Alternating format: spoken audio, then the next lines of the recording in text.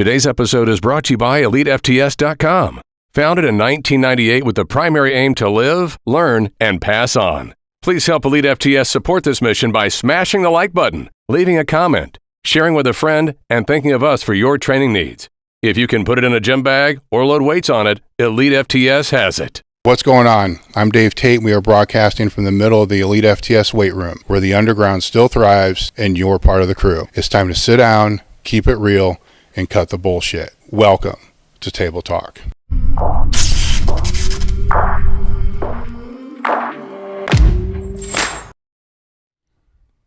What's going on, guys? We are back with another episode of Table Talk. Before we begin the episode, I want to shout out to a couple of our sponsors.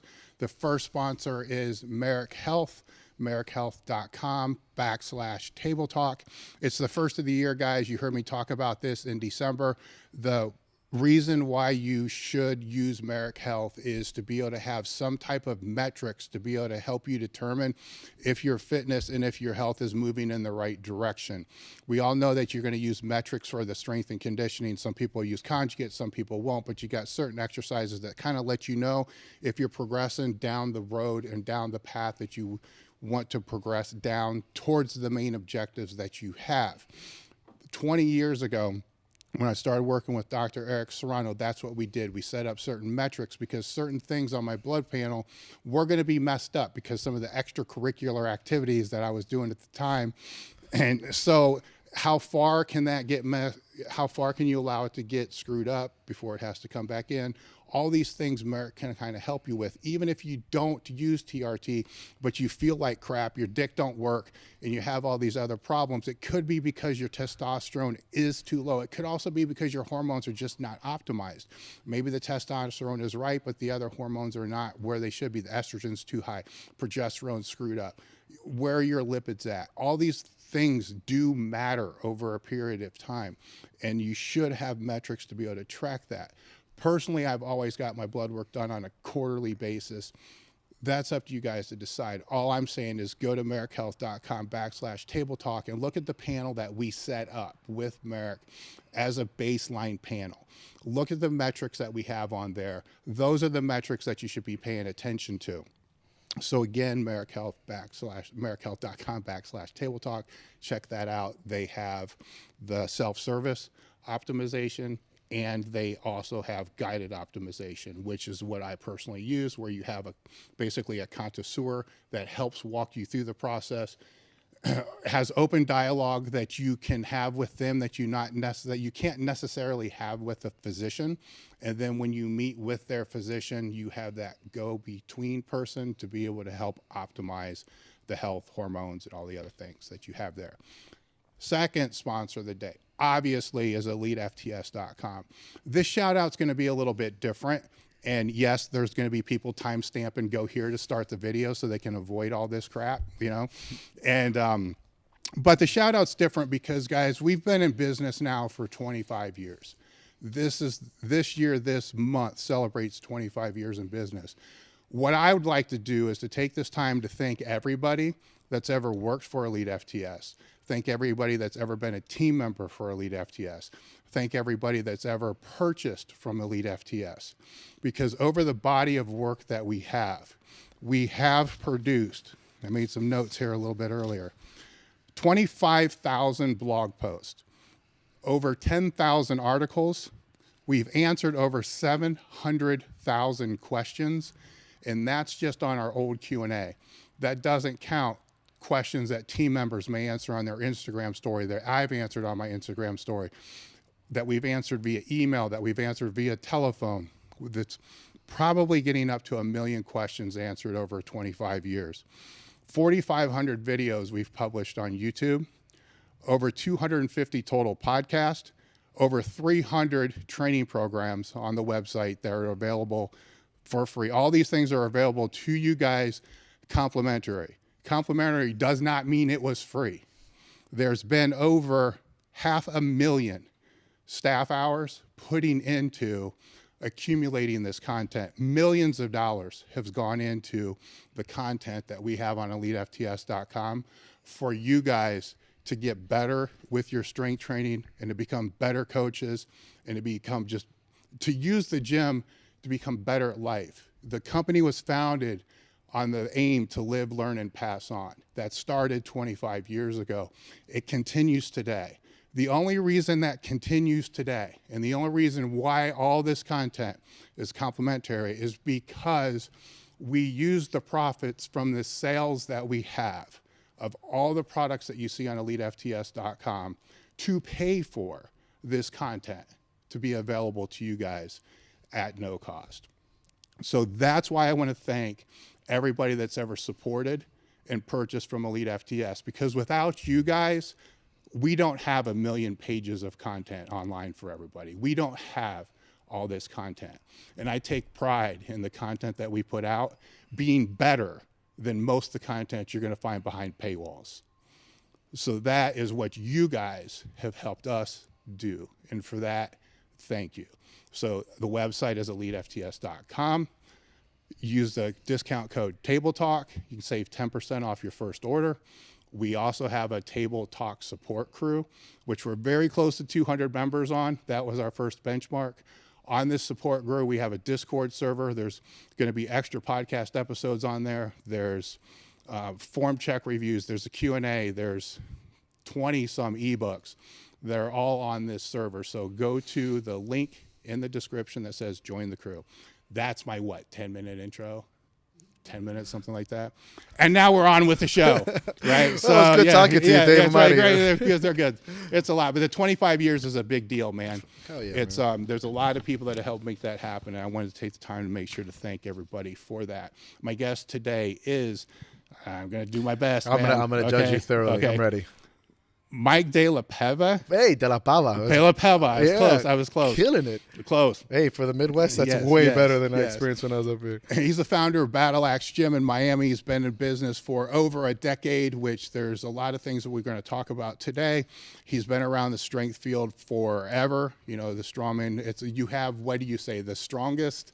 Yeah, the best strongman gym in Miami. The strongest gym in Miami. The strongman gym in Miami. The strongman gym. See, I was getting the strongman because gym. If you say strongest gym in Miami, it's a whole plethora of bullshit. Yeah. So what is the say it? So it's Battle Axe Gym, the strongman gym in Miami, where strength is everything. Yeah, that's what I was trying to motto, remember. Baby. Like that. So my alpha GPC is not working, right? We're gonna give it an hour. Yeah. We're gonna take more. We're gonna see what happens as we kind of go through this thing. But I want to thank you for coming out. Man, the honor's mine. A lot of things I want to talk about. The first thing I want to get into with you is I got some notes that were compiled on topics that you wanted to talk about. And one of the things that really, it's like stuck out was, what do you mean? What do you mean by everything ends? Oh, well, thank you for that, because I love that topic. I was actually going to wear that shirt, but I figured, you know what? Let me wear the classic. So that's one of the mottos at the gym, everything ends. And the correlation between that, it's a very old philosophy, like the Stoic philosophy of memento mori, where the concept is, death is inevitable. And everything end really means, a lot of people will look at that terminology and look at it in a negative sense. It comes from a very funny anecdotal story that I heard from a friend of mine, where two guys are going to race in the ocean, and it's a blistering ocean and it's scary. And the one guy goes, "Are you really going to get in there?" And the one that wants to win says, "Well, everything ends," and then jumps in. I took that anecdotal story as meaning, a lot like the movie Gattaca. It was like, you don't plan to come back. Everything does end. But that's also a very positive thing. With death or failure or the end of something right in the forefront of your mind, it makes you live life to the fullest. You are presently always understanding that what matters most is what's happening most, because everything does end. And that's a beautiful concept to me. Whether it's training, love, family, when you understand that concept, it should empower you to be as passionate and as tenacious with what you have now. So that everything ends motto for us, and I mean in the culture of the Battle Axe and other people that I've talked to, when you talk to a lot of SF guys and the Special Forces, there's this memento mori. It's very similar to that, where we take that concept of understanding the end of something, however you want to correlate that to. For a soldier, it's very real. For us, of course, death is a real concept, but also losing or ending relationships or ending businesses. And that empowers me to know that that's a very stoic thing, and taking power from that rather than thinking that something is ending as a horrible thing. Yeah. There's different ways to process that. Because as you're speaking that, I'm thinking that the default, right? The default is, that's not good. It's unpleasant. Right. But, I've had far too many people close to me pass, right? And it just, I guess it's part of age, right? But it's a lot, and it hurts, and the adversity is huge, but it ends. It ends. Like even the worst things. It's hard to say it ends, right? But it does, because I don't want to do disrespect to those people that have been close to me that have passed. Right. But that impact, or if you go out of business, or if it's something that's really bad that you're dealing with, it doesn't last forever. Right, and it's funny you mentioned that, because even myself, when I say, for example, this last year on a personal level, I lost 5 friends, one being very close. It was just a tough year, man. And it could be age, it's just the way life is. And I've said it, and I've been met with some combativeness at first. I said, oh, everything ends. And like, oh, how can you say that? I go, well, that part ending starts another. It's just like nature. Something dies, a lot of things come from that. When you lose someone, let's stay on the topic specifically, their life may have ended, but their legacy is just beginning in a different way. I know that when I've lost, especially my best friend in 2017, and I lost a very close friend this last year, year before that, I never talked about them more, and I never used their life more as an experience and a way of representing them than after they passed. I mean, that's just the way life is in a way, right? So you're honoring them differently. There's nothing wrong with saying, hey, their life did end, but, with one door closing, another opens. That's the philosophy behind that. You kind of had to accept the reality of life. People die. They're gone. That's it. It's not bad. It's just objective. It's stoic. What are you going to do with that? And how are you going to use that as a way of pushing forward? And it's just like let's relate it to sport specifically. You will get hurt if you're trying to be the best in the world. That one day, that particular something will end. But if you're not prepared mentally for that and to bring the legacy after that, how strong can you really be? Yeah, with people, with those that have passed to me, is their physical presence is ended, but there's several that it's probably safe to say not a day goes by that I don't think of them. Same. Right? And that wasn't true while they were here. Right. Right? So the things that they would call me out on, or the things that I admired in them, or the things I looked up to them for, those values and principles, in a weird way, became more ingrained. Oh yeah, it's not weird. It's real. Real. After they passed, because now you think about it more, and as you were saying, it brings your perception into now, right, higher, right, to where just sitting here meeting you today, it's like, okay, this is an experience. Same. This is what we're doing right now. And the presence is a different presence than what I would have had 25 years ago. I mean, death is the ultimate teacher, and it's going to be forever. Yeah. Loss of life, whether you start from a cellular base to a sentient being, what you take from it is very important. And, I don't call it morbidity or whatever, but I often do that task. I got it from a history book. If you study samurai history and samurai warrior culture, they very much have a consistent thought of death. And that's a lot where memento mori came from the Roman soldiers. They are almost like a fascination, an obsession with death, because it's very real for them. And the more you accept that as a reality, the stronger you become, because you are so ingrained in the present moment. I promise you, you probably have never loved harder now than you did 25 years ago, because of the loss you've experienced. Me personally, I've never hugged somebody or loved somebody harder. On a personal level, I almost lost my father 2.5 months ago.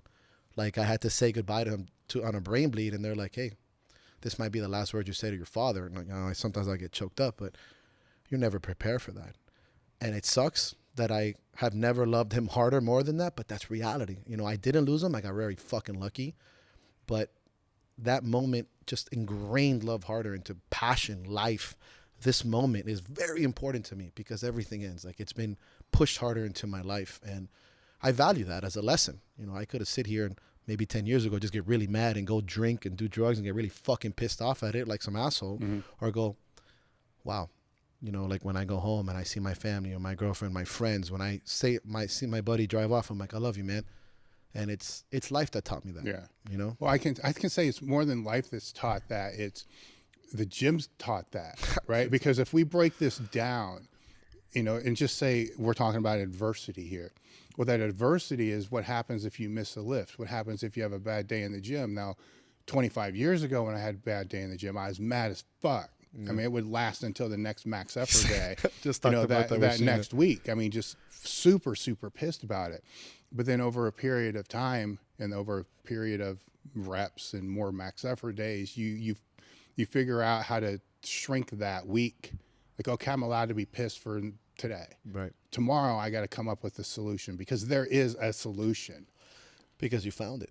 Right? Well, that's And the tried. thing is when this is the thing I see with people with training and just adversity in general is if they let themselves become the victim, or if they let themselves become the master of excuses, which I can go on I can give you every excuse possible to miss a lift and they're all valid. Right. Right. They're And all- not one of them are because you weren't strong enough. Right. Right? How dare you? Yes, but you get to a point where all that noise and mess doesn't provide a solution.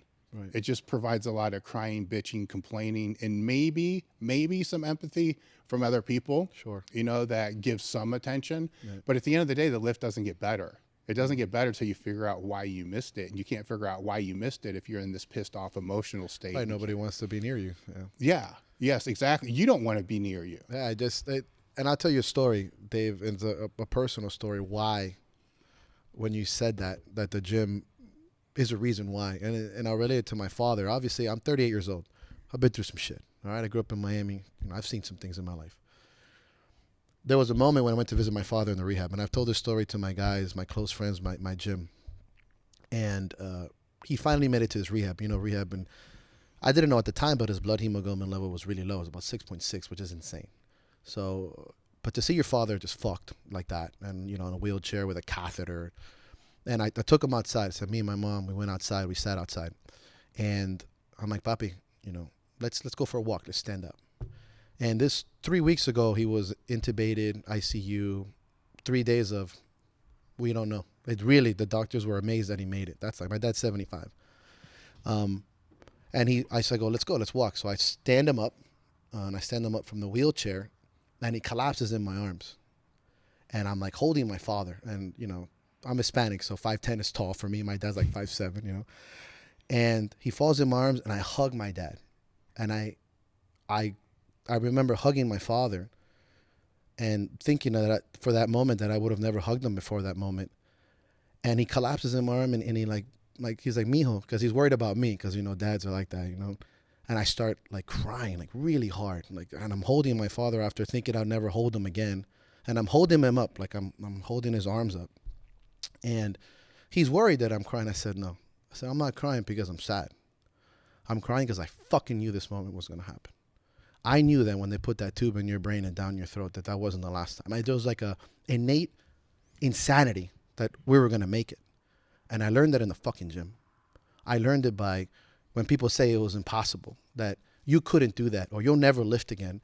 Not only did I learn it from a personal experience of never fucking quitting on myself, but I saw it in others, other athletes, my own guys that, oh, I'm never going to get that log, or I'm never going to come back from this injury, or I'm so depressed I don't get out of bed. That belief in the impossible being possible in that fucking moment came to fruition. It took me 38 years. I've never cried from happiness in my life. Like I said in our old podcast, I'm Hispanic. We tear up for everything. Soccer games, I'm a fucking crying mess, okay? But I knew it, and I felt so strong, Dave. Like I could hold like 10 of my dads. I tell this story often. So it was all the nights of not sleeping, business-wise too, you know, pushing forward. You're never going to make this gym. We hit the 10-year mark. You're never going to get this client. We hit numbers. Your spine shit. I fucking deadlifted after that and all these things. And it was all that athlete, of course, other experiences too, including failures and mistakes and injuries and surgeries and bullshit and doubt and fear, where I held my father spiritually and physically, and I learned it in the fucking gym. And I told my guys, I go, The next time somebody questions why the fuck I've been doing this for over 15 years, I'm going to tell them a fucking story about my father. That moment was like a pinnacle for me. And it changes your DNA. And it's exactly what you said. I learned it in the gym. I learned the strength, because somebody said this very good. You can't prepare for that. You don't prepare for the loss of a parent or a friend. You can't, but you train for it. Yes. You train for it. They train for all of it, right? So the diversity in business and all the other things. What brought you to the gym in the first place? Right. So going way back, like what circumstances brought you to train the first place? Was it for fighting? Was it for sport? For me, was it your dad? You know? So it's cool because it's funny because you'd think my dad is very, it's funny. If you think of me and you think of my dad, we're almost opposites in the sense. My dad's much more humble. I'm getting humble as I get older, right? Humble, a little softer and spoken, hilarious, but he loves deeply. My mother is tougher, a little bit more aggressive, and they both make what I've always shadowed. I love my parents very, very much. I have a really great family, my sister and my brother. What brought me to the gym, believe it or not, is that I didn't have the classic tough guy dad. You know, my dad wasn't like working on cars and shit like that. He got hurt very young and he had to make ends meet, and he helped around the house. He was a good fucking man to my mom and to us. I always search, and this is something I talked about in an old podcast, like, do I have what it takes? Am I tough? Can I be tough?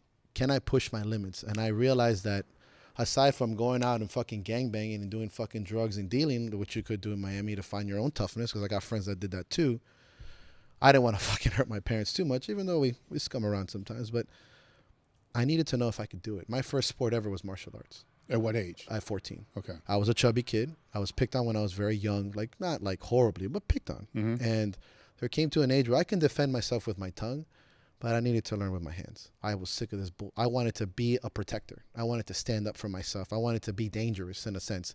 Not to be a bully, but to not to be bullied. And I wanted to know I can do that. And that started with martial arts, and then I quickly realized that pushing the limits and being a protector and being physically capable was a big purpose for me. It was a sense of identity. It was a sense of being masculine. It was also being a sense of having purpose. And that opened the door. Martial arts is what really opened the door for me for strength. And like, I didn't really get into strength back in the day. We're talking about 25 years ago. Yeah. Lifting weights was almost a no-no for a Muay Thai fighter. It's like, oh, it's going to slow you down. Well, at least in Miami. But what brought me in there is searching for toughness, but creating my own toughness. Like creating scenarios that, at least within a realm of safety, obviously I'm not going to go pick a fight with a fucking random dude and get stabbed, but creating that toughness for me. And then that transitioned into strength sports. But my origin of mindset came from fighting in martial arts, stepping in the ring and pushing myself. Was it from internally, or was it from instructors that you had? Internal mostly. And then it comes to when I met Wesley Carroll, was one of my mentors ever. He played college football in the NFL. It was amazing. I looked up to him. I still do. We still talk. At a certain point, you kind of have to walk the walk. And if you're going to call yourself a fighter, you got to fight. You know, if you're going to call yourself, in my opinion, if you're going to call yourself a fucking powerlifter, you better have a meat under your belt. That's my opinion. Yeah. And you needed to prove the journey to be a fighter. I needed to prove that to myself first, and then to others. It was important too, but not my primary goal. I needed to know that I can stand there and walk the walk and test my skills, because eventually I wanted to teach it. But yeah, it came mostly from internal, from fear. I mean, fear is a big motivator for me. It's not a way. How so? I didn't want to not be able to stand up. I didn't want to get my ass beat. Yeah. I wanted to know that I can fucking fight, that I can defend myself, that I was strong. Physical prowess is very important for me. I think for anyone, but for me personally, I want to know that I can stand. I was scared to lose. That's one of my biggest fears, of letting myself and others down and to lose, and a fight specifically. And as a young man, I thought holding your own in the ring or on the streets, or just being able to take care of your family, your girlfriend, your friends. So I'm going to train myself to the limit, and it comes from fear. You know, I think as you become stronger, you know, obviously confidence increases too, right? So, you know, my own journey, I kind of went from the kid that everybody fucked with to the kid nobody fucked with, right? That's the goal. So because the perception changes. And I think a lot of that is, it should... How do I do this one? Yeah, flip it the other way. This way? Yeah, you got it upside down. Am I about to there, burn and my then pull hand down. Yeah, pull down on it. Look at there this. There you go. Huh? Yeah. Can we edit that out? Yeah. No, I'm just No, we're kidding. good. Oh, and edit that out forever. But I think that, as you get stronger, as the confidence increases, people see that, right? So the way that you're, say, walking home or walking down the block or walking in school or whatever it's going to be, if you don't have that confidence and you're the kid that's, been beat up and bullied, and you don't display it. So you become a target, where now you get stronger and people see you carry yourself a little bit different. Right. Then they hear that you're actually fighting and you're actually training. 90% of the people that might have wanted to mess with you won't. Right. And then all of a sudden the confidence goes up more, right? They don't, until you get online, then they all come back, right? Because they're all anonymous. Of course. Right. So that's a difference. It's like going to watch a fight at a bar. Oh, I would have got him in a chokehold. Yeah. I'm like, no, you're not, pussy, because you're here and not there. That's why. But it's going back to what we were talking about before with adversity, is that there is adversity to just going into the dojo or whatever it is the first time. Oh, terrifying. Right? Because you don't want to. It's like this people who would ask us now, when should I do a meet, or what gym should I join? And we forget sometimes how big of a jump that is. Huge. Where I've always used this scale of shit, suck, good, great. Yeah. Right. Where the journey to go from being just shitty at something to suck at something, it's one step, but it's a huge one because it's starting. Right. Right. It's walking through the door. It's signing up. It's deciding to do it. Right? So then you no longer are shit. You just suck because you're a beginner. Yeah, it's better to suck than to be. Oh shit! Now to go from suck to good, that's staircases because that's discipline, that's work, that's repetition, that's learning from mistakes and all the other stuff. But to go from good to great, that's also just one small step. Right. But it's the one nobody wants to take because it's the extra discipline that they're not willing to do. They'll say, if it's a power lifter, for instance, they'll be all in for the training. They'll be a madman, mad woman in the gym. They'll be insane in the gym. They'll train like fucking crazy. They'll give everything every single time they go in there, and they're 100% committed. Fuck, they may even watch their diet fairly close. Right. But then when you ask them how they sleep, oh man, I don't sleep very well. I don't need to sleep. Why? I'm fucking blasted stoned all the time. Yeah. Like, so there, with all of them, there's that step. Right. Right? That's just one step. Like, get your sleep. Yeah. Now you can be great. And I've always said that to go from good to great is more often than not what you do, but what you're willing not to do. Yeah. And that's could mean a minute, spending less time with your family, sleeping, not undersleeping, not going out. It's not doing that ego set. You're not doing that ego rep because great fighters and great lifters know when to call it. Everyone thinks, in my opinion, to get from, I guess I like that scale, from sucky to good, more is more. To be good, you need to be doing more. But to go to greatness, more often than not, is less is more. At this point, you've already reached a level of, experience where you don't need like you used to. It's hard to let go of that monster, though, right? Yes. If I tell you to do 5 sets of one, you're going to be like, I don't know, I can fucking hammer out more than that. And the great people know when to pull that out. I learned that the hard way, like as you, as a lot of people, where I didn't understand that. And that may be why I never became really great. I was really good on the border of great, but I never, right when I was going to be a great strongman, I got fucking hurt hard because of that. I didn't have this conversation with me earlier on. And it's like, Mike, what really matters is the things you don't do. No drinking and no bad foods anymore and not pushing that extra set. All those no's are that's the difference between a great anything and a really good guy. I'm guilty of it, and I'm sure most people are too. But when you're in that spot, you start look to try to validate your bias, right? So you'll find the outlier. Right. Well, so-and-so doesn't sleep for shit, and he's on an all-time world record. Right. But so you're 0.001. not. Yeah, you're not that person. Right. Like most people are not that outlier. But if they want to compete with the outliers, they got to have all their ducks in a row. Right. All of them, and not assume that they are that person. And yes, it sucks when you know people that are that person. Right. It sucks. Especially when they're your buddies. It's fucking life though too, because in business I know people that just stumbled into, multi-million-dollar valuations and sellouts. Yeah. Now I'm not giving them enough credit. I mean, it's never easy. I know what you're saying. But it's just a different path. It's not like scratching and clawing for 10 years and still not knowing, are we going to make it another one? Right. And to piggyback on what you're saying, which I think is, think about how many people now find enablers. And here's a big problem I see often, especially with the proliferation of social media, because now so many people exist like you. Yeah. You'll find the coach that okays your bullshit. You'll find the teammates that blow smoke up your ass. You'll find the people that are saying, hey, not sleeping, just take more of this and do more of that. Don't worry, I did it, or such and such. And it's very easy now, especially with, I love social media, but at the same time, it's very easy to connect with these people, right? You don't got to drive an hour where you have a 6-man crew. You're literally getting a 30-person crew in your living room saying, hey, you know what? You can eat pizza every time and you'll be fine. You don't got to fucking diet. You just got to lift really heavy. And you fall into that enabler. It's almost like an addiction, like a drug addiction. You start getting your serotonin fix, your dopamine fix. Hey, just do this, this, and this. The great ones would typically find that people, obviously, logically look. I go, hey, Dave, you should probably sleep more. Oh, no, because this guy told me that, I'm going to go with him. You'll find those great people that make you great. All of us have had a few coaches and teammates that are the ones going, you got to stop your bullshit. Yeah. And sometimes that's not so hard to, it's harder to find than you think. Oh, it's super hard. Where it's, it's super hard to accept. Yeah. I've always talked about is I try to in the gym, I try to surround myself with enablers and realists.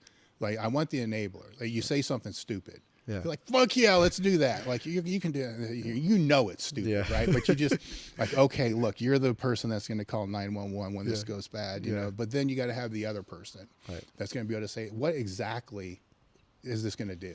Like, what? How does this play into the end objective? Well, it doesn't. Right. Well, then what else? You know what I'm saying? You got to have that conversation. But but those people, the people to call you out on your own bullshit, they're rare. Very. And they're very hard to find. And then the better you become at something, the less you find them. The less people like that are around you. Yes. Right. Well, the more yes people are around you, right? So the longer you're in business, the higher you get on a, perception. Nobody's better than anybody. So I'm picking my words very selectively. Correct. The better you get, like in powerlifting, the more you become surrounded by the yes people, and then the people that want to know what you did, right? You're not surrounded by the people that like, you could probably do something different here. And your attitude also changes, right? Because when you're always surrounded by that, and then you are better, and then somebody gives you advice, you're like, you weren't here. The fuck are you, dude? Who the fuck are you? Like, you're the old fucking dude. It's like, where's your place? Right. Where, I'll tell the story that when I'm in my 20s, late teens, I sat across breakfast tables with legends in the sport, right?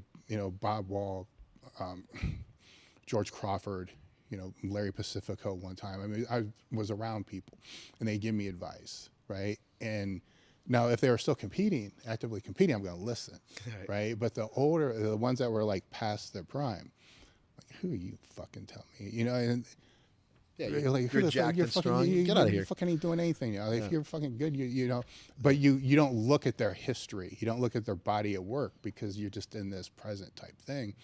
Well, now I'm on the other side of the table, right? So the trick is, you're on the other side of the table now. Right. The trick is to always remember what it was like to be that person. Yeah. To be that cocky, arrogant, egotistical, I can fucking do anything. You don't tell me I can't do shit.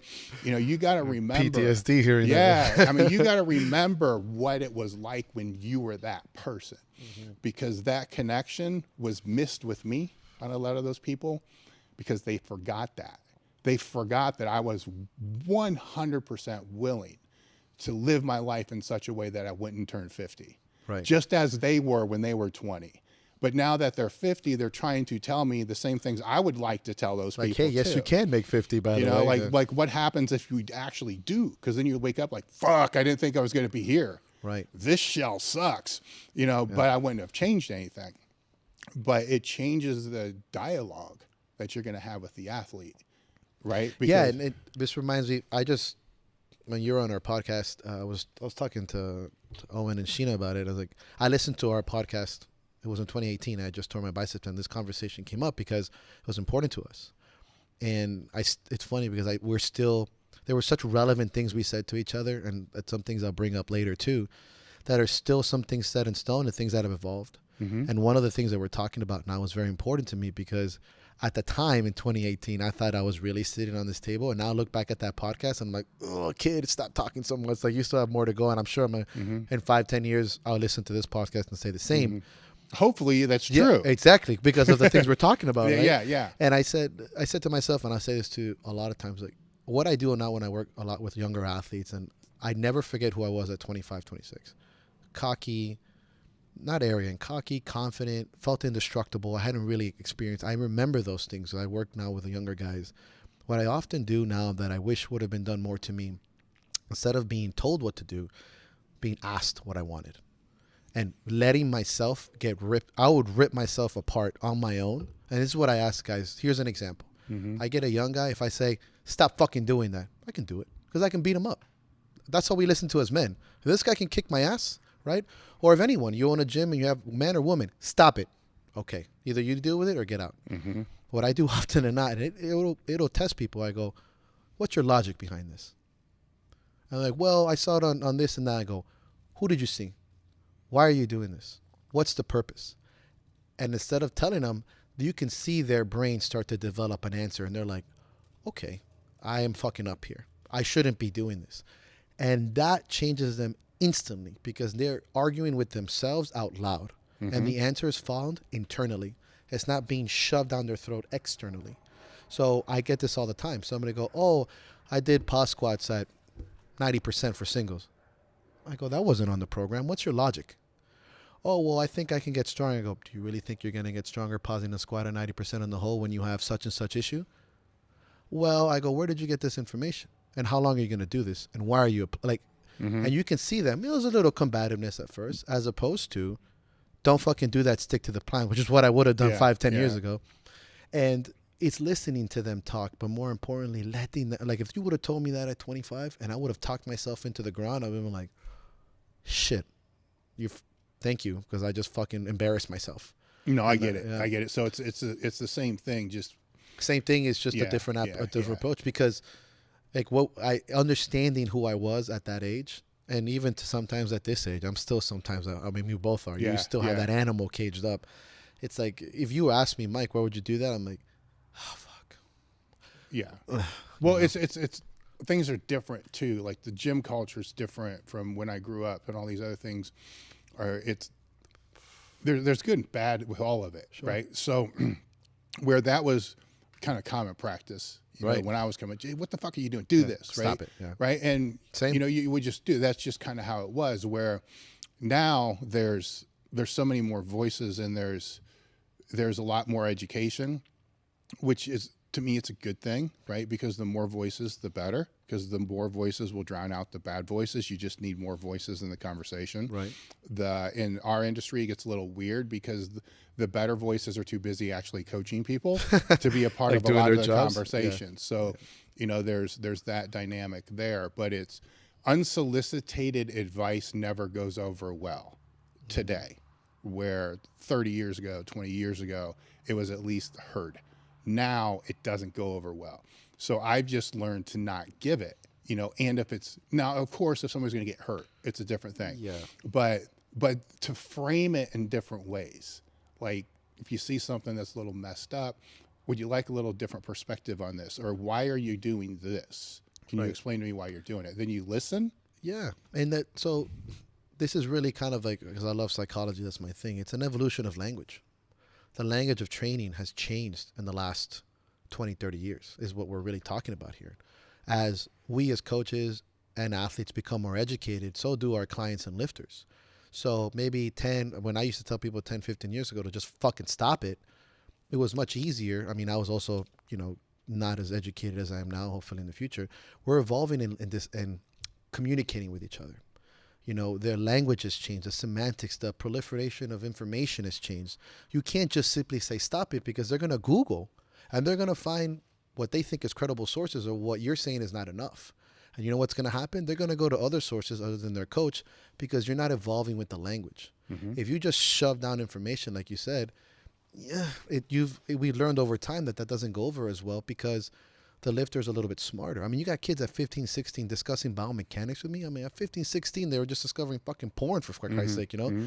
So that communication has to evolve, and that's something that I've learned the hard way as a coach and being humbled and making mistakes, but as an athlete as well, right? So the language of our culture is evolving. Yes. So we're going to accept that we're in a strength culture, semantics, visualization, and language are very important. And there's things that aren't talked about enough. How to communicate, just like when you get to the mentality and the term overused, but mental health and mental hygiene, these are now things in the forefront of our language and our sense of communication. It's a big fucking deal. And kids are getting smarter faster, and we got to adapt with the times. And that's where I think I see a huge change in how you approach people. Hey, you want some advice and this and this and this because of this and this and that. No longer is it, oh, it works for me. You remember that was the only way they used to work 10, 15, 20 years? Hey, it worked for me and it worked for the strongest guy in the world. That's all you needed. It doesn't work anymore. It doesn't work, right? Like, people are smarter. Yeah, so coaches need to become more educated on their X and O's, right? Because when everybody lived in a bubble and your gym was in a bubble, then in that small environment, yes, this is the only way it's done.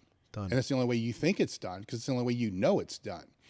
And now, as the language is improved, the education's improved, internet, all this stuff is improved, coaches realize there's more than one way to be able to get there. Right. There's indefinite. You can't even define how many different times to study their game, study their skill, study their craft, right? If they don't, then I'm going to come back on them and say, then you really are not all in. Right. You're not trying to be great. Yeah. I mean, when I did the podcast with Matt Brown and I'm sitting there talking to him and he's telling me the countless hours that he put into just studying strength and conditioning, a fighter now. Right. What are we doing here? Yeah, exactly. But now you're more, how can he be more all in, Yeah. How can he know more about what you're doing? It's like you go to another country and you speak the language better than them. It's like, what? How much have you studied this? Like, you look at the person that's native to that, right? So yeah. It's when I look at an athlete going from good to great or a coach going from good to great, I have to see that maybe they may not have all their T's crossed and I's dotted, but they're trying. For example, when somebody goes from powerlifting to strongman to bodybuilding, as a coach, I think it's very important to explore, to ask questions, to understand all the aspects of it. And piggyback on what you're saying is like with the culture growing, how many coaches do you now see talking about, before it was you had a nutritionist, a strength and conditioning person, and if you want, you're seeing everyone start to dive into other aspects, which I think is fascinating. Obviously that opens doors to a lot of other shit shows, but it's so important to be overall encompassing because the lifter's becoming smarter. So the job of the coach is to be more than that, to speak more languages, to put more hours into it. And this, I would argue that going from good to great, that's also part of going from good to great as a coach. Are you expanding that horizon for yourself to speak other languages and to be able to communicate with your lifter more than one dimension? Well, you have to because each lifter is going to respond differently. Right. Right. Where, certain, that's what it was. So there's a lot of people that respond like, don't fucking tell me what I can't do. Right. Fuck you. There's that. Yeah. Right. Then there's those that don't work that way. There's those that do better with a different balance. Right. Where at the time there's people will leave and then they'll find somebody that I think there needs to be a balance of both. Right. Because you end up with that enabling thing. Absolutely. Where you need to know what sparks the athlete, what rewards the athlete, and what pushes the athlete. You know what I'm saying? Right. And it's all a tool set. I'm a big visualization guy. When we first started off as coaches, for example, your tool set and my tool set are vastly different. Yours is enormous compared to mine. No home. I was about to say that's what she said. I don't know if we can say. Well, I get that, but it's, as I said earlier. But it's a tool set, right? Yeah. Think about it. But how many tools do you use? Exactly. Aggression, putting somebody down, being forceful, like being aggressive may not work with every single person. Mm-hmm. 10 years ago, and it's funny, I had this conversation, I'll tell you a story. Somebody had mentioned, the gym's a little bit different now. 5-6 years ago, it would have been like this and would have been like that. And I answered, well, the man it took for my gym to get those first 5 years is not the person that's going to get me to 20. I can no longer just be, if you don't like it, get the fuck out of here. You know, obviously that comes out every once in a while, like in the sense of like, you know, being tough. But to me, aggression or being tough is also a tool set of being compassionate, understanding, and kindness. I'm still mastering that. I think I have a lifelong career in learning these things. We all do. Those are all, like you said, tool sets. Certain people respond well to, I don't think you're going to fucking do this, or don't be a pussy, do that. And there's some people that just absolutely break down in all aspects of life. And it falls down to the task of the day or the task of the particular car you're working on. I have some athletes that I can treat like soldiers. It is, you're here at 5 o'clock or you go home, and they thrive. And there's other ones that might show up a little later, and it's more like, hey, show some respect in the future, and I'd like for you to try and make it here 5 minutes earlier and try to be a little bit more consistent because of such and such. Me 10 years ago, I would have just kicked that person out. But how much value did I just lose? I didn't explore myself as a coach, and I probably lost a world-class lifter. And in my brain, I just feel that hopefully as I get older, I just add more tools, right? That doesn't mean I know what the fuck to do with a car. Well, right? there's the caveat there is you want to add more tools. You want to be aware of what all the tools are. But I can have, like, there's a giant toolbox over there which has got knee wraps and shit in it. But anyhow, it's a big fucking Mac tool. I mean, it's a rolling. There's 15 drawers, whatever it's going to be. Is that what I call it a dad box? Door needs fixed. Right. Then I hire somebody to come fix the door, and they just walk up with a screwdriver. You're like, and fix the door, right? Because they know how to use the tools that they have best. Right. Where I think in the strength and conditioning, strength sport industry, people become over infatuated with accumulating more tools. Learning, and that's all great, but you need to apply what you learn. Right. Like, I can think of coaches that I know may have only read 4 or 5 books, but they know every fucking thing in that book. Right. And they've applied everything in those 4 or 5 books, and they've used all those to the maximum potential. That the books are falling apart. Right. They're great fucking coaches. I know other people with thousands of books in their library, and now every time you open one, you hear that new book crack. Right? Yeah, smells good. Yeah, so they have having the tool and utilizing the tool are different things. Right. Where being aware of all the different tools is important, because you may suck at a screwdriver, you may suck at a hammer, and you can practice and practice and practice. Maybe you're still going to suck. Maybe you need a drill. Right. It's kind of the Iconic kind of masters in the sense of not being an expansionist for the sake of being an expansionist, and also not being a slave to specificity. It's somewhere in the middle of that, or choosing when to be one or the other. Yeah.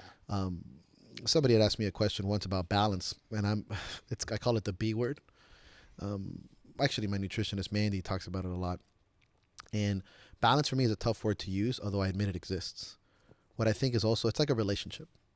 Are relationships fair? Not really. Certain tasks and certain people are going to take the lead at certain times.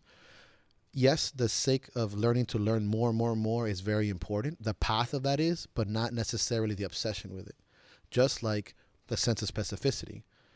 Minimalizing what I know to be so specific and so perfect that I never expanded my information and my knowledge. Mm-hmm. It's when to do what and when to play both, or when to pick the certain tool for the certain job, which we're saying we're very much on the same page. Mm-hmm. I have had to learn that the hard way, it's including training, including application, because I used to think that, well, if I'm your coach, you just expect toughness and you're just going to stop being a fucking wuss and get better. And I'm like, well, that doesn't necessarily, I'm not going to expand that. I stuck to that for a few years. And I said, well, I'm losing out on a lot of things. And on the way to start learning more, I realized, but if I'm too lax, and this was a conversation we had with the young guys, I lose a sense of my ideologies, what I stood for in the first place. You know. Yeah, well, if you don't stand for something, somebody else is going to stand for you. I'm like, no. Yeah. So it was when to do a little bit of both, or when to bring people closer to that. Like, I do believe in toughness. I do believe in prowess and courage and overcoming your fears. But I have to know those things first and explore them from a softer side as well before I can really continue to expand on that, because the individual is different. Just like biomechanics. There's not one way to squat. There's not one way to coach. There's millions of ways of communicating a single point. And it's something we often say in the business. One cue can do more for a lifter than 70,000 books. You know, it really is communication. And if I stick myself to one cue, remember when chest up was the only thing anyone ever fucking said on the squat? If you look back at yourself 20 years ago, you'd be like, yo, shut up. Oh, I know. There's like 10 ways of saying this. Please stop saying that, you know? And that's just a simple way of. Well, that's how information's evolved to where social media and all this other stuff. So you're putting out the cues you grew up with, the crews that were working for, the cues that were working for the crews that you were a part of. Right. Chest up, arch, stuff like this were all common. That doesn't necessarily mean that's what we were doing. Right. But I didn't really get a grasp of that until I started doing seminars. And then when I started doing seminars and seeing people, different biomechanics, different leverages, and they'll say, well, you said this. I'm like, that's not what I meant. Like when I was saying like arch, that's not, I didn't mean this. I meant this. I meant this, but I see where I fucked up. I get it, right? Where, you know, when you got spinal erectors the size of 2 liters, and everybody you train with has spinal erectors the size of 2 liters, their arch is just getting their back tight. Right. It's that's my problem too, is that my back is too jacked. Yeah, you see what I'm saying? Yeah, me too. But when so many more voices to be able to say, hey, that's not right. And then you got to be able to have the ego or small, humble enough to be able to say, I see what you're saying. Right. Right. I even see how it happened, you know, and a lot of people just the issues and so forth that they would have. But it all comes back on sitting in Texas, for instance, was more, you know, looking down, close stance type thing. Yeah. You know, how they would squat in California was more bodybuilding style. You know, how they would be squatting in, say, Ohio, Pennsylvania would be, you know, medium to wider stance, you know, arch, sitting back. And the weak points would always be the same too, you know, because with whatever style, there's going to be certain weak points that come with that. And now there's a big integration because it's not that case. It's kind of like MMA, you can say, right? The original UFC fights were, you know, Shotokan versus Taekwondo, shoot wrestling versus jiu-jitsu, and now you're an MMA guy, and you'll see commonalities. That's cool. You have to become a master in trying to disseminate what that is. Absolutely. You know, so how has that evolved since, first off, how did you start the gym? And then how did it evolve since having it? So starting the gym for me, I started with, at the time, 10 years ago, you had the DeFrancos, the Zevanesh, the Elliot Hoses, the Garage Gym. When I saw you, West Side, and then Super Training were like so high up on the mark. I go, okay, well, Garage Gym is where I'm going to start with first, right? Because we all started like that. That was a dream for me 12 years ago. And then credit to Randy Scotes and Idolmaker down there, because once I started opening my gym, I had heard of this place. And I had seen pictures, and I said, okay, so this is also possible in Miami. And I opened that. I wanted to be a Muay Thai teacher, but that fell off after I stopped fighting. But strength and conditioning I fell in love with. 10 years ago, I maxed out on American Express. I put a whole paycheck. I was a social worker with senior citizens at the time. I put a whole paycheck into it, and I bought my beginning stuff 10 years ago with a 900 square foot facility, which we're still at, and bought our bare bone stuff. And that was me 10 years ago with the concept of I want to run this very militant style like I did in martial arts. And at the time, I was told not to do it. CrossFit was a big deal. They're like, you should be a CrossFitter, you're going to fail. And this is like when we were talking to the young guys, I was very lucky that I was told at a beginning phases to open something that means something to you. I wanted to build a culture over a gym. I wanted to belong to something. I wanted to lead somebody. I wanted to feel important. I wanted my guys to feel important. I wanted a place to belong to. Like martial arts was for me as a kid. You know, it kept me out of a lot of things. Fighting kept me set straight. You know, I would get my ass beat if I did something bad. And that's how that started 10 years ago. In that process, I've come across a lot of information. You should do this. I like to, you know, I'm sure you remember your first 10 years. Hey, man, you want to go halves and halves on this? I'm like, nah, bro. Especially Miami, full of fucking bullshit. Or, hey, I'll buy this for you. We can do. I'm like, no.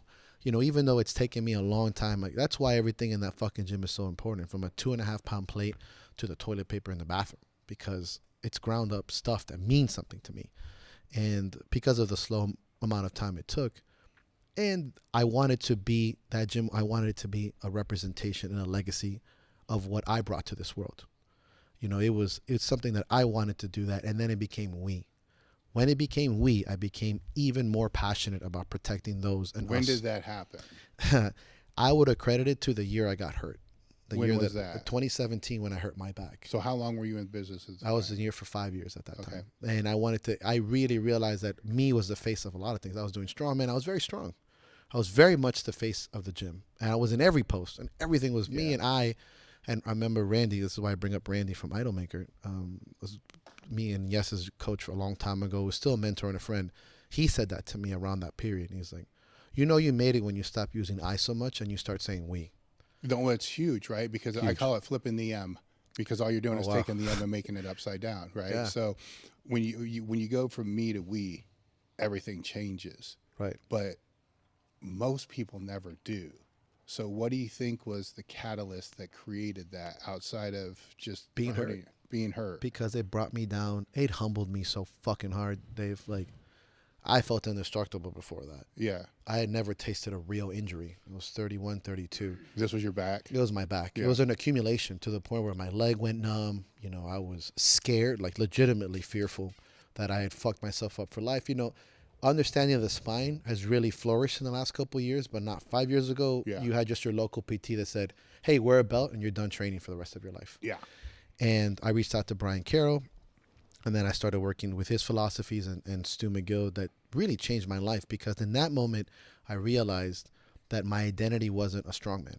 That's when I hit a big depression block. I only thought I was a strongman. That was my whole life. If I wasn't the strongest guy in the room for the most part, it was meaningless to me. It was like bullshit. I went from the strongest guy in most rooms to having trouble going upstairs and coughing and sneezing. And that allowed me to take a lot of introspection and meditating, and not just for the sense of meditating because it's trendy. I did take mindfulness courses. I started to write. I realized, what is my purpose here? It's obviously not going to be. I finally was smacked in my mouth that you can't be a strongman forever, clearly. What are you going to do when you, because we were talking about this earlier, getting to my 50s seemed bullshit. I was in that, I'm going to fucking run enough drugs and strength. I don't give a fuck when I don't want to be weak. I want to die before I get weak. That changed out very quickly when that gym and the people around me rose to support me, to not look down on me. I expected the gym to look at me like I'm some pussy. Like, oh, you can't deadlift 700? You're a wuss. On the contrary, after coming out of that, they supported my strength of not giving up and coming out a different way as a teacher, as a more humbled person, and not being led by this kind of maniac machine that you do when you're trying to be the best. There's a time and a place for that. And that year I realized, you know what I want to leave behind? The feeling that I'm feeling. I want to be looked upon in a different light. I want others to be a part of this. I know that we can do this with other people. I started realizing that when they would post something or reach something, that I felt a lot better than me hitting 700. Me seeing them get these competitions felt better. I had to be honest with myself. What was I really getting the most benefit? Was coaching. And my cousin, you know, who I love dearly, is my best friend for my whole life. He's like, hey, he's one of those guys that don't ever let it get away with stuff. He goes, hey, Primo, you know what? You're always going to be a better coach than you were an athlete. And at first I was like, this motherfucker. I was like, get the fuck out of here. And then I sat back and I'm like, when we talked about this at the beginning, what was one of the major reasons you got into the gym? Because one day I wanted to teach this. And I felt more from teaching and coaching and running this gym and building this culture than I did in anything. And that started becoming the we moment, the us. Aside from how incredible the culture was prior to that, but what was going to take me to the next level was that. And as a gym owner, as a coach, that legacy, not all of us have brick and mortars. Not all of us will experience that same feeling, and that changed my fucking life. And it brought me to the point where I wanted to we. And it saved my life. I was talking about this earlier. I'm a very self-destructive guy. You know, I live my life to fucking push, whether it's training, drinking. I'm the guy that wants to close the bar down. It's that innate feeling that got me to lift the big weights. It's the pushing the limits. It's whether I have what it takes, not being a pussy, not being that guy that doesn't do this and that. And eventually that I started feeling that, well, if I'm not there to run this gym, a lot of people are not going to have a home. A lot of people are not going to have something to belong to. And that has kept me above ground more than almost anything in my entire life.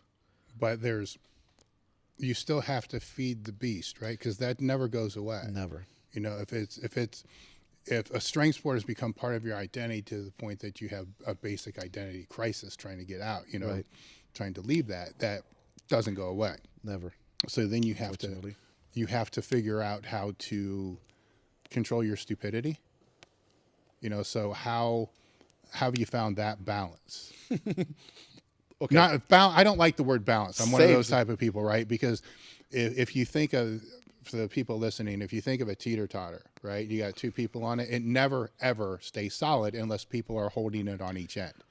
I don't want anybody holding anything, Exactly. Yeah. Balance the word. It's a point in a time when I use it. Now, I laughed because I'm still finding that out. Yeah. And a lot of it has come from, well, having mindful conversations with people. But I know this is going to sound a little bit different, but being a little bit more compassionate with myself. Now, the term compassion originally and still does make me kind of want to puke, like self-compassion. For a lifter, for you, if you tell me you're hurt, I have so much compassion for you.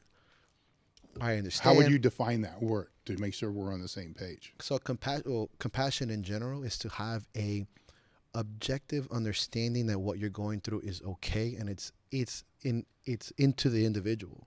It's not necessarily forgiving, but understanding. Mm-hmm. To have self-compassion is to understand why I'm doing something and not beat me into the fucking ground, which Okay. is almost it's almost alien to me. And the last few years, I thought, hey, Mike, okay, you did do this, but you don't have to keep beating yourself up in that particular way anymore. The same coaching things that you do to your guys when you say, hey, man, why are you so upset you missed that lift? You're still strong. You're still fine. To do it to myself, because most coaches were our own worst client. I've learned that in the last couple of years to do that. And that has allowed me to, when I make a mistake or when I do something stupid or self-destructive, that I don't have to continue down that path to give myself a self-pity party or to hurt myself until I finally learn my lesson. I don't need to fuck up to learn lessons anymore. I've lived a long life. I've heard from great people. I've been taught by great mentors. And it's something that I always say. It's like, I stood on the shoulder of giants because I tied their shoes at one point. Yeah, well, that all makes sense until you're under the bar or you're in a mid-set and all of a sudden, here it comes. Right. You're fucked. Yeah. And you're like, this is something I was listening to a couple conversations you were having on our podcast too. And one of the things you posted on the Instagram, in that moment is when you have to be that animal. Yeah. And Coach Andrew Triana told me this once, like, you don't always have to be the machine gun. As you get better, you become the sniper. Mm-hmm. When to pull that trigger, when to be that 50 cal. When you're younger, just spray everything all over the place. And that animal needs to be not necessarily tame, right? I think as we get older, taming that beast is very scary. It's scary for me. Harnessed. Yeah, harnessed and then released. Yeah. And I've learned that through being a little bit more compassionate and understanding with myself, that it's just reflective of what I'm giving out. And it's reflective of what my guys are listening. If they're listening to me and understanding me and they're willing to do as I say, why don't I just do that to myself sometimes? Mm-hmm. No one's fucking perfect. I'm like, yeah, man, I don't have to keep beating myself into the ground. I tell that a lot to young athletes too. They beat themselves into the ground, and you're constantly having these conversations with these guys about how many times do you do it with yourself. And that has changed my entire perspective of having to, push not sleep into. I can sleep and still be a successful coach, or I don't have to tear another tendon to do this. And it's okay for me not to do this sport for this and do something else, as long as I'm expressing who I am and my core ideas. And it's okay for these concepts. Now, it's obviously age that has brought me this and getting to this capacity. And that's why when I said, if you're going to talk to a younger me, I would just ask me a bunch of questions, because I would just talk myself into logic. But if I tell me what to do, I'm like, fuck you. Even at 38, I'm like, shut the fuck up. But if you go, Mike, do you really need to drink that much? I'm like, well, and why do you do that? I'm like, oh, fuck you. Yeah. And I'm doing that with myself more because I've learned it from doing it with others. Well, I think it's that pause, right? So you just did it, right? Mm-hmm. It's like, well, that's that processing, right? Where I think that comes with fucking up, right? You have to fuck up so many times before you actually start and think, okay, I know what can happen here. I've seen every situation that happens after this. Right. Fuck it anyhow. I'm doing it, right. Yeah. Or okay, look, probably not now. That type of thing. Where now to flip that, you work with and have worked with athletes from the shit good all the way to the great. So it's a weird paradigm that exists where what it takes to become great is opposite of what it takes when you are great. As you talked a little bit earlier, training density may change a little bit. Right. You know, the actual volume may change a little bit. Recovery becomes more of an important factor, where if the beginners do what the advanced people are going to do, they're not going to make enough progress because they don't have the coordination. So what have you seen the differences between that? Because they're in your culture. They're all coexisting in your environment. Right. So that has to be somewhat a challenge, because they're going to want to do what they're doing, right? Right. That's a great question. And I was thinking about that as we were talking. Number one thing a coach should do more often than not is, it's cliche, but you certainly should be walking the walk to some capacity. Yeah. And obviously preaching to it's easy for me to preach to a younger guy now to take it easy, because I am taking it easy. What I tell a lot of guys more often than not is, there's so much information for you to gather here. There's no longer, maybe the word is strong, excuses not to make a good or have a good understanding of going forward. I'm not saying I've been in this game forever, but 15, 20 years ago, there was very little and more. There was very little information out there. It was much more trial and error. There was excuses for you to, oh, your back hurts, keep fucking going, because you had no other choice. Mm-hmm. There was no information. It's the way it's always been. But things have evolved now, and the game has gotten hungrier. Here's an example. We'll put it in a fighting example. If you're going to step in a UFC ring and all you want to do is Muay Thai, because that's the way it's going to be, you don't want to, you're going to get your fucking ass beat. It's very easy for a fighter to understand that, because they're getting physically punched in the mouth. For a strength athlete, you say, hey, I want to be really strong. All I'm going to do is squat, and I'll think about, benching and deadlifting, but I want to be a power lifter. You're not expanding. There's so much information telling you that that's probably not a good idea, like for the MMA fighter. So when I talk to my guys now, that the information is also apparent to me, not to live past pain, not to avoid mobility and stability exercises, to not keep crushing myself on the floor, because not only are they getting more information, so am I. Am I walking the walk? Am I getting said information and putting myself through it as I feed it down? That's been the only way that I could been able to speak to other people that are trying to climb to the top. Because they'll tell me, if I've been asked this question, yeah, but the only way you're here now is because you did that. I go, I understand that. And you're right. But my career was shortened because I thought like that. When you're just at this age with so much left in the tank, and there's so much information for you to grow on, and so much more for you to expand because of the mistakes I made. It's just like the dad talk. Don't do what I did so you can go further. But showing them has been the only way. Showing them where I got the information, applying it to myself, asking them questions to do it, setting them up and speaking to them weekly. What did we do this week differently? Communication, the evolution of language. Well, that's why I want to lean into that, because the psychology background, and I'm sure your philosophy and paradigm of working with people is going to lean back on the education to a certain degree. As you were telling the story or answering that last question there, the word pain, right, came up. So there's certain words like pain, fear, discipline, work. These are all easy terms to Google and look up. Mm-hmm. But how you're going to define pain is going to be different than how somebody else will define pain. Somebody else, a hangnail, right, may be yeah, all the pain they can tolerate. Right. Where to another person, they can have a jacked up back, but they're never going to tell you anything about it. Right. So these words, they matter, right? Yes. They matter a lot, and you have to find an agreed upon definition. Right. So how do you go about, let's just use pain as one. Like, so let's say that is part of that conversation outside of, I'll put the preface in here. We're not physical therapists. We're not doctors. Right. So all that crap, yeah, right? Now it comes up. And so now that's part of that dialogue. You're dealing with beginners, and you're also dealing with very advanced people. You're dealing with different perceptions. Right. Just based upon skill level, but still individual level too. So that's a great question. Scalability, right? I had my buddy Paul O'Neill was on the podcast recently. He came down to do a seminar in Miami. And he raised his hand. He said, a scale of 1 to 10, how many of you are stressed out to a level 7? Like 80% of the room raised their hand. 7 out of 10. I kind of, really? So after a moment, I go, okay, let me ask you a question. I say, how many of you have to go hunt for your food, or being shot at, or are risking your life every day, or are losing family members weekly? How many of you are doing that? Nobody raised their hand. How many of you are in an impoverished area or war-torn area, or how many of you don't have food every day or water? No one. Okay. I said, from that scale and that perspective, how many of you feel 10 being that and 1 being where we are now? Where are you? Are you a 7? How many of you are 7 now?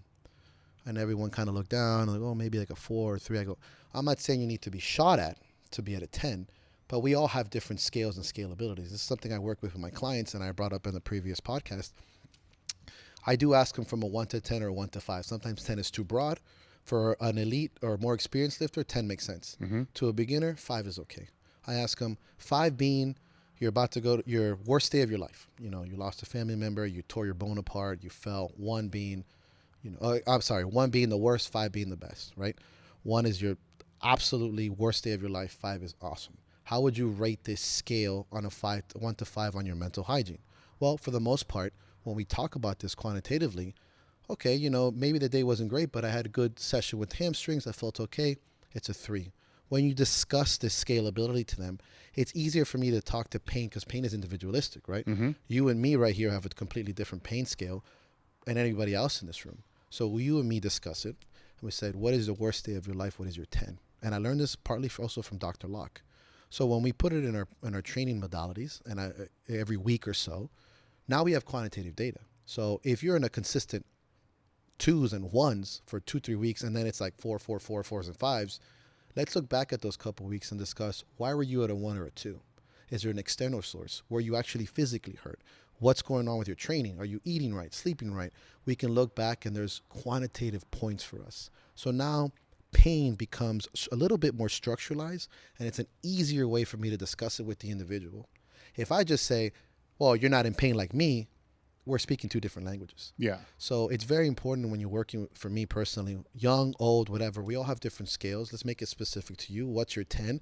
It could be 1 to 20 if you want. Maybe you have a little bit more variability. I'd use a 10. 10 being, losing one of my, like that pain, 10. And if we want to use it physically, when I tore my tendon, my tricep tendon, that was like one of the worst days of my life as an athlete. So when I say, oh, I have a 9, if I were talking to myself, I go, really, Mike? When 10 is you just told, oh, you're right. I guess it might be more of a 5 or 6. And you can feel that their psychology, their body language is starting to come down. Their heart rate, the way they're talking, when somebody's upset, it's really, really, really fast. You say, well, if 10 is the worst day of your life, where are you at? And Dr. Locke messaged me that. Andrew Locke from Australia was awesome. I said it hurt my back. He goes, 10 being they're ripping the skin off your bones. Is it really an 8? I go, oh, well, shit.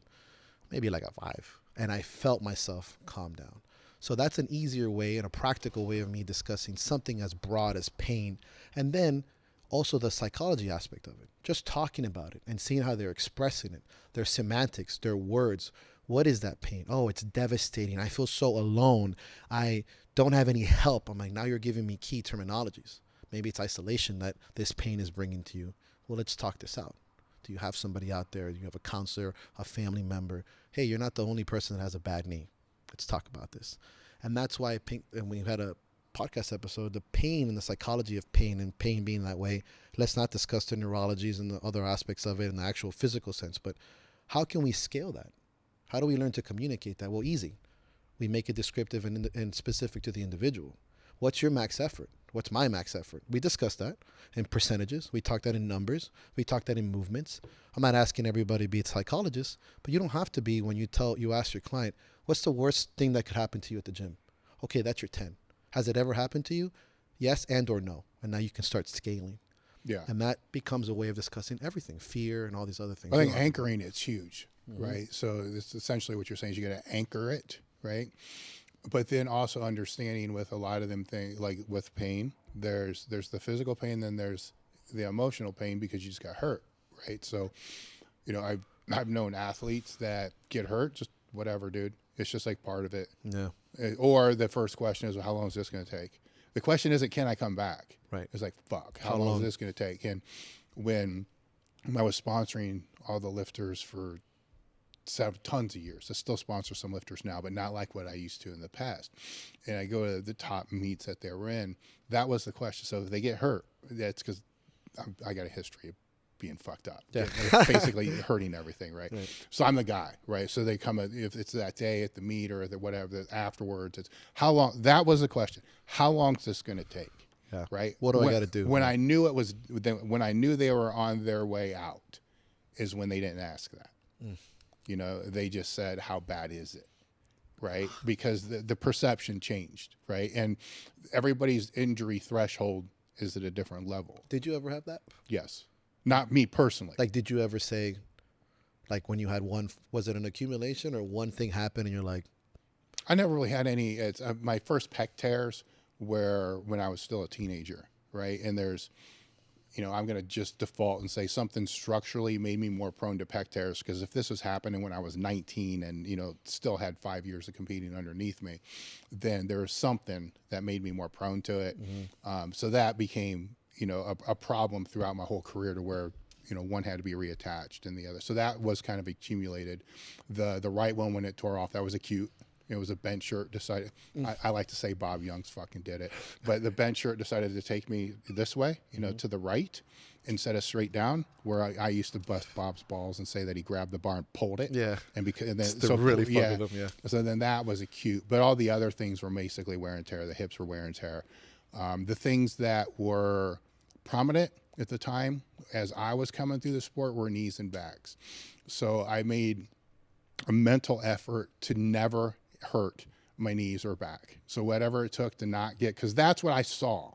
That's, I go to meet, boom, it's a knee. Yeah. Go to meet, boom, it's a knee. blow it It was up. also pecs too back then, but it's like, fuck, I already did that, so I'm fucked. You know, or backs. Like, these two things put people out. Right. I need to find a way to not ever let those happen. And if they ever get aggravated, I need to find a way to take care of it immediately. So I skated through, still haven't had issues with either, you know, outside of a back. I would call it popping out, you know, where you got to crawl for a few days and then you squat on Friday. And just press or something. Whatever. Yeah. You know, so there's ways to kind of get around that. But I never had the one bench pec tear was in a meet, and it was at the top, locking it out. That was kind of traumatic because the bar almost fell on my face. Oh, yeah, because it flies up. Yeah, but there was none of them that when it happened, I'm like, fuck, I'm done. The only time that happened was with the right shoulder, it needs replaced, and it was scoped twice. And then I started to lose. We had this brilliant idea that we were just going to use a safety squat bar for 12 weeks and then use a straight bar for 3 weeks and go to the meet. My dumb ass didn't put a broomstick on my back or do any mobility or anything like that. So I lost the ability to grab the bar during that time and never was able to regain it. When I went back to the surgeon that time and had, you know, the x-rays, MRI, and all this other shit done, they can't clean. I'm like, let's just fucking clean it up again. Like, what? They're like, hey, we can't do it anymore. We can't. You know, it needs replaced that day, and then going to see, you know, different doctors, right? So what they call that, not referrals, but second opinions, third opinions, and they were all the same. That was one of those, fuck, now I'm done. But at the time, How old were you when that happened? About 40. Yeah. But at that time, there were other things too, where, you know, in powerlifting, your total will go up for a little while, then it gets stagnant. Then it'll go up and get stagnant. You know, I was on like the 5th stagnant phase. And it's like, okay, I've been doing this for 20 some years. Like, is this going to actually bump again? Right. I'm putting a sweater because it's like 2 degrees. Yeah.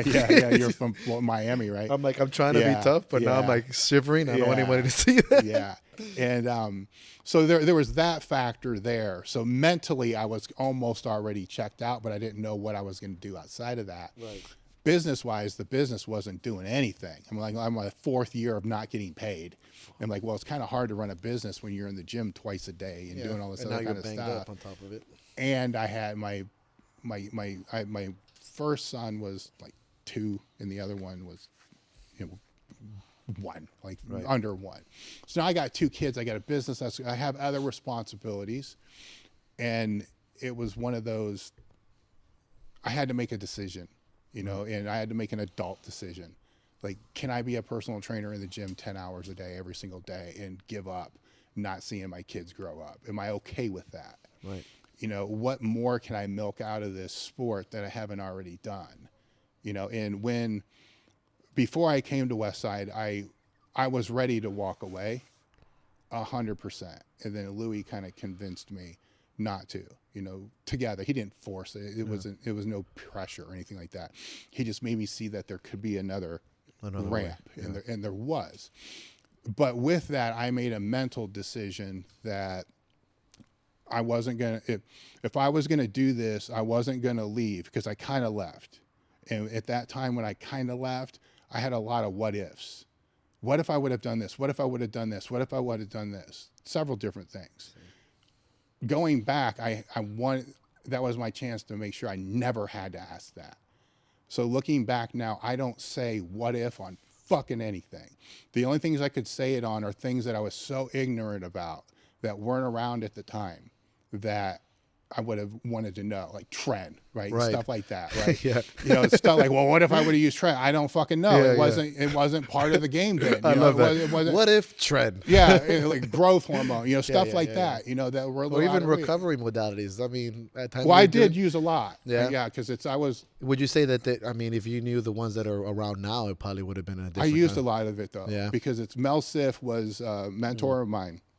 So during my final years, I was doing hot, cold contrast. I was doing steam, ice. I was doing all this kind of stuff. And he would walk through how to periodize it, then how to block it, so certain things. Wow. So I was exhausting. There was no, like I said, there was no what ifs with any, and that's why there was Mel Sif. That's why there's Louis. There's why all these other people. And so that changed that perspective. So when it did happen, it still sucked. There's still this identity shift because, as you found with the strongman, you do identify as that. Yeah. And it's hard. You seriously go through all the stages of grief. It is still, it's like you're losing, you're killing and or losing a version of yourself. And you have to kind of, I was talking about it recently, it's like you have to have a grieving period. Well, yeah, I mean, walk through the stages of grief. Yeah. Like, what's the first one? Like bargaining? Yeah, bargaining, the denial. I mean, you're bargaining the last few years. Like, I can do one more meet. You're convincing everybody else. Look, hear me out. Okay, I'm only going to take this much. Chill. Okay? Just follow me for a second. Yeah. And you're the only asshole in the room going, Everyone else is like, Yeah. Then the denial, then the anger, right? Oh, super angry. I didn't go to meets for years. Like, fuck those things. And it's like, fuck this. Yeah, you're like, back in my day, I can do that shit for 10, pussy. You're like angry at everything. Yeah, and then, but you do, you go through all that, and I've had to help lifters go through it. Right. And that's a tough thing too.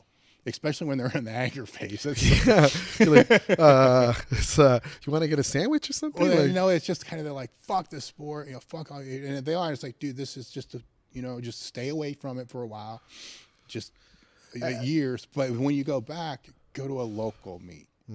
Because it's different when you're at a national level. You've seen this, right? You're at a national level. That's a different dynamic. It's a different monster than a local level. Like the local level, you're seeing people doing it for the raw, organic reasons why. Passion, love, it's a different thing. It's why we all got in it. It's almost like college football and NFL football. It's a different thing. Now, at the top end, it's about winning. It's about positioning. It's about perfect numbers. Stuff. Yeah, do what you do to win the medal. That's it. Yeah, and if all you are is seeing that, you lose sight of what it really is about. Right. So sometimes you need that. If that's all you do, they need that break. Then the last thing they need to do is to go there. Right. Because that's where they see the political shit and all the other this is why I hated it in the first place. Yeah. I mean, it's like the Wizard of Oz. As soon as you see behind the curtain, the game changes. Right. The innocence of not seeing behind the curtain, the local meets, the beginning phases, the fucking training and all this stuff. Nice. It's just great. The innocence is amazing. It's the best. Then you see what's behind. And a lot of people leave.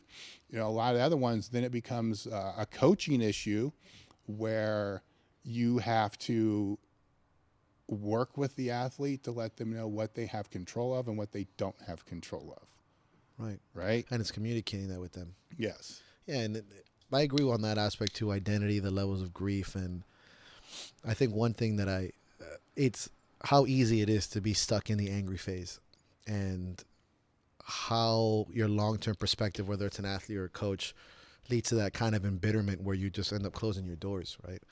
I see that more often than not. This is something that pisses me off on a personal level, is when somebody's coming out of the sport and they're in that angry phase where they're like, oh, it's just a hobby. This is stupid. Don't do that. I'm like, look, motherfucker, when you were at the top of the world, It wasn't just a hobby. Mm-hmm. Don't shit on somebody else's parade because you're fucking sassy about your bad choices too. And I'll stand up for a lot of people I hate when I see that. Mm-hmm. Like, I'll stop you and be like, what are you doing? You know, and I'm lucky enough that, again, because of who I'm around, I'm not going to put your dreams down because those particular ones are coming to an end. Mm-hmm. Because there was a time, 28, 29, that if you would have told me strongman was just a hobby, I would have punched you in your fucking mouth. It's not, though. It's not. It's a way of life, identity, passion. Mm-hmm. It is what got to many places in my life, from hanging, and it's how it got me here. Mm-hmm. That ambition, that drive, that same animal, I was just expressing it differently. Now I put it into other things. The strongman is still there, the strength is still there, but I do it in other aspects. I'm like, I'm not going to put that down on somebody else because who knows what kind of doors that's opening for them. And I hate that. And a lot of people get stuck in that angry phase, and they'll stay and they perpetuate that forward. And then the other guy's like, oh, it's just a hobby, whatever. I'm like, that's not fair. And it's cool that it is like it's stages of grief in that aspect. It's grieving for that person that has to be buried. Like for me, when I tore my am I going to do strongman again? Sure. And I had this conversation with Zach McCarley, who I worked with. It's like I started doing Highland games and bodybuilding, and those avenues opened up doors to new things. You know what I am? I'm a fucking athlete. You could put me to, what's that game where they play on the ice? Michael, come on. That's funny. And curling. Hockey? Fucking, no, come on, hockey. Well, you're from Miami. Yeah, Man. wow.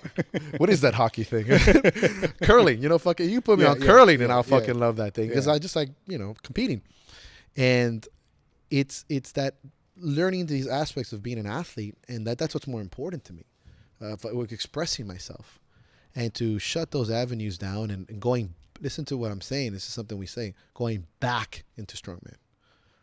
When I said that to myself out loud, it's like listening to a song 10 years later. It has a different meaning. When I said I felt that literally, meaning I'm going to be stepping backwards into strongman, meaning I'm not going to learn anything really new. My learning curve is small. I know what it takes, pain, a little bit more of this and that. Or I can step forward into hunting games or bodybuilding where there's avenues I haven't explored to express myself. Whether it's snatching, and throwing is very fucking hard. Or the avenues of bodybuilding, which is really learning about the science of biomechanics now involved in bodybuilding is fucking beautiful. How hard it is and all that stuff, the nutrition aspect, the sacrifice, the loneliness of it. These are things going to be much more new to me. And that, on top of when I tore my tricep tendon, I didn't really say, okay, how long is this going to take? I kind of said, again? And it was a completely different feel. And I say more often than not that broke my heart because I had done everything right. I mean, I was dieting, not going out, everything. And it just tore. But that's important to kind of pause on for a second, right? Because there's no guarantees even if you do everything right. Right. And this is where some people get angry that are in the sport or coaches of the sport, too. They think they're entitled to the success even just because they did all the right things. Yeah, that's not how it works. It's not even life. Yeah. And there's a term I always like to do. It's like, don't fight fair. Something I say amongst ourselves is life isn't fair. Life isn't easy, so don't fight fair. Life isn't fair. It's nature. It's neither a sport. I mean, look at that young guy on the Buffalo Bills. That's not fucking fair. Mm-hmm. It's like an anomaly to get hit like that. Mm-hmm. But it isn't fair, and sport isn't fair, and success isn't fair. It's a constant battle, and that's okay to see it that way, to see it as something that's welcoming, rather than something that's crushing. Mm-hmm. And it shouldn't be crushing because you know it going in. Right. Here's something that you said. This is what I wanted to bring up, and you said it in my bucket. It's the title of our podcast. It's always hard. Mm-hmm. It never gets easy, and you said it to me. I was talking to Owen about this. You said it to me. That was one thing that you said that was like a coach thing that's going to stick with me the rest of my fucking life. Even though I knew it, right? The way you said it and when you said it and how you said it made sense. And it impacted me. And you said, it never gets easy. And the more you know that, and then you know it's always hard, the more empowering you become from it. And I said it then, and I'll say it now, because it's like everything ends. You know that it's going to be fucking hard. Mm-hmm. You said it. You tired? It's always hard. You don't want to do the work? Well, it's always fucking hard. Oh, you got bankrupt? Well, it's always fucking hard. And that doesn't have to be negative. It doesn't have to be crushing. It should be empowering and motivating. If you know it's this way, what are you going to do with that information? Well, your success is going to be determined upon your ability to be able to continue to keep doing the harder things. And accepting it. And it's not a given either. Right. Right. But as soon as you become complacent, you know, or find that easy place, get ready for a huge hammer to hit that you don't even see coming. I'd rather lean into the hammers that are already hitting me than to be chilling someplace and get whapped with something I didn't expect. With a chainsaw. Right. I just had this discussion when I I was flying up here. I was talking to my girlfriend Megan at the time. This was a couple of days ago. And I really want to go up. This is very exciting for me.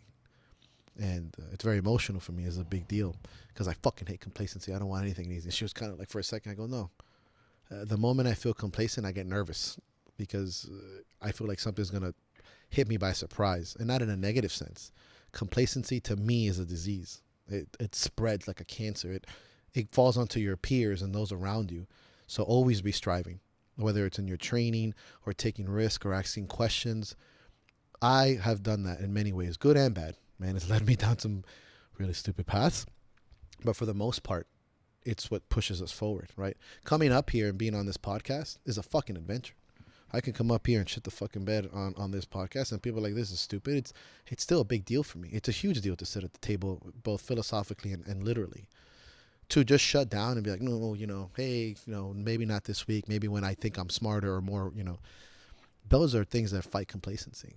To come back and now go, okay, now I'm at another level. Now I need to push forward. And it's kind of where I'm at now in my life. Am I going to do it in sport? Sure, just a different sport. But that attitude, that path, it shouldn't go away. When you live with that attitude and that path, how do you personally take the time to congratulate yourself on where your success? Because that's you know where I'm. That's hard. I smile because you make me look inward by asking me that question. That's a great question. I think that comes from a place of experience too, and kindred spirits in that sense. All of us, to an exception, through that. What I talked about earlier, where I'm at now in this and you can ask my close friends. I mean, Yes is here. You can ask her when I'm not around. The last couple of years, I've seen this shift. And if you were to ask, the biggest thing is to be okay with that I'm actually successful. To tell myself, I mean, I come from a place of beating myself up. That's how I functioned for so many years. Whether it's from fear or low self-esteem or trying to prove myself, or it's better to be that guy that beats himself up than the guy that congratulates himself. I thought that was a better path.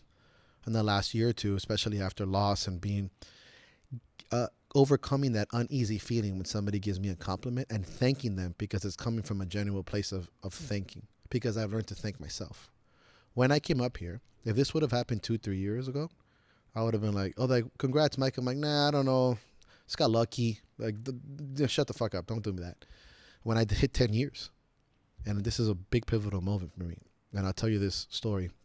We had this like good party at a pub, at a private area. We had this like a very dressed up, you know, I said everybody dressed like the 1930s, you know, 3-piece suit, fucking $600 suit. I'm like, fuck it, man. I want to dress really nice. I made 10 years, you know. I look amazing. I'm going to show you the pics we're going to about it. Everyone looked amazing. I'm like, we're going to look like we're fucking rich, and we're going to put these gold teeth on and buy like, you know, $100 shoes. Because obviously, you know, you got to lower the credit score. So all your credit scores are being lowered as we speak. Good luck. And I gave a speech. I love speeches. I think that's probably one of the coolest things a leader can do, is a good speech. I gave a great speech, very emotional. And I stopped. And there was a line of people going from where I was out the door, waiting to congratulate me. Instantly, I'm like, ugh. I almost like, ugh. And then I go, what am I doing? Like, Mike, you did okay. My parents were there, my sister, my family, my girlfriend, my people were there to congratulate me. And one of the first times, really, I go, damn, I'm doing okay. A line of people just to shake my hand. I don't care if it was, I don't care if it was 10, 15, 20, or a million. The point was the significance of the moment.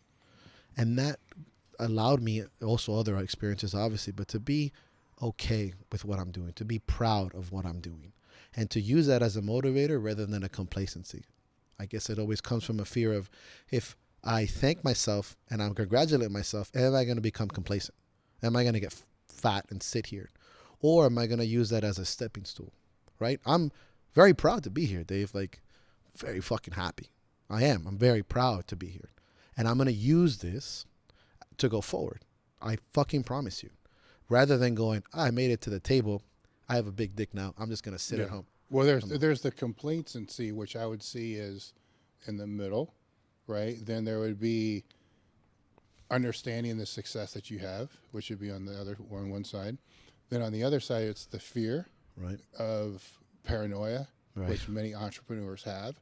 Like, this is all great. You made it 10 years, but fuck, that doesn't guarantee I'm going to be here next year. Or 20. So, thank you. I appreciate it. I need to get back to work to make sure I don't fucking tank. Yes. Right. So there's two different drives, right? The drive on, the success and trying to ride that train.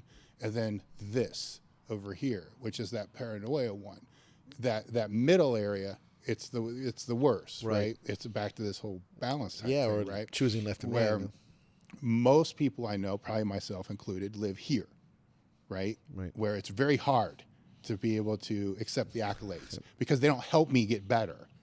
Like, let me see where I'm fucking up. Right. Don't tell me that I did good, right? Right. Yeah. But that skews the vision to be able to pause and to see what has happened. Right. Because it's when you're so in it, it's like, I hate to use the word war, right? Because it's not fucking war. But when you're in this, it's a choice of words for what we're using right now. If you're in this battle, try to, not tank and grow and all this other kind of stuff. It's almost like you can't take time, right? To step away, because if you do, that's that fucked up. Yeah. Part. Speaking of using the words battle and war, like, I have had the luxury of working with some of the baddest motherfuckers on the planet. Special teams, from Delta to things that they don't like to talk to me about, kind of stuff. And I've talked to them in that sense. I'm like, it's like a fucking war. When I know that I'm not there fucking killing back, but you understand what the fuck I'm talking about here. And I talk to them that way. Look back at everything you've done to get here. And this brings me back to the point I made before. If I can articulate this to somebody else, how can I not articulate it to myself? I am not walking the walk, am I? Because when you look at these guys, or anyone, from just the regular first-time gym timers to special forces to elite athletes, and I'm telling them, how can you be upset about this when, take a moment and look back at everything. And I'm preaching this, and then I go home and somebody goes, hey, Mike, look back. I'm like, shut the fuck up. I got to get back in. I'm like, okay, here's where I'm failing now as a leader, coach or not. I need to take a moment to smell the flowers or smell the roses and look back in a way that's going to push me forward. It's all these, like, 1 step back to 3 steps forward. That step back is just to look. It's not to relive who I was 10 years ago. It's just to look. And if I'm doing that to people, I need to be better at that. And I saw holes in that because of conversations I've had. Like, Mike, when's the last time you sat back and like you just asked me, really look back at what got you here? At first, I was very combative. I don't have time for that. Doesn't pay my fucking bills. Like, tell me where I'm fucking up. And it was like when a coach would congratulate me, I'm like, nah, what are you trying to do here? I need you to pick me apart, because if they said you did a good job, I'm like, you're lying to me? I'm not perfect. Tell me what I did. Or you're not paying attention. You're not paying attention. I'm like, that's also a toxic conception of the athlete, right? And as a person, as a leader, I started to sit back and go, you know what? Just because I say it's okay doesn't mean I'm arrogant or cocky. It's funny. This is the truth. I'll tell you I'm fucking handsome. I'm a handsome motherfucker. No problem. But then if somebody goes, hey, Mike, you really mean a lot to me. I'm like, oh, shut your mouth. Ugh. Like, how can I not do that? And I started to put these things together. And it's okay to talk to myself in a positive light sometimes. It's okay to see things this way. And I think most of us as athletes and as people who have pushed the limits, we come from that kind of self-destructive nature. We fulfill the hole in that many ways. And this brings me back to another conversation I had with Zach McCarley. He goes, the man that I used to be when I did strongman is because strongman fulfilled a lot of holes. I came from a lot of place of anger, regret, and strongman filled that rage, that capacity to push my body. He goes, but I'm not there anymore. That doesn't mean you have to lift with anger. It's just me personally. I no longer need strongman to fulfill those holes. They're being fulfilled with other things: coaching, success, business, travel. I'm at the stage in my life where I've identified that finally. I don't feel bad about that. I don't feel bad about smiling or taking your compliment anymore. And that's come through conversation and compassion with myself and shifting when I can go back and forth. Of course, there's a time to be hard on ourselves. Let's be real. But that's been through that paradigm shift of my mentality. I know I have so much time to grow in that, but at least I'm starting at 38, not 68, if I make it. And that's been my biggest shift, is to be proud of myself. Because I look back at all the fucked up things I've done on a personal, physical, athletic coach level, and I just let that consume me sometimes. Rather than going, hey man, for every 2 or 3 fuck ups you did, you've done 50 good ones too. You're paying your penance, bro. It's okay. And I talk to you that way, but I've been talking to myself more. Well, if you come up through the pipe of that strength sport athlete with, let's just say, the meathead mindset, right? Then the paradigm shift becomes when you're in a position of leadership or you're coaching those people to be the coach that you wanted, right? Because when you think back on the people that have made the biggest changes in your life, and like I was telling those kids earlier, you know, like who were these people? What did they say? Very few times is it going to be the person that was busting your balls and giving you shit. It may be that same person, but that's not what made that pivotal change, right? On occasion, it could be because somebody said you couldn't do something, right? Right. So, but you know, that becomes a very weird conversation to have, because had that message been, because a lot of times people look back on the back end and say, fuck those people. Yeah. But look where you're at. You better thank them. Right. And when you said that, I'm actually going to do that when I come home. That practice of looking, I have 2 that I don't, but I need to do more, right? The one that I talked about a long time ago is when my coach told me that my biggest strength is will to win. That's where we have the spray painted on my wall, will to win. That's my strength. I have a drive to. I didn't know it. I had it, but he gave it a label. He gave it a statement, which is powerful. Words are powerful. I remember I wanted to do, you remember Mark Bell's magazine? Mm-hmm. I thought that it would be really cool if we had a strongman thing. And there's nothing against Mark Bell. It's one of those statements that pissed me off, but I get it now. Back then I was like, fuck that, fuck him. But now I'm like, bro, best decision ever. He said, I try to get a strongman portion in the magazine. I thought that'd be really great if we did that, but with local strongmen, like on the come up. But you remember they used to put like local powerlifters and how they were going up and how they're going up. But we should do it with strongman. Why not? So I created like 2 or 3 mock articles doing it with me and a local Alan from Iron House, and they look great. And I sent it to him, and I was all excited. I talked to Silent Mike, and we went back and forth a little bit. And then he ended with, he goes, hey, can you get like Eddie Hall or Brian Shaw? I'm like, well, that's not the point of it. You know, the point is the bottom guys. And he said, Power Magazine is all about the cream of the crop. That was it. And I remember getting so pissed. You know, obviously, I know he didn't mean that in a negative sense, but I go, oh, well, fuck you. Now I'm going to do my own articles. I'm going to do my own writing, my own podcast, and I'm going to do my own thing and create this for this. If it wasn't for that one little email that I took in a certain way, and I thank that moment every day of my life, I wouldn't have a podcast. I wouldn't have explored my writing ability, so I wouldn't have been a writer for PRS and Brian Carroll. I wouldn't have been able to start making more competitions and bringing up. Now I have run a strongman competition going on 7 years where I want to showcase the blue-collar lifter. It was that pivotal moment, and I was so mad about it for like a year, and I saw it as a negative thing, and now it's changed my life. Why do you want to showcase that level of lifting? Because I believe that's the backbone of all of us, right? I like the concept of, let's not forget where we came from. We were all here at one point. They need to feel a little bit more important than just like a clown show or just a bunch of amateurs. I think that the quote unquote working man, that's the majority of us, right? 98% or 99% of this sport are people that have jobs. They work really fucking hard. It's not just a hobby for them. It's a passion, but they're not the best, and they're never going to be the best, Dave. They're not going to be a 900-pound deadlifter. But why is their story so fucking small? Why? To them and their kids for the next 80 years, that they may be the biggest superhero of their goddamn life. I want them to be known. I talk to them like that, you know, realistically. I put on shows. I talk to them as an MC. I write about them. I re-tag them. It's important, you know, when you tag somebody to write a little word up top, still pushing it. Road to this. It makes you feel special. What's wrong with that when that person's going to go home and talk to their fucking kid and look what mommy did, look what daddy did, and that kid is going to talk about you forever, or your best friend or your mom? That's a big deal to me because I'm that fucking guy. I'm never going to be a great strength athlete. Let's be real. I'm not the greatest. But our passions and our drive can be great. And this is something where I always said to people is I may not be the greatest athlete because I never was ready to take that step, probably too late in life, to do the things that I didn't want to do, which is stop this, stop that. But my fucking passion and my drive was elite. You couldn't outwork me, even on the bad things. And that story should be told.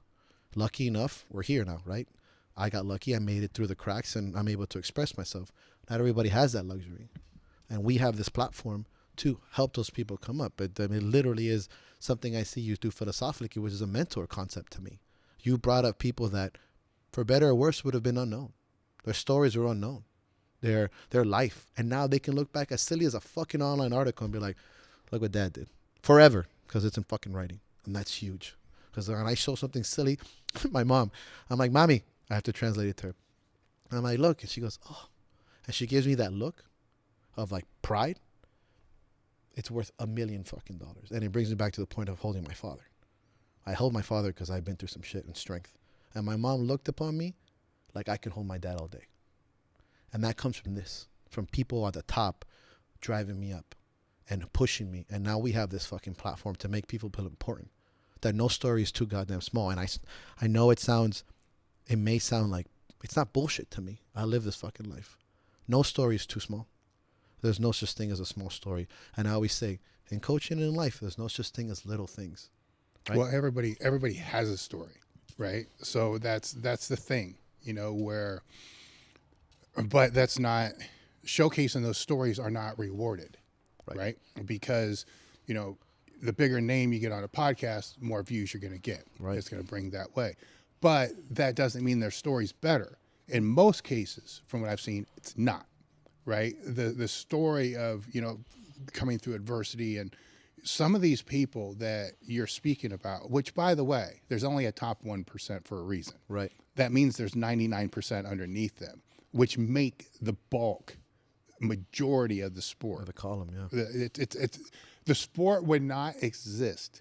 Any sport would not exist without the bottom 90%. Right. Doesn't exist. It just doesn't happen. And by the way, where's the top 10% come from? Right. Right. So a lot of the times those people don't know that they can actually be that. They just don't realize it takes longer. It takes more time. They need to work harder and all the other stuff. But those stories that you're talking about are life-changing. More so, I think, even if the demographic's smaller, right? The message can be bigger with the more popular people because you're going to reach more people. So the message is definitely bigger. The impact is going to be so much bigger when you have somebody you're speaking to that's more relatable to the audience that's listening. Absolutely. Right? Which means 90%, probably more, of the audience isn't that top 10%. Most of the time, the top 10% don't give a fuck about all the other stuff. They're too worried about the drama within their sport. Sure, they're worried about the things they shouldn't be worried about, right? Like what shoes they to wear. shouldn't be. Yeah. Right? So now if we're talking about anchoring pain, fear we'll talk about, some other things we're going to talk about. That message to, let's just say it's 1,000 people or 100 people, fuck one person, right? One person makes them a better parent, makes them better at business, makes them better in the gym. Fuck, it can change their life just with one casual conversation or an article that somebody posts. Right. That maybe it only gets 200 reads, but one of those reads ends up being you. Right. You see what I'm saying? Of course. Or is that change? It's a shift. We've all experienced it. So why forget it at the top? We've all been there where one conversation has literally taken you off those crossroads. We've all been there. There's no such thing as a self-destructive person that hasn't walked the crossroads of life of going, hey, I'm going to end it. Or as an athlete or as literally your life. We've all been there. We've been walked off the ledge. Don't fucking forget that. Don't. And if you can express that in any way. I mean, I lost my best friend to suicide, man. That shit fucked me up. And if I would have just been there more or seen him more, and I don't care what anybody says, you live and die with that regret. Mm-hmm. And I've used that. I fucking used it. I've walked more people off the ledge and taken people's guns away. I've had some fucking conversations, man. So I get chills talking about it. And if it would have never been for him and that, and I spoke to his mom is like my mom to me. And I told him, as much as I hate that he died, that's been one of the biggest gifts of my life because of what it did to me. That changed me. 2017 changed my fucking life, and 2022. But it was there. And when you speak about people, when you answer a text, when you say hello, when you shake a hand, that's enough to get somebody out of the hole. And the only people that know that are the people that have been in the fucking hole. When do we become embarrassed talking about that? When do we forget? Because we're too busy? Because we're too fucking popular? I'm not throwing stones, but it's a reality. And I say that all the time. There's no story that's not worth telling. Because even if they tell their story, you make them feel important. That's enough to change a life. You're doing it. We're doing it. This right now, this moment right here is changing my life. Or to the outsider, oh, it's just a podcast. And to a banker, this may not mean anything. But to me, this changes my whole world. And everyone subsequently around me. Tuning in right fucking now. Probably smiling right now when they're hearing this shit because it's fucking true. They're like, yo, that's my guy out there. Mm-hmm. Just a poor kid from West Kendall, dude, and we made it. And that's a big deal. And I don't think we should shy away from that. And we've all been guilty. Like I said, I wish I would have seen my best friend more. I probably would have changed his fucking mind and saved his life. But I was too caught up in my shit. I was successful. I mean, you'd never think you're going to lose a friend at 30-something years old like that. Never again. Never. And to the point where I will lose sleep to go see you if that's the case. I will return your text. People ask me why. I go, that's one moment. And then the moment with my father, these moments change your life. And we do it as coaches. We're lucky enough to have, even if it's a 2-inch platform, man, I think that's important.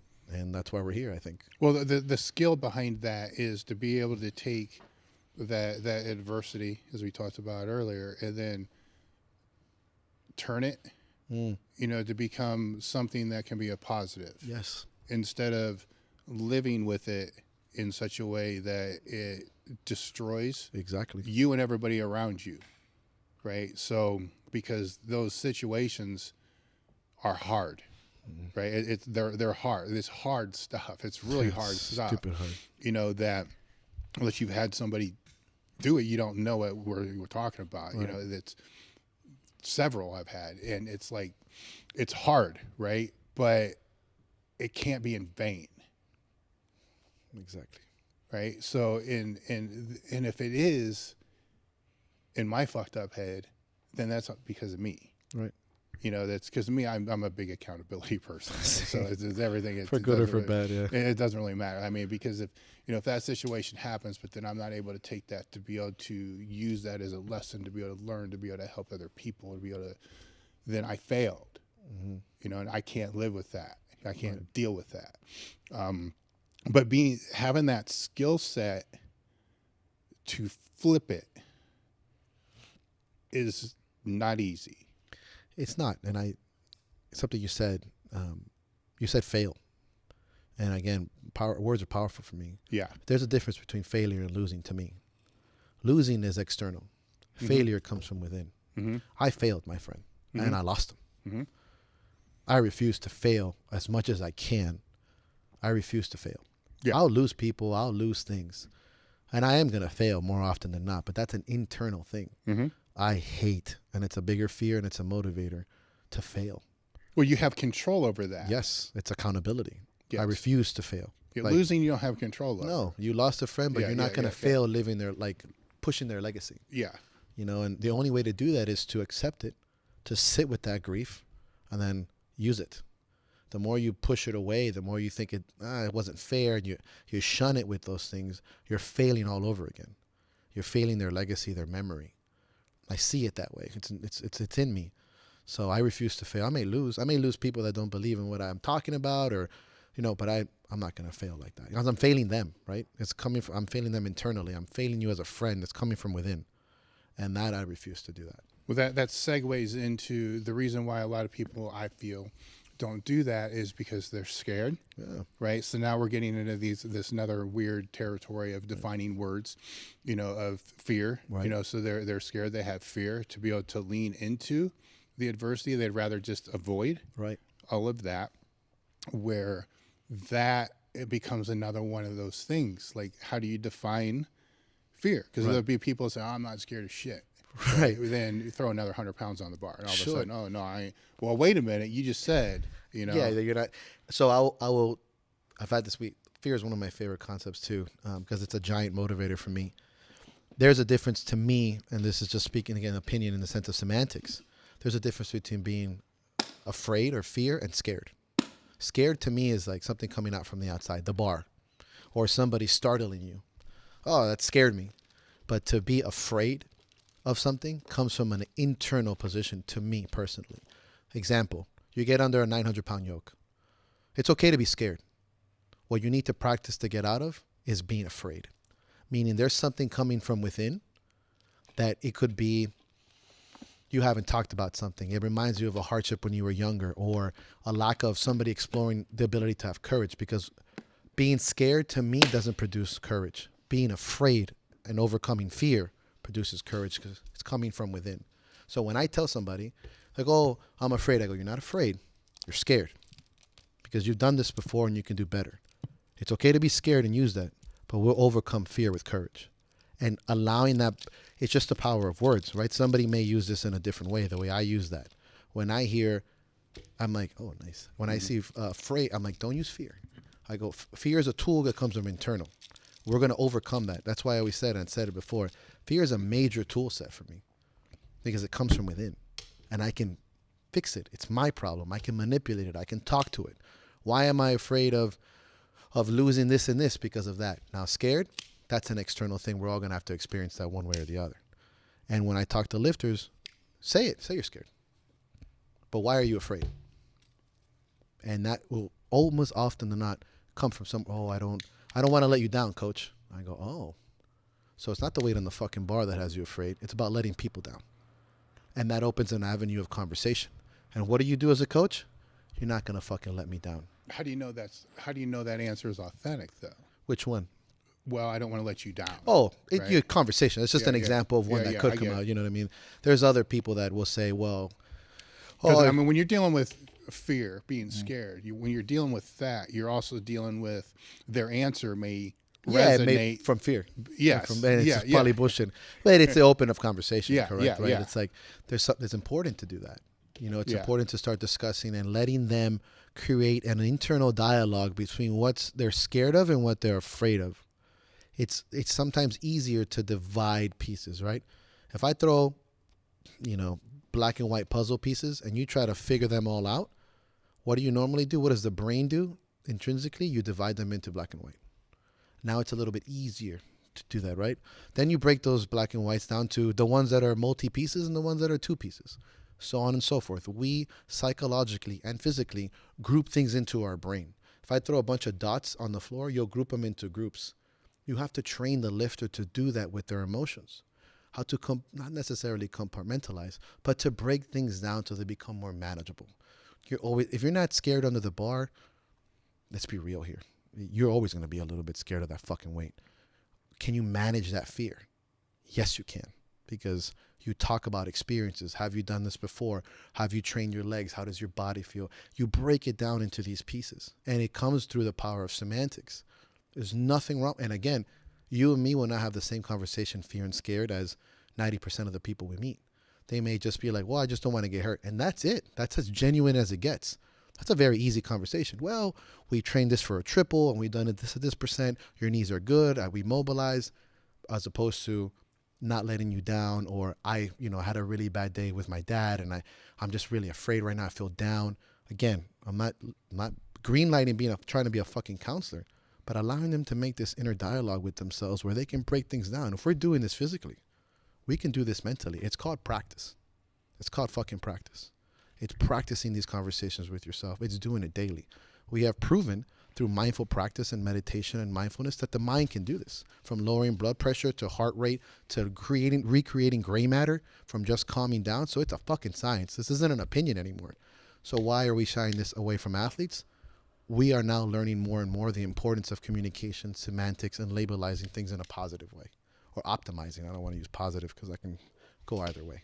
That's all true and good, and that's all easy when you're dealing with somebody that's over 25 years old. Okay. Right now, let's say you're dealing with a high school kid. Okay. A teenager. Right. How's that play out? Say in your gym. In the sense of fear. Well, these conversations, right? Well, like trying to disseminate so it here's a because good that's question. training. Let's not talk to them necessarily like they're children, right? I've had great success talking to teenagers within the realms of their understandings in the sense of how adult they are when they're having this. One of the biggest mistakes earlier on I did, not speaking to anybody, is to talk to kids like they were kids. Talk to teenagers like they were teenagers. The first thing I remember as a teenager that I hated from anyone was talking to me like I was a kid. That immediately made me shut the doors down. I was a smart fucking kid. I mean, as a 15-year-old kid in Miami, you're like 45 years old. I mean, you just seen some shit. That doesn't mean any other town. The worst thing I can do as a coach is to talk to that kid like he's a kid. I'm saying, look, man, I'm going to talk to you in a real conversation. Let's explore this fear. And I talk to them the same fucking way. It's just specific to their experiences. Their fear might be getting in trouble from their parents, but that doesn't dumb it down, because that's their 10. That's their 1. Their 1 might be hurting an ankle and their mom gets really mad at them. That's all they know of life. Who am I to tell them, oh, you stupid kid, you've never been in fucking Nam, or, something hurt them like that. I hated that. And it made me bitter growing up, because I would say, oh, this is hard. Wait till you get to 40, kid. You're going to be in fucking pain. Bro, I fucking hate that. I'm like, fuck you, old man. Now I'm really not going to listen to you because I'm never going to be a pussy like you. Right? And that was my perspective and my experience, that when I talk to younger people like they're younger people, I don't teach them how to articulate and communicate with older people, or how they're going to build the tools when they're older. I'm teaching them how to be a teenager. They already know that. I don't know what it is to be a teenager right now. I can tell them through experience and talking to them with bigger words that you know what? You're going to have to fucking Google this. You're going to have to learn and research and ask questions and have this inner dialogue like myself with your tool set that's maybe this big compared to my tool set. Like you, when you talk to me like I'm an adult. I'm much younger than you, but I don't feel personally right now like you're treating me like some punk kid. And I think that needs to be reflected on all aspects. That's why I get people like Gary Vaynerchuk, who's on a big social media guy, but he doesn't talk to young people. I really study speakers a lot. He doesn't talk to young people. Like when we're talking to the young guys, I talk to them like I would talk to you and everyone else. I just have to talk to them a little bit differently. And I said, now you're at a good age to make mistakes, but that's not dumbing down their situation. I mean, you were just there when I told them, I go, this is a great age for you to mistake. That being said, the margin of error gets smaller when you get older. Yeah. And I think they understand that. At least they should, right? Roughly. Because it's, but sometimes I wonder if that clouds our judgment, right? Because and granted, we can all go any day, right? So there's no guarantee that tomorrow is ever going to come. But when there's less years in front of us than there is behind us, you become less risk adverse, right? Which for me pisses me off, which makes me do things I shouldn't do, because then I take too big of risks. Right. Like, I ain't no pussy. I could do this. Fuck that. I would have not thought this 20 years ago, right? But this plays into, there's a note here about old school, new school. It kind of plays into that in a way where through gym culture, I don't know if there really is an old school or new school. It seems like a lot of the basic work values stay in the gym that have always been there. Especially when you're dealing with gyms of your size, right? And that type of thing, but it's definitely different today. Every decade's different than the decade prior, right? They become more educated. Their challenges become different, and should, because they should be learning from the mistakes of those that came before them, and they should be making their own new mistakes, right?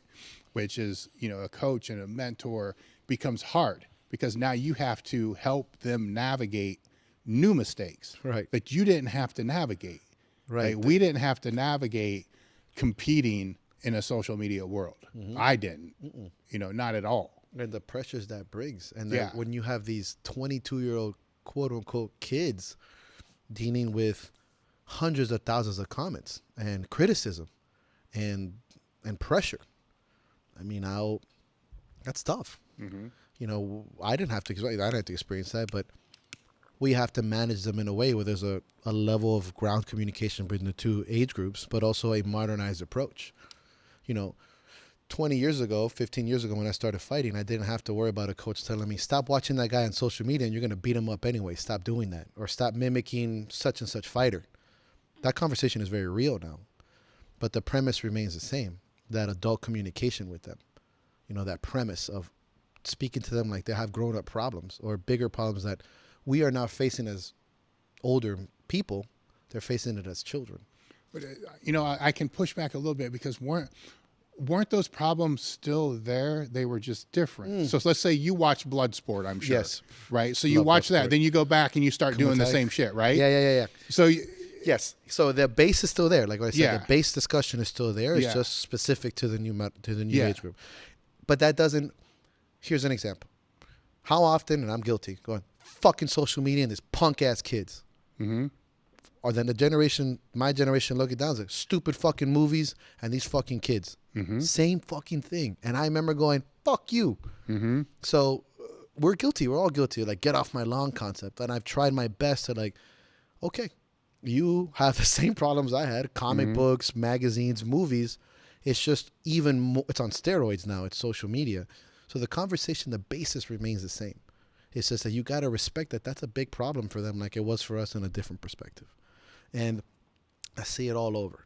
Like a red flag for me, and this is just me personally, when I see an older coach go, well, the thing that's wrong with these other, I'm like, you just shut down so many doors to people that really need your help. You may be communicating to me as almost a 40-year-old man, but I don't need help with that as much as this kid needs help. And I'm like, you just shut the doors down. They're not going to listen to you now big time because remember you when you were 20. Yeah, but see, I think we only learn that through our own mistakes, right? Because you can look at that situation. I'm plenty guilty of it. I got some of the best rants that are out there. Me too. Right? But then you look back and you're like, okay, that resonated from an entertainment value. Some people kind of like it for whatever that reason was, but you shut a lot of doors, right? And you're taking, it's just as easy to be able to say, here's what's right. You don't have to publicly say what's wrong. Right. Like you can lean into it. Like, here's what's right. You create that narrative. You create that dialogue. Then you can address what you think is wrong. So, okay, here's a great perspective. If you're talking to me Yeah. now. You did that and you're looking back at your videos, you would tell me what? Hey, that's probably not a good idea to open your doors more than just, attack them. You made the mistake, right? You made those mistakes. This information it's like we talked about earlier in the conversation. There's more information out there for my generation to make less mistakes because of the information, a little bit. So you go, hey, Mike, look back at these videos and this moment and look how this did this and this, as opposed to saying that. We have so much information to share with the next generation, so they have the ability to be more accountable because of the mistakes we've made and how easy it is for me to show them and communicate with them. Imagine 20, 30, what video, what an email maybe, it all ties in together. It's language, it's communication. You actually have tangible proof. It's like a written language. Social media, talk about it how you want. It's a written language. It's going to be the encyclopedia. When people look back in time, they're going to look at our social media like we look at cave drawings. Maybe. I believe it to be true. Well, here's why I say maybe, right? Because just an example on a micro level is, you've been around long enough. You probably remember when we had the Q&A on the website before Facebook and social media, right? So there's like a million questions. I've read into that. Yeah, just tons. I mean, tons and tons and tons. Information, the way it's being put out has obviously changed in 25 years. So we went from, articles to blogs to, all these different things throughout the years. Well, at a point in time, it became so much money just to host all those pages when it was only getting 15 views a day. So you're like, this does not make sense to even keep this. So we pull it. Nobody even knows it's not there, right? Nobody knows, right? You're probably like, fuck, I didn't know it wasn't there anymore. Nobody knows. It's not been there for years, right? What my point is, who's to say that Instagram at some point in time just doesn't become gone, right? MySpace, gone. Like, these other things are just gone. So then your documented history is gone. Well, I would argue that there's nothing on the internet that's gone forever. And we're speaking here from like a really techie perspective. MySpace is still active, actually. Yeah, is it? You can still log on it. Like, you didn't know, right? No. I just found that out like a year ago. Well, I wasn't ever I was on like, it, Jesus Christ, please don't look back at my really emotional, gothy fucking college phase, right? Obviously, social media to some extent might disappear, right? But there's nothing gone forever. websites, your writing, your articles. There's always going to be a way that if people look hard enough, an example of why I mentioned archaeology. You know how hard it took to find these cave drawings? Not a lot of them left. No, but you're missing the point that as soon as I quit paying hosting fees, Oh, that it disappeared. it's gone. Yeah. Right? Unless somebody's copy and pasted it and put it in their archive somewhere. Right? So everything that's out there is just, I mean, look at just people that have been canceled off YouTube. It's gone. Right? So I'll go back. Let's go, forget about politics and all the stuff of now. Let's go back to Clinton Darden because he'd be more than happy to talk. He used to have a great YouTube channel. Yeah, right? That's my boy. And House of Biceps. ended up getting whacked. Yeah. Right? Long before being whacked was even a thing. Right? Yeah. So he's like the first guy to get it. But anyhow, he had hundreds of videos. Great videos. Gone. Mm-hmm. Right? Nobody even knows they existed. So you see what I'm saying? So that's not like the drawings on the cave because you can't go find. You could find that stuff. How do you, like in criminal law? Yeah. They can find Snapchats that are deleted. Oh, they'll find them. Text messages. Well, they can, but you can't. Okay. Yeah. Right. Exactly. It's why I compared it to archaeology and not you finding a dinosaur bone in your backyard. Yeah. You know, there's going to be a time, in my opinion, in the future where technology is strong, and I mean AI right now is out of control. I don't want to talk. That's a whole podcast. Well, let's just go back 30 They'll find years. It. Look at the life we lived 30 years ago to now. Exactly. When you see an old VHS of Louis Simmons lifting in the 80s, you know how hard it's going to take to fucking find that video? I mean, because you have to find it in a fucking attic or somebody. How many people do you know have a VHS? Okay, there's the one guy that has to get it from the store and rebuild it and refurbish it, find it, put in, then go, hey, this is how it was 40 years ago. I believe that in 40, 50 years, our accounts are going to be deleted. It's gone until some techie AI kid goes, I have some old YouTube. And they're like, what the fuck is YouTube? Maybe. Of Dave talking about this 50 years ago. I found it on a USB drive and I had to decode it. And they're going to look back at our generation in any capacity because data, and this is getting really nerdy, it doesn't disappear. It just gets kind of compartmentalized to be exposing. And that's why the government and the feds will fuck you. There's no such thing as a deleted email. Yeah. Somebody will find it, or these archaeologists of time. So I believe when people are like, oh, it's just social media, I'm careful. There's nothing you post and nothing you do from an email to an OnlyFans account that's gone forever. Oh, no, I get what you're saying with that's that. What I meant with that. Yeah, because if anybody gets techie enough. Well, anybody has any amount of haters or whatever you want to call it, they already have whatever fuck up you've made stored. And screenshot it in a little file. Just waiting for whatever it's going to be. But that's the reality of the world that we live in. And before all that, it was just called gossip. But the other conversation that goes alongside with this is, as a coach and as a gym owner, as somebody in this industry, you need to stay relevant throughout these different times. So we had, like I said, when it launched, it was just a Q&A. That was it. Then it was, training logs, articles, and then social media came, killed the fucking training logs. It kind of killed the blog. So you have to pivot. You have to advance. You need to stay relevant. So you move into that content that keeps you relevant. When you're a brick and mortar, that's still, the same story still exists because different gyms are going to pop up. Yeah. So how do you maintain the relevance from the business side? Right. The relevance, I think, can be maintained for a couple generations just based upon the values that you can teach an athlete. Right. So that's separate. Right. But how do you work with, as a gym owner, staying relevant throughout these different throughout these eras. Because we're going to come into another one. Yeah, shortly. Bronze Age, Silver, Gold. This concept, we really are, especially with AI. I'm saying it now. There's going to be AI that's going to generate programming faster and probably as good or better than any coach. I'm saying it now. Okay, watch it. It's scary, but it's true. It's building culture. Programming. Sorry, not coaching. Yes, coaching. Good fix. Fuck yeah. Yes. So it's building, as I was talking about it with the young guys, it's building culture. That's been what I think is one of the biggest gifts, blessings, success stories that I personally have with my gym. That culture is ever evolving too. And here's an example. You're going to have I don't know if you know, when you first started the gym, you have your first guys, your first, trendsetters. You hammer them into the fucking ground the first few years at the gym. These are the guys that are going to be your sergeants, your enforcers. These guys are going to expand you, right? These are the explorers. Then comes the next generation. Well, I don't have to no longer go to that next generation. My other guys do it. And then it evolves. That third generation gets the fourth generation, and so on and so forth.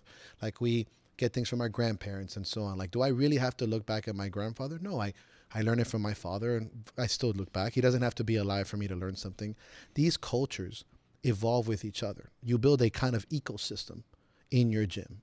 There is discussion. There is discussion of semantics, and the younger generation brings something up to the older generation. Hey, did you see what this such and such? And I'm like, who?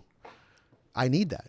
I need a 15-year-old kid putting on a fucking song I don't know, and me going, what the fuck? Who is this? Because I want to know. I won't get that by myself if I just only train people my age. Or they may tell me, hey, Mike, you know, did you hear what this person said? I'm like, who's that?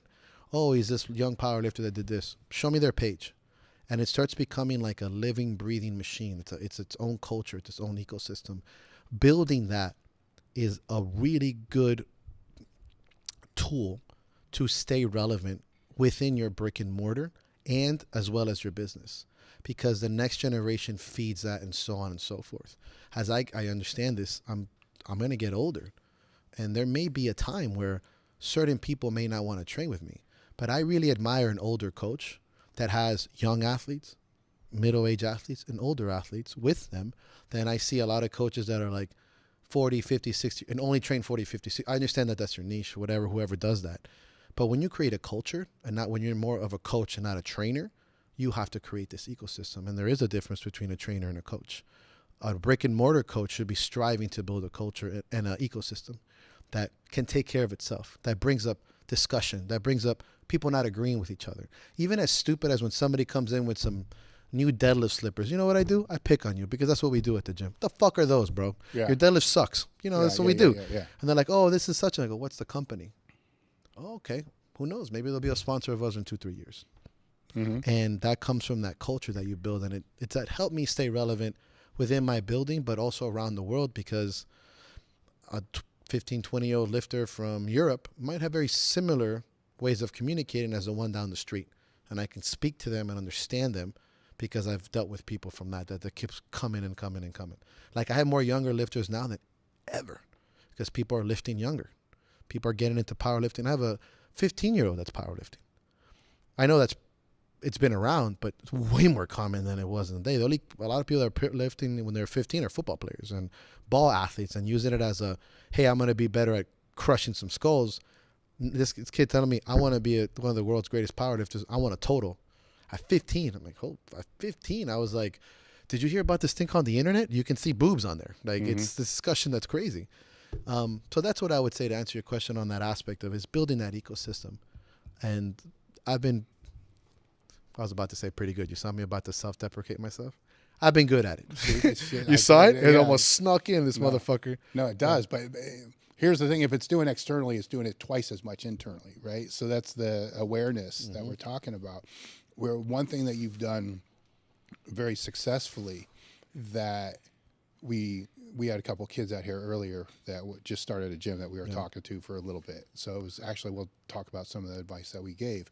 But one of the things that we should have said that you've done very well is Battle Axe may be more well known than your own name. Yeah, right. Thank you. And that's a testament to a brand, right? Because then it's like, okay, Battle Axe Gym. Well, who's that? Yeah, right. I love that. Right. So then you got to go look. And it's like, okay, this brand can exist, without you, right? And that should be, the goal of any brand, right? It becomes tricky when the brand is your name, sure, right? So that becomes a whole different type of thing. But that goes into, and I don't want to put fear, right, into people to be too scared to open a business because they don't think the name's right. Right. Because that's a big deal. No, I mean, it's like a logo. Open a business is just about fucking open it. Yeah. Just do it. Because that's the first step. Figure the other shit out later. Right. Like I'd go say, figure the legal shit out later. Just especially if you're younger, just fucking do it. Just start. Yeah. You'll figure it out. Most people who started had no idea, what they're doing. Right time, conversation. But the brand, matters, because that can give different perspective, reach, probably a bigger reach even. Right. Where with those guys that were out, one of the things that you told them was to don't overextend, right? Yeah. I mean, if I was to condense what the advice was, it's just don't overextend. Right. Start, so. Starts like that was cool that you asked me over there, by the way. I was cheesing. I was like, nobody look at my face, smiling. Start. I think that is better than start small. Start practical. Let me step back. You can offer them better. I don't have a gym. I have an internet retail company that provides education based upon products we sell. You've had a gym for 10 years. Yeah. For me to sit there and give them advice on operating a gym is different than the person that's lived in the trenches for 10 years. It would be a disservice for me not to say, hey, Mike, come over here and talk to these guys. Credit to you, and it's not to blow, no pun intended. It's credit to you for doing that. Yeah, one of the things I would say is to start small or no overreach, because more often than not, and this is Miami, like I said, has one of the most per square mile, some of the most gyms in the fucking world. In where I'm at, in a square mile, I have 9 gyms outside of mine. 9 in a square mile. Wow. From everything, bodybuilding, powerlifting, you name it. I am the only strongman gym in Miami, which has been great, but that's just a matter of time, right? Mm-hmm. And if you start, more often than not, they start big, they buy a bunch of shit, and they focus on, hey, let me attract you with the new racks, the new bars, and the new paint job, and the new bathrooms, and the showers, and that's like what they fall on. That's their big thing. But guess what? Starting a gym costs money. It's not being an online coach where your only overhead is rent, no offense. You have overhead of machines and wear and tear and chalk and bands and having to take care of these equipment that breaks. That costs money. And now you're not looking at the 10-year plan. You just invested $100,000 in equipment. Now you're starting really into the negative before you even had a chance to build the culture. Unless you're somebody famous. Let's say an NFL player opens up a gym. Sure. We're not talking about that's the 1%. Let's talk about the 99 guys that are just working hard. Still no guarantee, though. Even no guarantee, 100, correct. Mm-hmm. And I say start within that practical sense. And then, of course, it's like, at least you don't have that's such a high pressure with overhead. You have a smaller group to create cultures. You start with 5, 10, 15, 20 people. You start to create an ideologies. Each and every single person. Their fucking birthdays, their family. Hey, man, good job on that stuff. You message them, congratulations on passing this test, or happy birthday to your parents.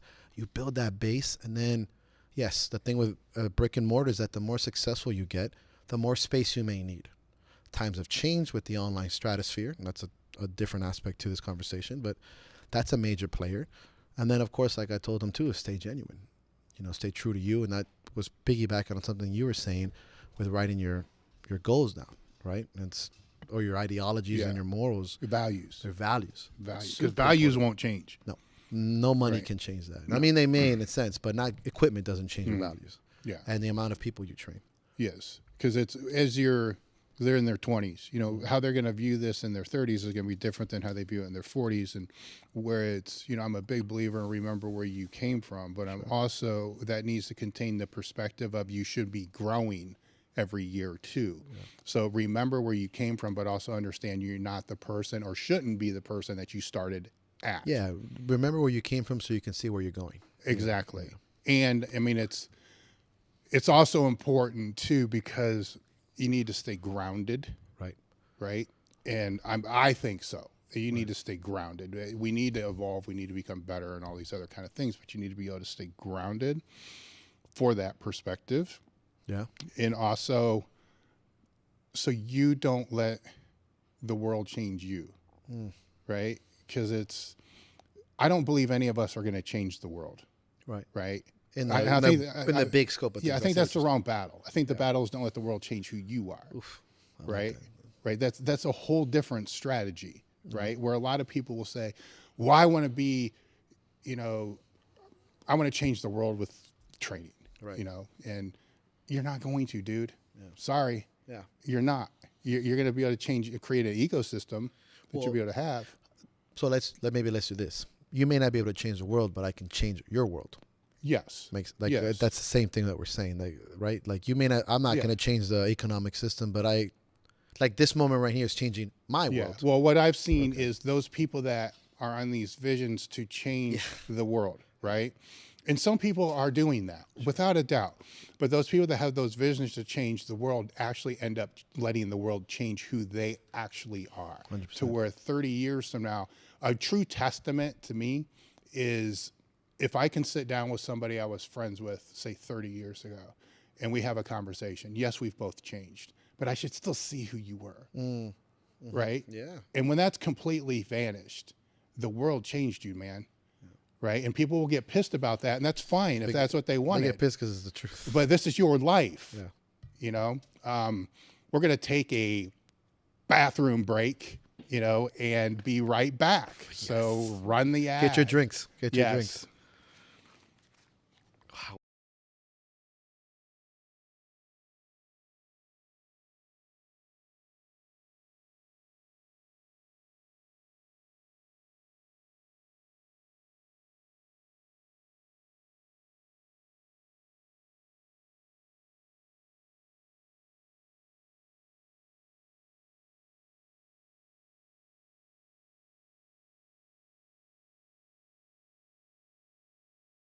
Element, a tasty electrolyte drink mix with everything that you need and nothing that you don't. In other words, no sugar, no artificial coloring, no artificial ingredients, no gluten, no fillers, and no BS. With Element, I love the watermelon. The watermelon tastes freaking awesome. I drank 1 pack every day, no matter what. People that train out here, it's sitting out here for them all the time. The boxes don't last very long. Right now, .com/table talk. The deal is only available through the link in the description. The other thing is if you don't like it, you can just give it away to a salty friend and Element will give you a 100% refund. No risk, money back guarantee. Head over to drinkelement.com/table talk.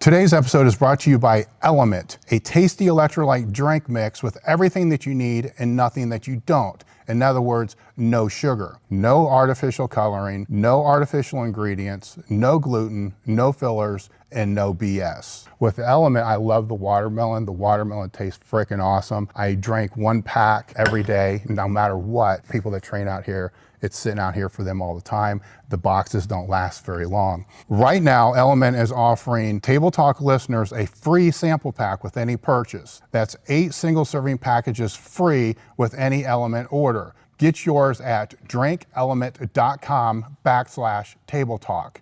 The deal is only available through the link in the description. The other thing is if you don't like it, you can just give it away to a salty friend and Element will give you a 100% refund. No risk, money back guarantee. Head over to drinkelement.com/table talk.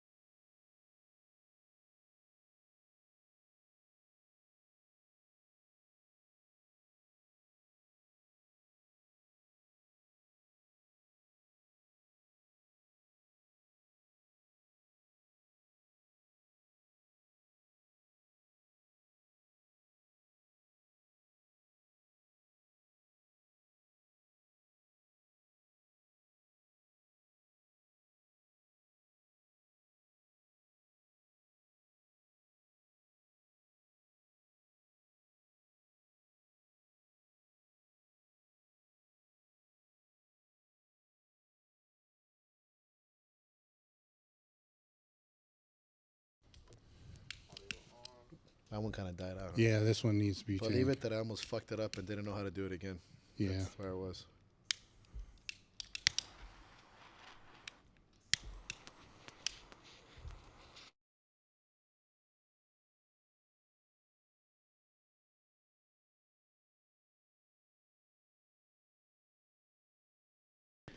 Guys, we're up for any super chats you guys want to donate. Yeah. It all helps the show. Get in there. Yeah, as far as that, too, you can always like, subscribe, comment, and leave us a review, which I need to get better at saying those things because it actually makes a difference. I'm the worst, too. No, I even have notes here that say that, and then I didn't say it. My co-host John does it, and I'm like, oh, oops. Yeah. So it's thanks to Gavin for that because it made me think of that, so hey, we're up for any super chats. It helps the show. Put them in there. And so we are back after the bathroom break. I forget what we were talking about at the time. We were talking about starting to the young kids about creating value and yes, and then what you would do when you're starting like a brick and mortar and some of the challenges on that. That's where we ended up. Okay, so let's take it from just being in the gym business, just any business in general, where. Because to make it, I'm trying to choose my words a little bit better here, to have been around, I don't want to say in past tense, right? A decade is a long time to stay in business where, I don't know what the actual stats are, but most businesses fail in 1 year. As I told those guys, you have to have a long-term plan, which I did not say that to them. You have to have a long-year plan. 10 years is too hard for people to wrap their head around. 5, especially starting, it exposes you to metrics you're not going to want to care about, financials, but stuff like that. But you're going to eventually have to do that. But at least writing out where you would like to be in 5 years allows you to begin to establish benchmarks. So what I was telling those guys were, because there's partners, which complicates things, where implication in the decision making, where with two parties, if they can establish what their core values are independently, then get together and see which ones are similar, right? Because you don't want to have 15 core values. There needs to be, a handful of strong ones. Not core if it's 15 of them, you know what I mean? And then that helps with your decision-making process. Right. Situations happen in business all the time. God, all the time. They're never not. When they ever stop happening, that means you're not watching. Right. So it's always happening. So when they happen and you don't know what to do, which is most of the time, you can look at your core values and say, oh, fuck. Yeah, that's the answer. I don't want to do it, but this is what I told them, that you still need to do it because that's where integrity comes into play. But that's just the start, like establishing those core values. And after that, you should have what I'll call a strategic objective and, where you want to be in 5 years. Write it out. Be as specific as you can. You're dreaming. Right. So dream whatever you want to dream. Dream big, man. But then after you do that, you go through and you highlight what's quantifiable. Okay, income, number of staff, square foot, number of members, number of clients. Highlight those. Put those on a spreadsheet. Track them. Right. January, February. Like here, now you have quantifiable metrics working towards your objective. Yes.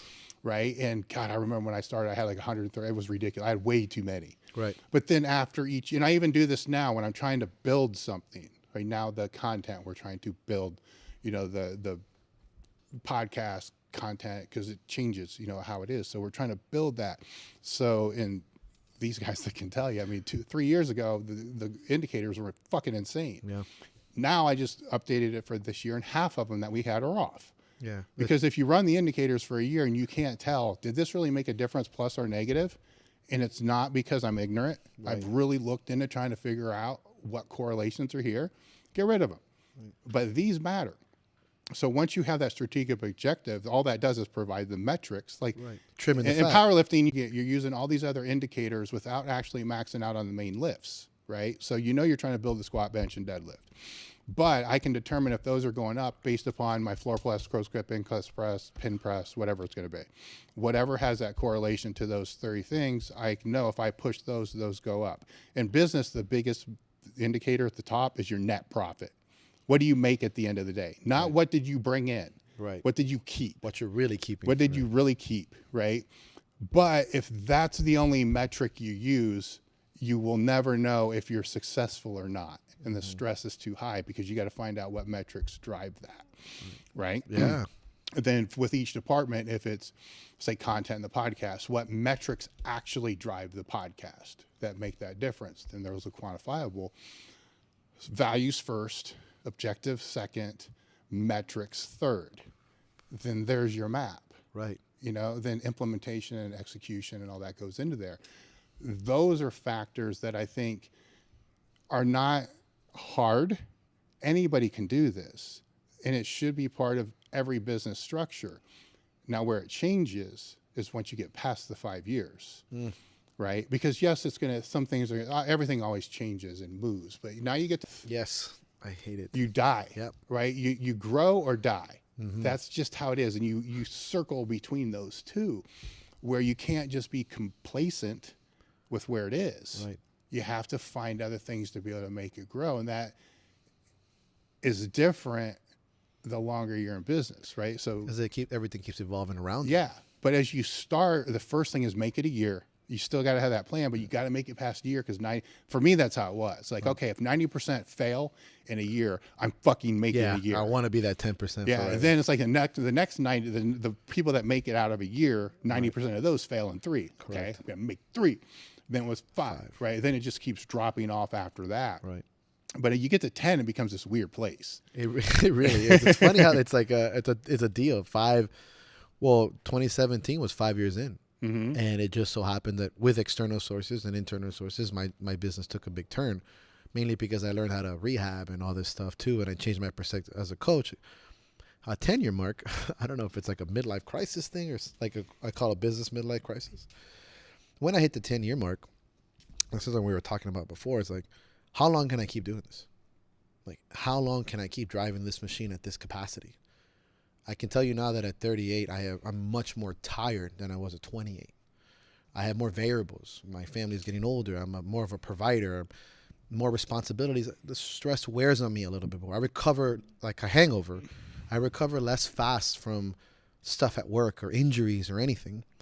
And this is something that's I don't have 401k. You know, my retirement is what I've invested into businesses and myself. Mm-hmm. And this is something I talked about with Paul, and he's something, and I'll give credit to him. But it was a big game changer for me, paradigm shift of where I'm at now. If you look at my page, my reels, my social media, the way I talk, if I can bring the culture that I developed in the brick and mortar to the social media and online platform, I see the next 10 years. I don't see 15 or 5 from now. I see 10. It's more lucrative, pound for pound, as far as money and time. I still enjoy it. I still has my core values. It's still representative. I just need to take it to the next platform. It doesn't mean I'm closing my brick and mortar. Mm-hmm. It's what I want to do. It's part of my passion. Those are the qualitative parts of business. Fun, love of it, happiness. It's hard to quantitate that, even unless you have like a list or so of numbers or whatever.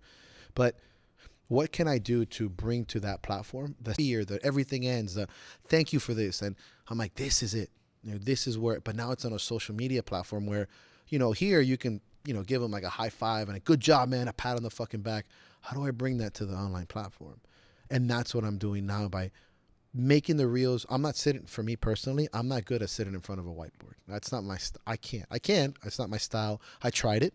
I did a couple seminars. I did the, hey, look, maximum recovery volume, check me out, It's not me. It's okay, and I'm a good teacher, but there was no love behind that. So that's been my 10-year mark. Something happened. It's like, Michael, can you do this for a 10-year at this pace? And I said to myself, I can't. I can't keep this pace for another 10 years. I'm too fucking tired sometimes. I like to take days off. Can you imagine year 1 taking the day off? I was like, fuck you. It was impossible. Holidays? I don't have fucking holidays. I trained on Christmas Day. I'm like, guess what? Battle Axe open at 12. Now I'm like, look, dude, I'm fucking taking a week off. The gym's open. Here's the code. That's happening more and more. I do want to spend a little bit more time with my family, or just fucking resting, or playing a fucking video game, because of slowly. I'm not telling you this is the Battle Axe gym. Rule number 1, rule number 2, like I used to. It's my lifter just said this. I'm reposting it. You can see what I'm trying to coach you right here through them. And then you see me talking to my lifters, not just being genuinely me. I am who I am on social media and here. And that's why, and running shows. Ragnarok Games that's coming up. It's a big international strongman competition. Extremely stressed out, but I think it's life-changing. When I throw Miami's Baddest and Throwdown, these events, a lot of stress, but it's the next aspect of the game. I'm hosting competitions. I'm building a platform for people to lift on. It's decent money. I love the way it goes. I love the way it's expressed, the media. I'm bringing the culture that is. When you go to Miami's Baddest, that's our show. You could feel the battle action there. Same thing in the Throwdown and same thing in the future of Ragnarok. It pays off. It's 3 competitions a year. I can see me doing this in my 50s. I have a staff. I have people that volunteer. I'm seeing myself make that shift more into the businessman aspect of it. Not being shy of telling you, I can give back, but still take care of my family. How can I make this work? And a lot of it comes from building that platform online. The process, it's the same as the first 10 years, right? Where you said in 2017 there was a pivotal shift, right? That's because adversity happened and you found opportunity in the adversity. That's key, is to be able to continue to lean into the adversity and then to look for opportunity. Where people have a hard time looking for opportunity is when they have an inability to control the stress, right? Because when you're stressed and you can't control the stress, you don't see, like if I'm stressed, I'm here trying to work this out within these blinders here. There could be opportunity right at that door, but I'm not seeing it. Where if I can learn how to lower and to control the stress so I can see everything that's around, then there's that opportunity. When people become so do a 4-hour seminar and missed opportunities, right? And some of them you kick yourself for.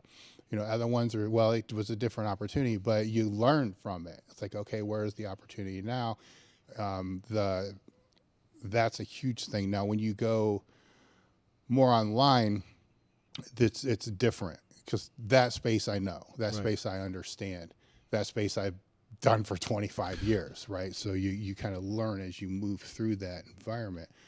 Is there's a bigger audience, but you have to find more internal reward, because the external reward significantly drops, right? So you walk in your gym now, you see the progress, you see the success, you see, how people are like, hey man, thanks for having the gym. You're being thanked all the time. Now you go online and that's not there.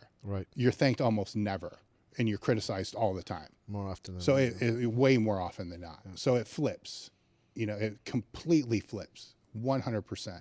And then you need to learn how to live in that environment, right? Which means you need to become tone deaf. Yeah. Right? Because, and it's hard, right? And it does get you. It's got me a few times. 2020 got me bad. Right? Because it quadrupled. It went tenfold. People got the internet got meaner than ever after 2020. Oh, it was fucking horrible. And it got me, right? Because then I'm like, why am I even fucking bothering? Right? And then pulled everything, So then it was a conversation with somebody that wasn't afraid to call me out on my bullshit. Reminded me it's not about all of them. It's about that individual. That's what we forget, right? And that's where and I have this conversation all the time with people in the industry, is there's drama, there's gossip, there's all this internet bullshit. It's always there. It's way easier to find that than it is to find anything. It's there. You don't even have to look for it. It's there. It's there. People bring it to you. Even if you don't want it, they bring it to you. You didn't ask for it. It's there. It's always there.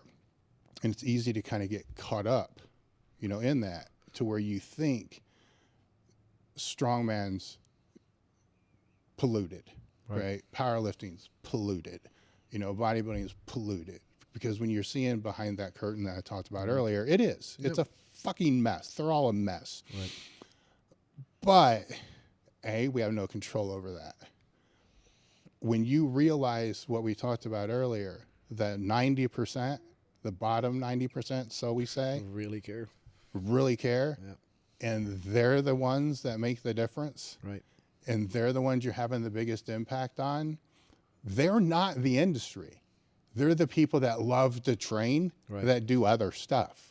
Yeah, that you know, do other stuff, have a life, yeah, and yeah, that's why you do this, Mm-hmm. right? That's why any of us do this, is for that person on the receiving end, not for the industry. You know, what I say is fuck the industry. right.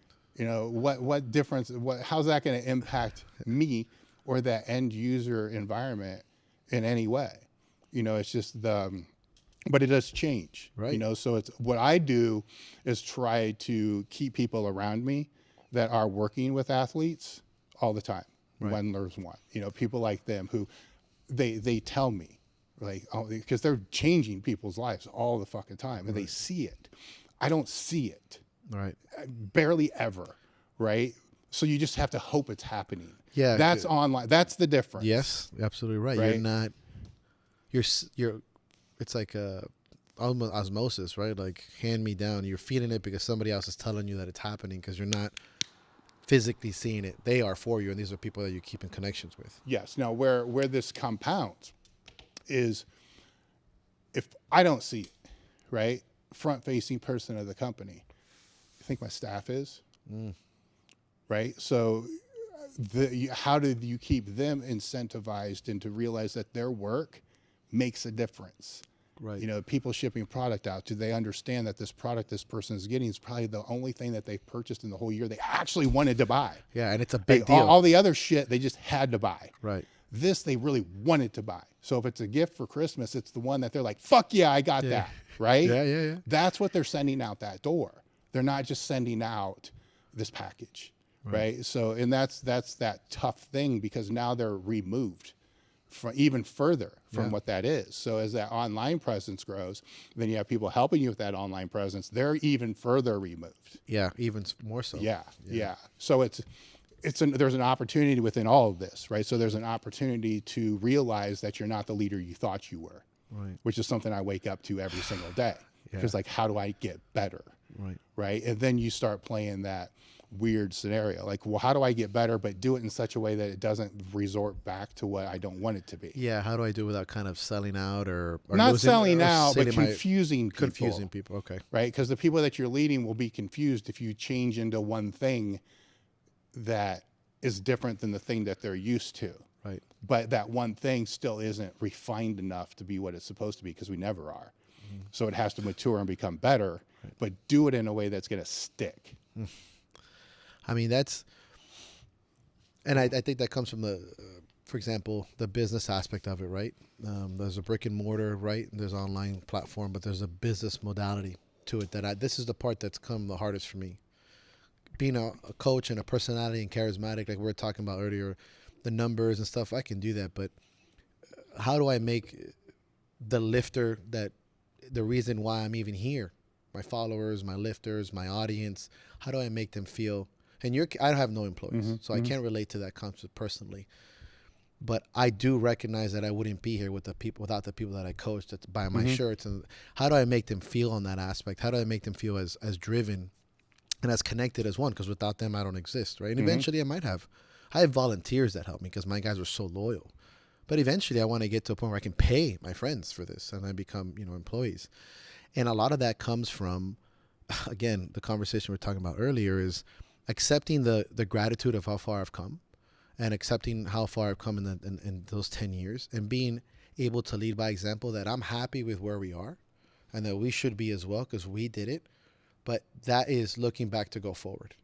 Where can we go to the next level to include more people in what we're doing? How can we open up this avenue and make the 90% feel as good as the 10% in a sense, or as valued as the 10%? Almost 100% is communication and being able to talk to these people on an individual scale, messaging them, and I'm going to bring you as an example, responding to all those fucking DM questions. That makes a person feel that they have value in your capacity as I'm helping this happen. And all it takes is you going, well, I wouldn't be here without talking to this person. And it becomes to employees the same way I talk to my volunteers. I could not do this. Saying it is one thing. It's easy for you to go, hey, I can't do this without you. But sharing that story like I'm doing now, I have more talking about Rhonda, like at the front desk, and you talking to her. I have more value for her at the front desk now because of what just transpired today than I did when I didn't even know that happened. Same thing with Owen, the social media, and Sheena and how she organized. I am now being exposed to this. I will now go home and talk about this, and it spreads almost like a hand-me-down of information. Just like you now will look at my lifters and go, you know why battle axe is a thing? Because of you, not just only Michael. Because we talked about it. And I believe that's the power of podcasts, words, value, things that shouldn't disappear. It's a weird word. It's a word I don't really particularly care for. I love it. Right? Because the way that I've always explained it is when you've been to a funeral, which you've been to too many, I've been to too many, right? There's the coffin, right, in the front. And then during the visitation time, the best time to explain what I'm talking about. And the people who stay up by the coffin are the ones that person has the biggest impact on, right? The people that are sitting in the front row of the chairs that are sitting there, respect, right? They're there. People closer to the back, they're there because they should be there. They feel like they should be there. No, they want to give their space. They got invited. You know, people further to the back, they're like, how long do you think we need to be here so we can go get something to eat? Okay? Right? Then the people who aren't even there, right, are like, oh, fuck, did you hear so-and-so passed? Oh, yeah, I couldn't make it. I had to go to a dinner. I'm like, all right, so tell me why we're living our lives for those people. Right. So, good question. No story should go unturned, and no story is too small. And this, I'll go back to that statement. Even if that person that missed my funeral goes, I didn't go to the fucking funeral, but Mike was a cool dude. That's enough to open up a dialogue for me.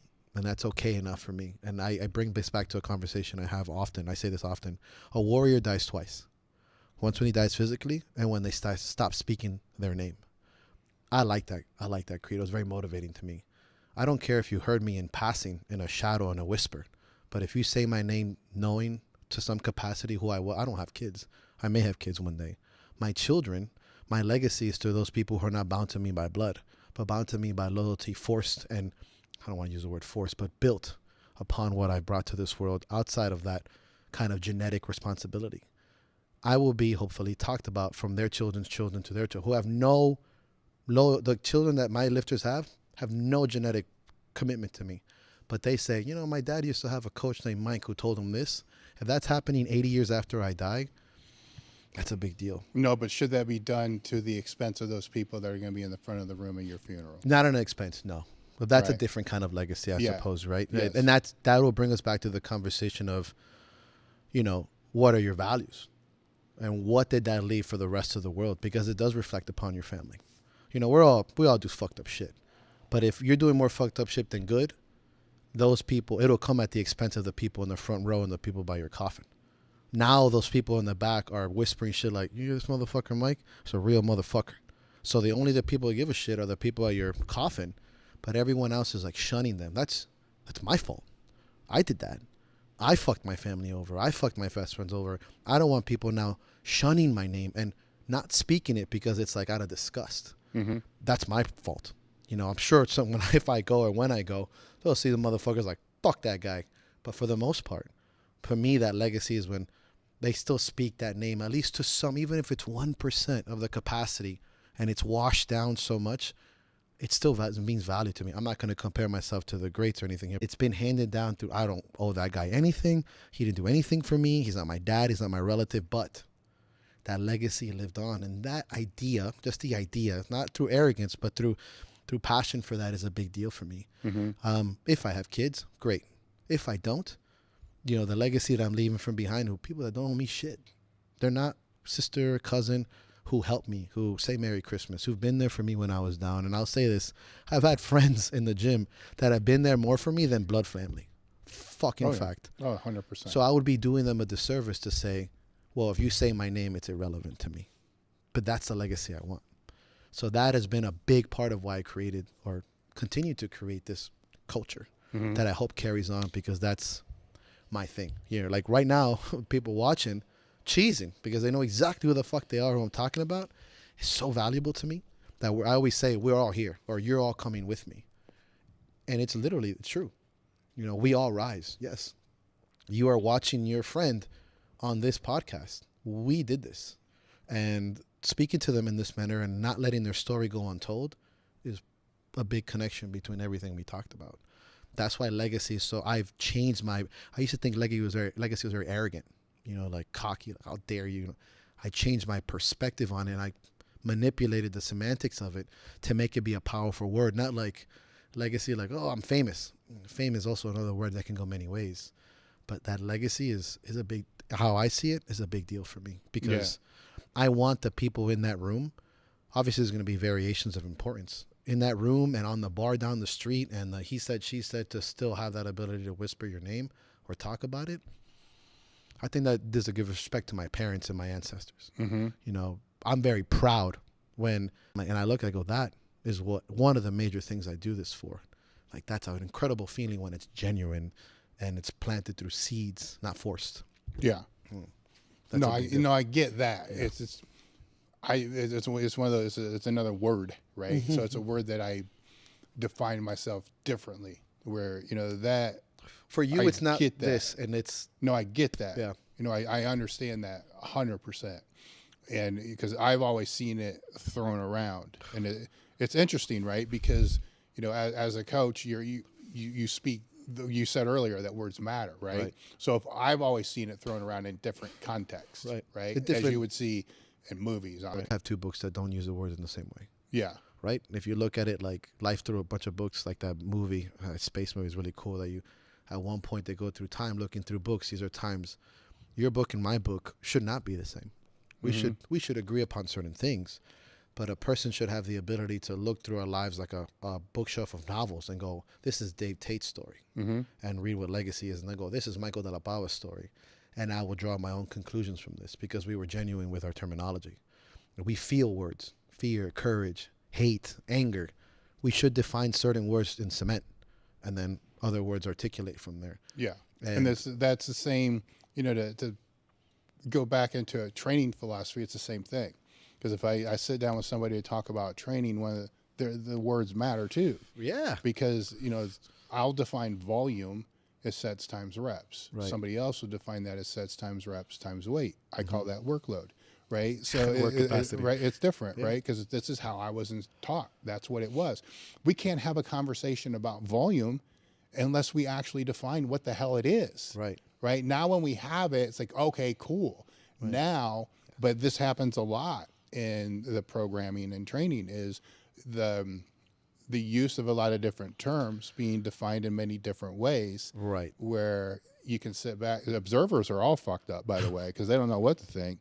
But then you sit back and go, oh, that guy's full of shit. Right. And then when you talk to them and you realize, oh, he's defining this differently than what I am. It's like I could sit there and say, oh, okay, your legacy is that's bullshit. Yeah, right? Because this is. But yeah, we have a conversation. It's like, okay, no, wait a minute. No, that's not bullshit.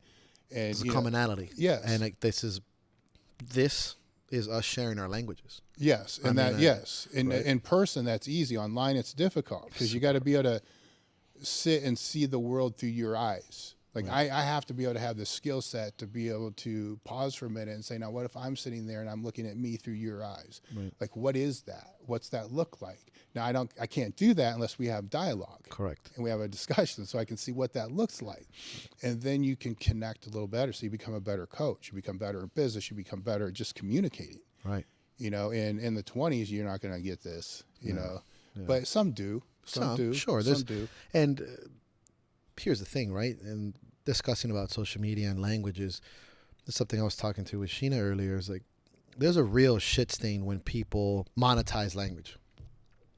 I do agree that the fundamentals of biomechanics and strength training, there are fundamental laws that are like 99% true. What certain muscles do, how they recover, even though that's an evolving science, let's be real here. Yes.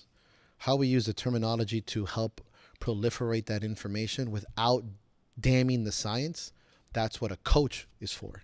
There are some people really fucking that up. You're getting some hardcore scientific values, and then that's proven, and changing that all around just because it's more lucrative to go against that certain grain. You see it a lot with spine mechanics. You see it a lot with rehab.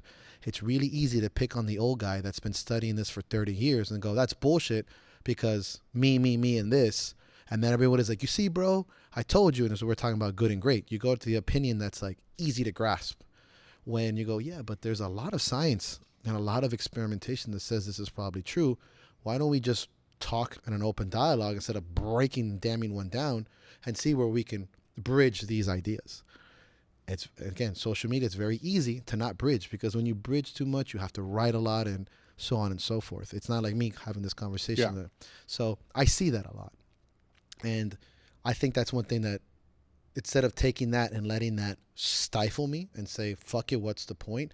It makes me adhere more to what I'm doing, because the benefit to cost, I rather have the one person that opens their mind and explores their own values, using this information, studying the science, making their own opinions. I rather have one of those than 10 people that are like, yeah, fuck that, that's what I like, and that's it. I'm like, well, you're not the guy for me, and I'm not the coach for you. Yeah. Well, as long as you understand the opportunity cost associated with that, which a lot don't, right? Where I've positioned this company to where, you know, my target market are people that have put training as one of their top 4 priorities. That doesn't mean competitive lifters, because they're the least of the market that we've had. 5%, I think, of our total revenue in the past 10 years came from competitive powerlifters, just 5%. But that's the people who are customers, are the demographic, are all those people that use the power lifts but don't compete. Right. It's a huge, it's a bigger market. That doesn't mean that they're not as serious. They're serious. They just may not be their number one priority. Right. Right.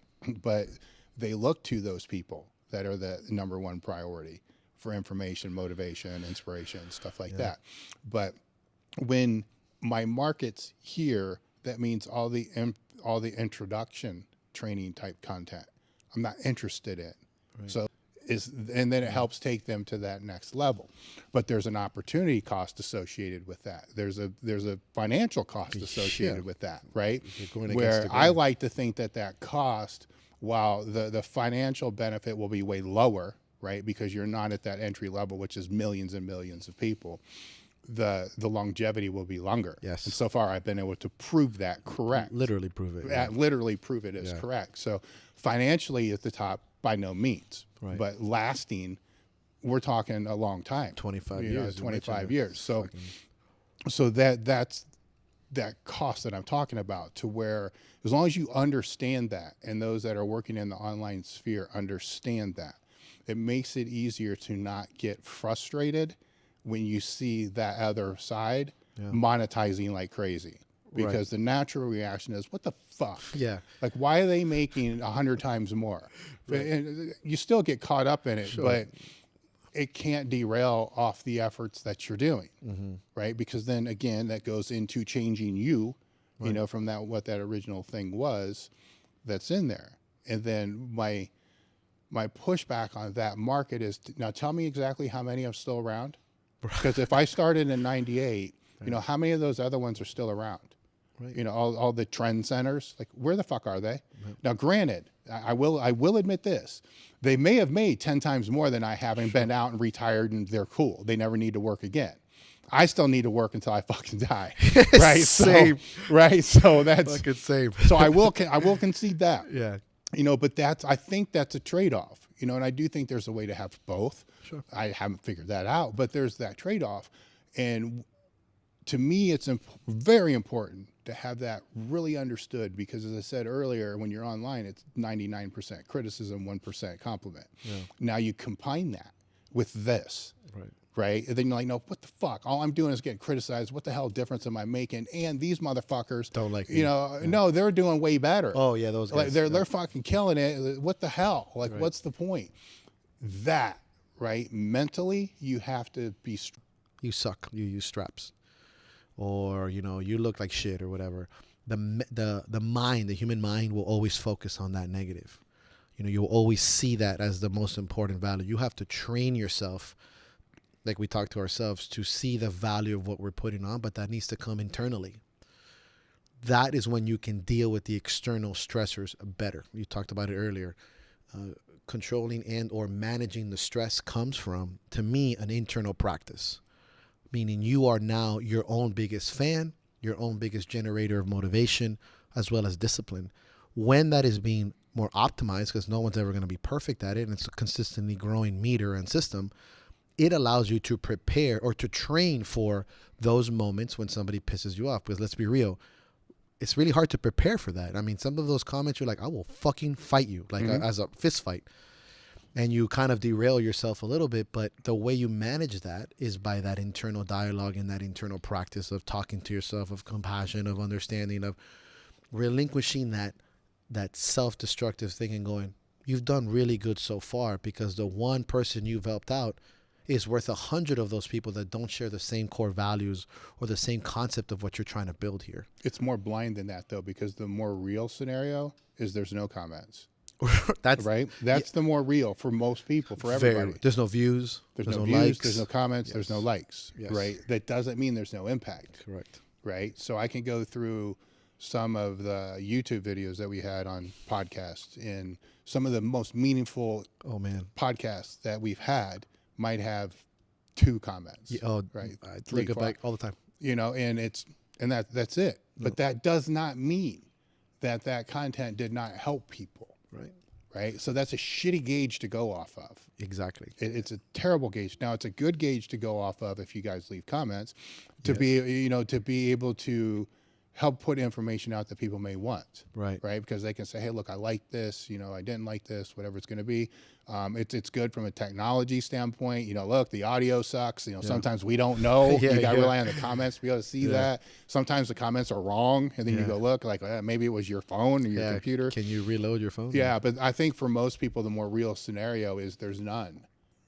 So then it's especially with the younger lifters, and they're posting this stuff because they're proud of it. Right. And they're looking for that external affirmation, which is normal, which is okay. And then they get nothing. Right. So then as the coach working with that person, you have to be that. Right. And you have to do it in a way that's constructive. Right. So there's a difference between compliments, criticism, constructive criticism. There's a time to kind of break down the lifter. There's a time to build them up. These are all tool sets. So walk me through how that works online. So like with a person on a lifter, you can, if we're looking at it from a professional standpoint, you can schedule a phone call, or you can have, I do a lot of things on voice messages as well. Let's schedule, I see that in their responses. I see that in their updates. Let's say I get weekly updates from my clients. When the update is very brief or non-specific for like a week or 2, I said, I'm not getting enough out of this. I'm flying blindly. Can you give me a little bit more into your week, including the mental hygiene or what's going on? That opens up dialogue. From there, it's like, let's schedule a phone call, whether it's 5 o'clock, 6 o'clock, whatever, and let's start discussing of where we're looking at this. Oh, well, I sent the video and, I sent you this criticism because of this and this. See, online is it's more work in that sense, because I can fix you in 2 seconds in real life. It takes a series of processes online to do that. It takes a text. Then maybe a voice note, then a phone call, then maybe a FaceTime. In that aspect is where the online platform can get a little bit more tedious, which is, it's much easier for me to correct you and see that for both of us. The instant gratification in real life is easy. It's like it's a quick hit. Online is a little bit more work, but we're here to work. We're here to find avenues to proliferate that information by any means necessary. And that can start with as simple as a text, or they post something and repost or commenting on that. Hey, good job, or a like or a repost, as well as a text. Hey, I haven't seen you post. I haven't seen your update videos in a little bit. Is everything okay? That's up to the coach. That's how good you are doing your job. And a lot of times that falls between the cracks as when you chase more money, or are you chasing more qualitative, more wealth? Do I have 10, 15, 30, maybe 50 clients that I have a rapport, a communication, or do I just want 1,000 so I can, drive around on a Porsche? I know what side I chose. I know what side is going to leave a better legacy and what's more tied into my values than the other one. So, and on the online platform, that's how we work. We open up avenues of communication and we start learning each other's languages. I may not speak this lifter's language. I may not understand it. I need to ask questions. I need to see what they write, how they say. It's hard to see their body language, which is one of the hardest things in communication. But there's also value in voice, which is very important. And that's a practice. You teach them that. I mean, we are great articulators. We are here talking for 3+ hours. As much as we think we suck, we're a lot better than the average person. Oh, I suck. Okay, you want to tell me a little bit why you feel that way? Oh, I'm just not good at that. But what is it that you think good is? What they might ask you. I have it all the time. Hey, Mike, can I call you this week? I'm like, yes. Thank you for facilitating that bridge that we talked about. So as a professional, I think if you have an online platform, you need to treat it with the same series of tedious adherence to what you would do in real life. You know, are you doing a physical inspection? Are you watching them? Are you listening? Are you asking questions? Very easy in real life, a little bit different online platform. And that's the value of creating, you know, bringing to what you really have in your brick and mortar on the online platform. It's very easy to make money online. Very easy to sell programs and have an app and just have 50 clients and you're just copy paste. It's super easy. I can do that too. I don't want that. It's not part of what I want. It's not part of the whole gym. It's not representing my business as I want it to. It's a little bit harder and more tedious. Do I fail at it? Do I fall between the cracks? Of course I do. Do I not see things sometimes? Do I just say, maybe next week? Of course we all do. But catching ourselves and teaching each other how to talk each other's languages, super important. They might know my language. I don't know what the fuck, how they're representing or even thinking for themselves because they've never had to practice. You really got to think who you're dealing with online. You may deal with a person that's never been coached ever, and you pick them up at 41 years old. They have kids. They make money. They have a wife or a husband. They have dealt with shit and losses. They've never been coached in their life. The last coach they had was their parent. And now you have to teach this person to speak to another human being on how you're going to progress. And they could be self-defeating. They could be self-deprecating. Let's open up dialogue. And that is integrity, because that fucking sucks. It sucks to be combative towards them. It's hard. It's uncomfortable. It's difficult to disagree with someone. Oh, I suck. I think you're fucking wrong. Let me just start off by saying that I don't think you suck. Well, why would you say that? That's they're being combative, and that could be uncomfortable. You may lose your fucking client. You may lose that, but I rather lose in a sense of losing a client with the integrity of who I am as a businessman and a coach than to keep a client that I'm just really just fluffing their fucking balls the whole time. And that's me personally. I could make way more money if I did otherwise. So that's what I mean about taking this business to the next 10 years. I need to practice more. I need to be better at that. I need to take what I do in the brick and mortar and have a more listed way of doing it. I don't have to necessarily be a robot, but scheduling the calls, doing the voice messages, being more on top of that, pushing more of their update emails, you know, and not getting lost between the cracks, because I know that as much as I love my brick and mortar, it may not be what I do for 20 years. But I know that the online platform, I can carry at least the next 10. So let's start putting a little bit more eggs in one basket and let me practice. Not without losing the integrity of the brick and mortar. Obviously, this is very easy for me. Where is it hard for me? Really hard online. So that's the path of most resistance.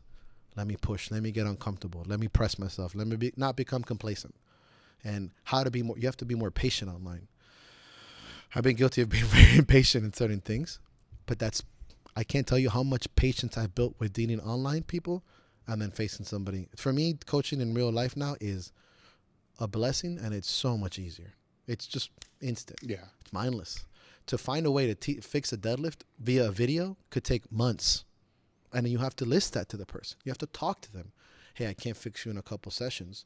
If you want, you can come to the gym or send me more videos, but this is a process. It's going to take time. It's harder to communicate that. It's very easy in body language. But online, hey, you and me are going to be in a relationship for a year. Let's just get it over with. Let's talk now. And setting those standards, if you will. And I think a lot of people don't articulate that because they themselves have never been coached that way. They've never been spoken to that way. Their feelings have never been heard in that capacity. I'm not saying everything needs to be like, oh, that's fantastic. It's okay. Sometimes you got to be like, yo, quit being a fucking wuss. And then, again, depends on who. Or tell me why you think that. So, and I've learned that where? Podcasting, talking, writing, failing, communicating. I think the online sphere strategy now, patience is going to be huge, right? Because we're at a crossroads with that, where basically everything that we've seen, everything that exists ends up splitting to where there's a high end and a low end. The middle just gets wiped out. We've seen that with everything. And it's not a new thing. This is just how things have always been. It just widens. On one end, as you touched on before, the AI, the program, and all that is going to wipe the fuck out everybody that's copy and pasting, because they cannot copy and paste faster than what This programming is going to do. Yeah. Right. That's going to kill all those people. Right. Now it's going to benefit all the people that create those platforms. If it's real AI, not this bullshit that they say is AI that's not AI now. Right. It's just not, it's different. When that really happens, they're all fucked. Right. But now on the other end, you know, there's the people who are actually putting the personal attention in there, where the patience comes in is your price model is dictated based upon the lower end. At this point. Correct. Right. And so once this split happens, so then the AI ends upon what the industry average is. 150, $200, whatever it is a month, which is, you can't operate that way. Right. You just can't, because on the top end, you can't do 150 clients. Not with value.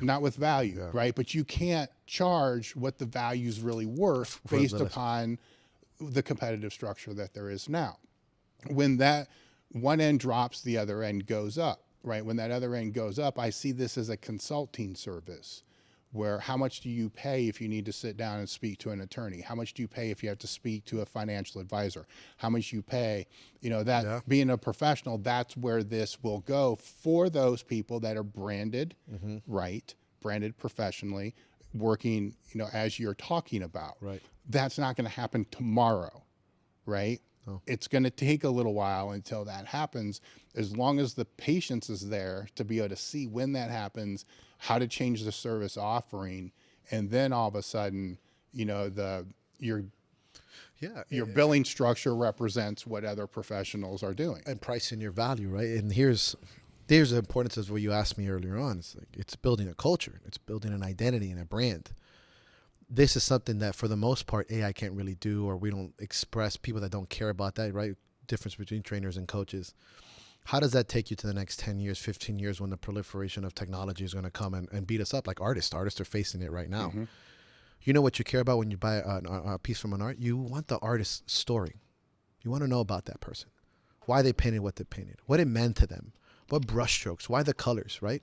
You want something there. AI, although can generate something more beautiful, you know that for the most part, there's no real story behind that. Now, let's transfer over this to a strength and conditioning coach aspect. If you're building a culture, and I come from Miami, I like courage and the warrior ethos and building and being better, etc.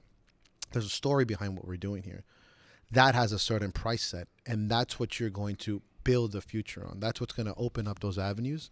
That's what's going to survive this for the most part. I'm not saying that that's not going to be combated in any capacity, but I'll talk to other coaches and other business owners. What story are you telling? What are you trying to really sell here? And what are you trying to price? If you're pricing your experience and your story, your value has a huge variation. You will grow from this. If you are putting their story, their experience, what you're telling, and how do you use that? Well, what's your canvas? It could be writing, social media, videos, reels, YouTube. Use these tools and these paintbrushes at your fingertips to get to where you want to get to build a platform you want to build on. That's how I see people survive in the next 10 to 20 years. That's the only way. It's like college football. You know what? Not only are they winning champions, you want to play for Alabama and Georgia because they got a fucking history. You know, the Penn States, the Ohios.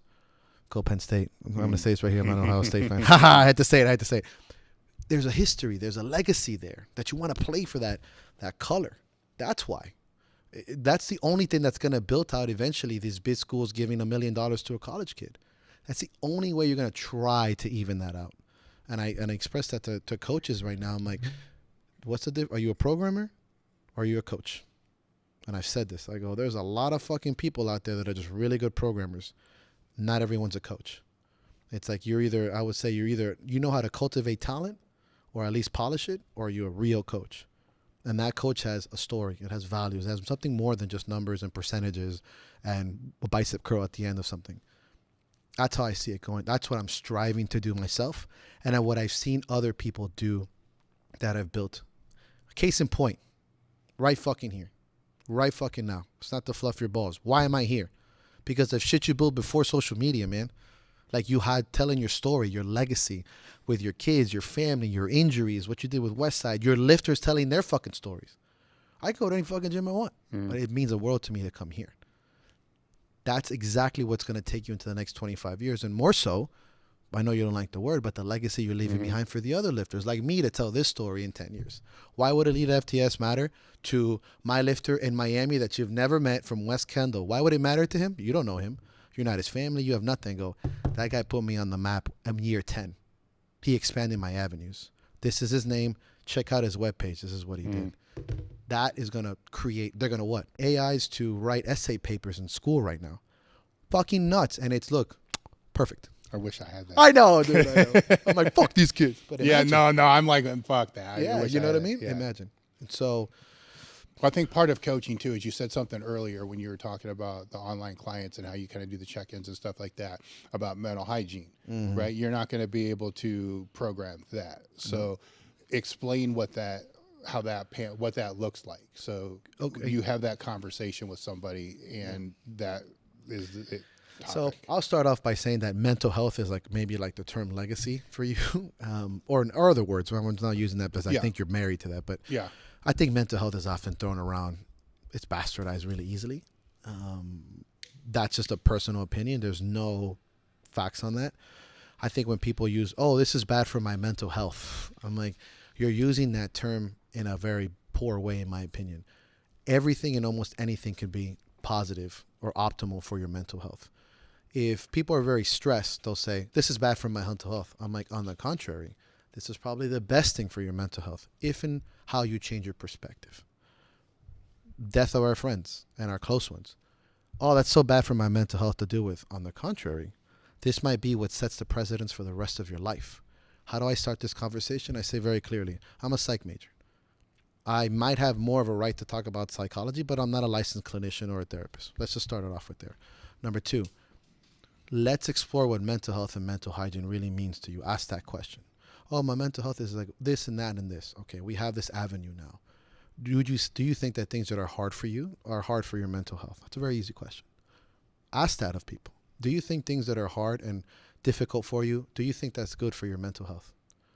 They're like, well, that's one of those opening questions. And I discuss this with people. I ask them what they think that their stability is, what their fears are, what they're worried about. Simple conversations. I'm not trying to have a 2-3 hour, sofa discussion. I think those are not easy answers for somebody to answer. Exactly. And it's an easy way to open up a big door. And that's important to do that. Because if you're going to call yourself a coach and you're reaping the benefits of helping people in a positive sense, you're admired, you're respected, you're loved, you build legacy. But on the opposite end, you don't want to deal with the backdoor shit. Doubt, fear, hate, anger, resent. That's as powerful as the good stuff, if not more important, to explore those avenues and change the perspective. How do we do it? If somebody goes here and they go, Dave, I'm scared to deadlift 400 pounds. I almost guarantee you, Mike, why are you saying scared? You might say that. Or don't say scared, say this. If we can do that, why not explore that a little bit further? Well, you don't have to be... I'm not greenlighting understanding in the sense of communication. You're doing yourself and your business a fucking disservice. So where do we need to express more? Study sports psychology. Yes. Study articulation, public speaking. Study that stuff and explore that through your clients. Explore it through just like we do when we started lifting. We all know that at one point we tried shit with people that were like, ooh. Yeah. You look back, you're like, I can't believe I made them do that. We all do that. It's called living life. In ourselves, I was my biggest experimental monkey ever. And the same thing with writing. And, why journaling can be very important. Now start practicing that aspect with your lifters. Hey, why are you nervous about this? What's going on?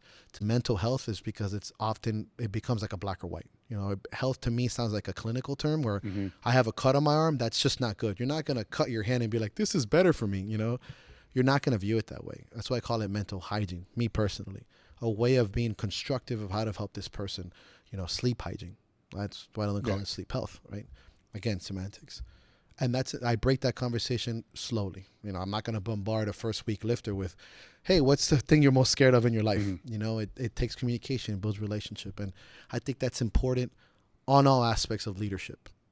Coaching, teaching, parenting, of course, introspection. And I bring that out in most of my athletes. That's probably my favorite thing. And that's the thing that I think that passes on the most. That's the thing that the practices and the movements and mental patterns that traverse sport and numbers. It's what people take to their graves. And I can tell you now, and I've heard many people say, and you yourself included, you may not always remember the number on the fucking bar, but you can definitely tell me how you felt. Mm-hmm. You can tell me that story from the gut, the goosebumps, all that stuff. Of course, we remember numbers because we're fucking athletes, but if we can do that and we understand the value of that, why stop it? Why not explore that now and use it as a tool for your lifter to carry on the rest of their fucking life? So that they say, and this is something I say in my gym, I go, if you can fucking deal with me and talk to me and be accountable with me, you're probably going to be okay in life. Because I can be a motherfucker. If you can logically explain to me why you're doing that movement and you can stand up for yourself and you win the day, that whole mental pattern that you did is probably more valuable for you than the 225 bench, because you built ingrained patterns in your brain matter. This is science now. When somebody steals once, it's really easy to steal 10 times. So when somebody has the ability to understand, fix a problem, and come out on top and stand up for themselves in a way that has value, it's forever. And they start applying that in aspects outside of the gym. This is not an opinion. We see it all the time. We're just sometimes just labeling it a little bit different. But there's actual science behind that. I always tell this in my podcast. I'm like, oh, don't be a pussy. It's one of my favorite terms in the gym. We use it on a shirt. Have courage. Okay, but how? How do I stop being afraid or scared? Okay, let's go over and practice things that you've done that you can do. And just like a 500-pound deadlift. Am I going to make you lift 500 pounds when you get here? No, we're going to start at 135. Let's start with your brain. Did you wake up this morning? Did you feel good? Yes. Did you eat? Yes. Did you show up to the gym? Yes. Are you warming up? Build your courage. Did you do this 2 weeks ago? Yes. So on and so forth. These are actual steps to building capacity. This is part of mental hygiene. Tools in your toolbox for a different truck, if you will, a different part of your vehicle. And I do that. I'm constantly expressing myself on that. I'm a big component of that. And it's an ever-evolving thing. Obviously, in 5-10 years, I might have better tools and stuff. But I think it's something that falls between the cracks, or more often than not is, unfortunately, monetized. It's very easy to go out there and create a mental health pattern that is very artificial. And, it's just easy to say, oh, I just give up, or that's not good for your mental health. I'm like, you're giving action items here. Well, how are they going to do this? And how is it, again, to the individual? It's like me telling you, look at the floor, point your feet forward, and do a lower barbell squat. It's the only way to squat. You would tell me that that's the craziest shit in the world. But if I tell you, just don't be a pussy, never give up, and, be strong, why don't we explore the same capacities in the way we communicate about mental hygiene? And be educated, man. Read a book. Like, how many lifters do we quote? And how many psychologists do we quote? Yeah. But you're going to tell me how to be psychologically strong, and you have no reference other than experience, which is valuable, but give me something. I'd rather you read one book and get some concept over, or go to a seminar, or study, or listen to somebody, write something down, read a peer-reviewed journal, and be like, hey, this, and this. Now, I'm really passionate about that, really, because psychology is, the term mental health and psychology is bastardized and monetized. It's rampant, and it's leaking over into the strength community as coaches and athletes. Yes. And it's tough. It's tough to watch. What I see is the same thing that happens with the training aspect. Is there generally people are attracted to the flashy things. Sure. Like, okay, so ice bath. I'm going to do the ice bath, right? And because that's going to help with mental hygiene and what it's going to be. Where if I back it all off from confidence under a bar, max weight, what's your confidence on the bar? Some people hit ammonia, some people scream, yell, some people are internal. Everybody's a little bit different. But at the end of the day, it's the confidence that's under the bar, right? Everybody gets that. Everybody wants that, right? So let's back that off. Like, okay, how do you get confidence under the bar? Well, visualization can be a huge tool because you can mentally rehearse this thousands of times. Yes. Well, I can't do that. Well, why can't you do that? Because when I try to do that, I get too distracted. Okay, what are the distractions in your life? Let's start removing all the things in your life that are distracting you. Because half of it is probably not necessary that you just haven't focused on. And then, by the way, every time you drive to the gym and you think about the squat, you are actually in a way visualizing. Right. So you're already doing Yes. it, right? It's just not. When you think about what to wear, you're visualizing. Yes, it's just not as sexy as somebody would sit here and say, where if I say, well, okay, when I visualize, yes, I can see everything exactly the way I want it to be. Right. That's a lie, right? Most of the time, yeah, I can a lot of the time, but a lot of the time the bar will float off. I'll blow my knee out, you know, but that's redirecting. Okay, Right. that didn't work. Try again, try again, try. And this is after doing this shit since I was a teenager. Right. Right. So that mental rehearsal, but they'll see that and be like, oh, I need to visualize. Like, no, you don't. You need to find a way to get confident under the bar. And if you can't do that, backtrack. Right. Right. But they don't want to, that's real. Right. In our world that we live in now, anything that's real is bullshit. Right. Right. Because it's not difficult. sexy. It's like, Yeah. oh, I would rather just get into an ice bath or whatever, Yeah. because that's going to make me harder or tougher or whatever. Like, maybe. Maybe. Yeah, But these other versions are very much more tried and true. But you're still fucking up all the other stuff that you're doing. It's like $10 shoes or the 10-cent shoe, $100 shoes for a 10-cent squat. You know, you're doing all the stuff that doesn't really help the squat better. Right? Yeah, I'd rather see, you know, one thing removed that's going to lower stress one notch, right, than all the other stuff, because that to me is going to have a way more profound difference on that lift and the person's life for the rest of their life than this sexy, cool thing, shiny thing that won't even be trending a year from now. Correct. And it's like, here's what I would say. If you are my lifter and you decide to jump in a ice bath, I'm like, what's your logic? Well, you know, it's for recovery. I'm like, great. What else are you doing for recovery? Well, you know, I mean, I sleep. I'm like, well, how many hours of sleep? Oh, maybe 5 or 6. Okay, well, we need to get that to set. What about your food? Well, my nutrition is pretty on point. What does on point mean to you? Well, I go, where are your macros at? I mean, okay. So now we're finding loopholes and things that have a much larger impact than something that you think is easier. Should you stop doing the ice bath? By no means. I mean, there's no really negative effect to it. Mm-hmm. But should you put more eggs into the basket that have larger value? And I got that from asking them the right questions. And again, you're never going to beat the sexiness. So from the beginning of time, what's popular and has a bigger value is going to be that. You're going to be fighting that current forever. But I always relate this to the Spartan story. You know, 300 Spartans are worth 1,000 other soldiers. You know, for one Spartan, you're worth like 10, 15, 20. Who would you rather go into battle with, 300 Spartans or 1,000 other ones? You'd say the Spartans. Mm-hmm. That's the way you want to inform your clients. I always say, I'm only as good as my stupidest client, right? So if I'm not giving you as much education as I can, obviously within reason, then I want to build this capacity and this quality with the amount of people you do. And half the time it's asking them these questions. What's your logic? Why did you do that? Talk to me, explain to me. And they'll find their answers in their own. But to agree with you, the sexy stuff is always going to win. Yeah, you want to do sexy stuff? Cool. I'm not against it. But where other holes are you filling in here? It's just like when people start drugs. You know, it's like, why are you doing this? You're covering holes that you're not even fulfilling. Let's be real here. Your nutrition's off, your sleep is off, and we've all been there. We've all done this as motivators. You know, your lifting commitment is off. You're stressed at work. You have problems here. If you don't fix that, the sexy stuff is not going to matter. And if that person doesn't agree with you, you try your best, and then obviously they're going to go upon their own way. You can't save everyone, even though you should try. And that's how I try my best to do it, by asking these questions and letting them come up to their own, using their own resources to do it. And that was something my coach did for me in fighting. He'd be like, what's your story? That would be what he would say, Wes. And I'd be like, well, you know, if I ran 12 miles one day, he's like, what's your story? Why'd you do that? I'm like, oh, you know, the more I run, he goes, no, now we're going to jump in the ring and get your ass beat.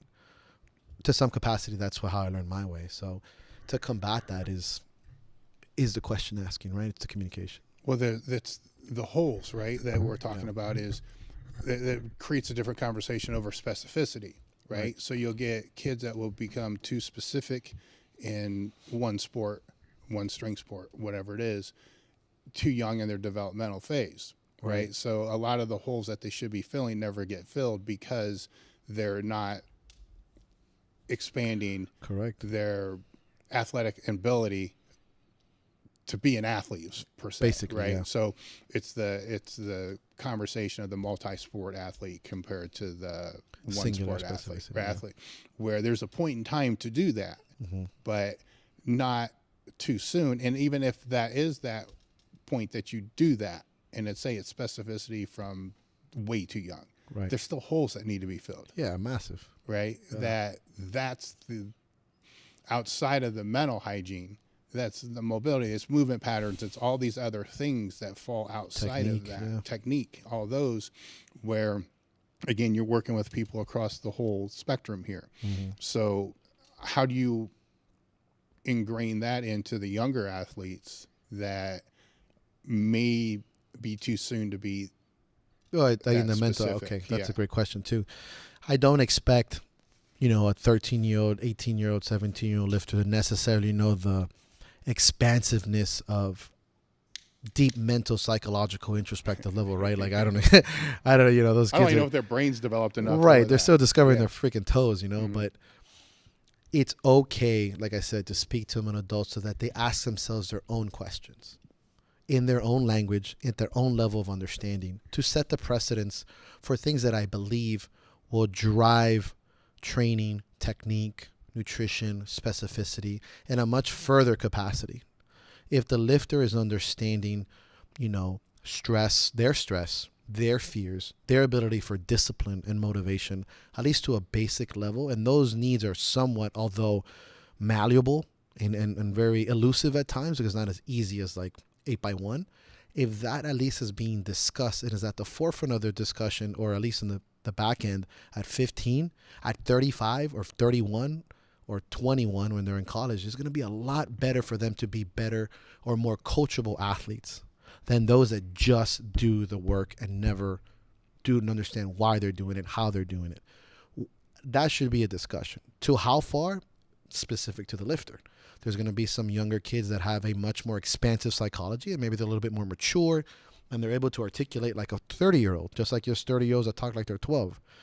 And then when that is, at least I think that is a better base for them to get to the gym, to be specific, and to understand that they can use these tools to become a very good specific athlete, as far as being a weightlifter for the Olympics or a thrower, to a multi-purpose hybrid athlete like I was.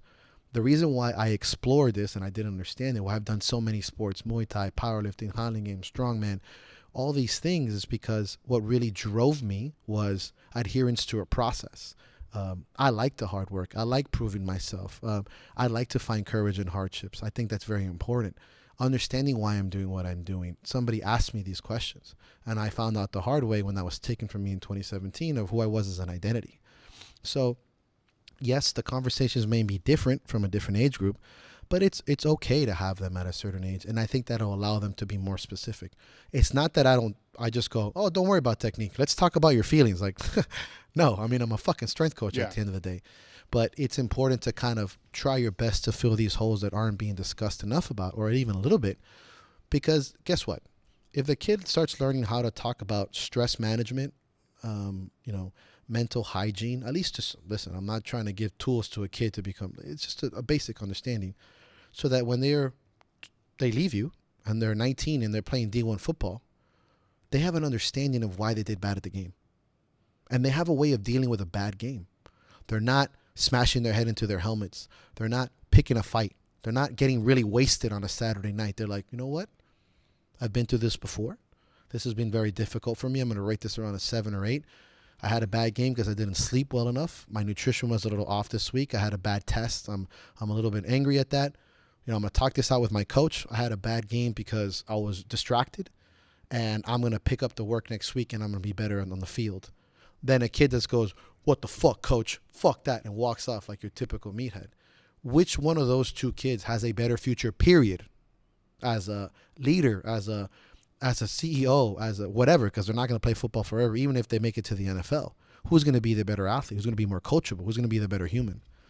Simple. It's a simple discussion. Now, again, and I'll say this again, I'm not greenlighting people to be counselors. It's just opening up dialogue, teaching them what these words mean, mental hygiene, and allowing them to read books and opening up those doors instead of closing the specificity of mental hygiene and expanding only physical specificity. I don't think that's okay. They don't both have to be as big. I'm not trying to make this kid an emotional, a bomb going off in his head when he should be paying attention to tying his shoes and fixing his calves or, stretching. But why not practice both? And there's a time in a both. Off season, great time to have to. In the season, should I really be diving into what his fear capacity is? Probably not, because they're getting ready for a competition. At this point, you're kind of fine tuning things. Off season, expand that conversation.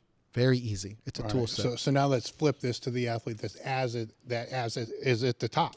Okay. Right? You've had those too. Yeah. They train like a motherfucker. They live like a motherfucker. They are 100% cool if they die at 40. Yeah. If they fucking do this, because this is what they want to do. You've been there. I've been there.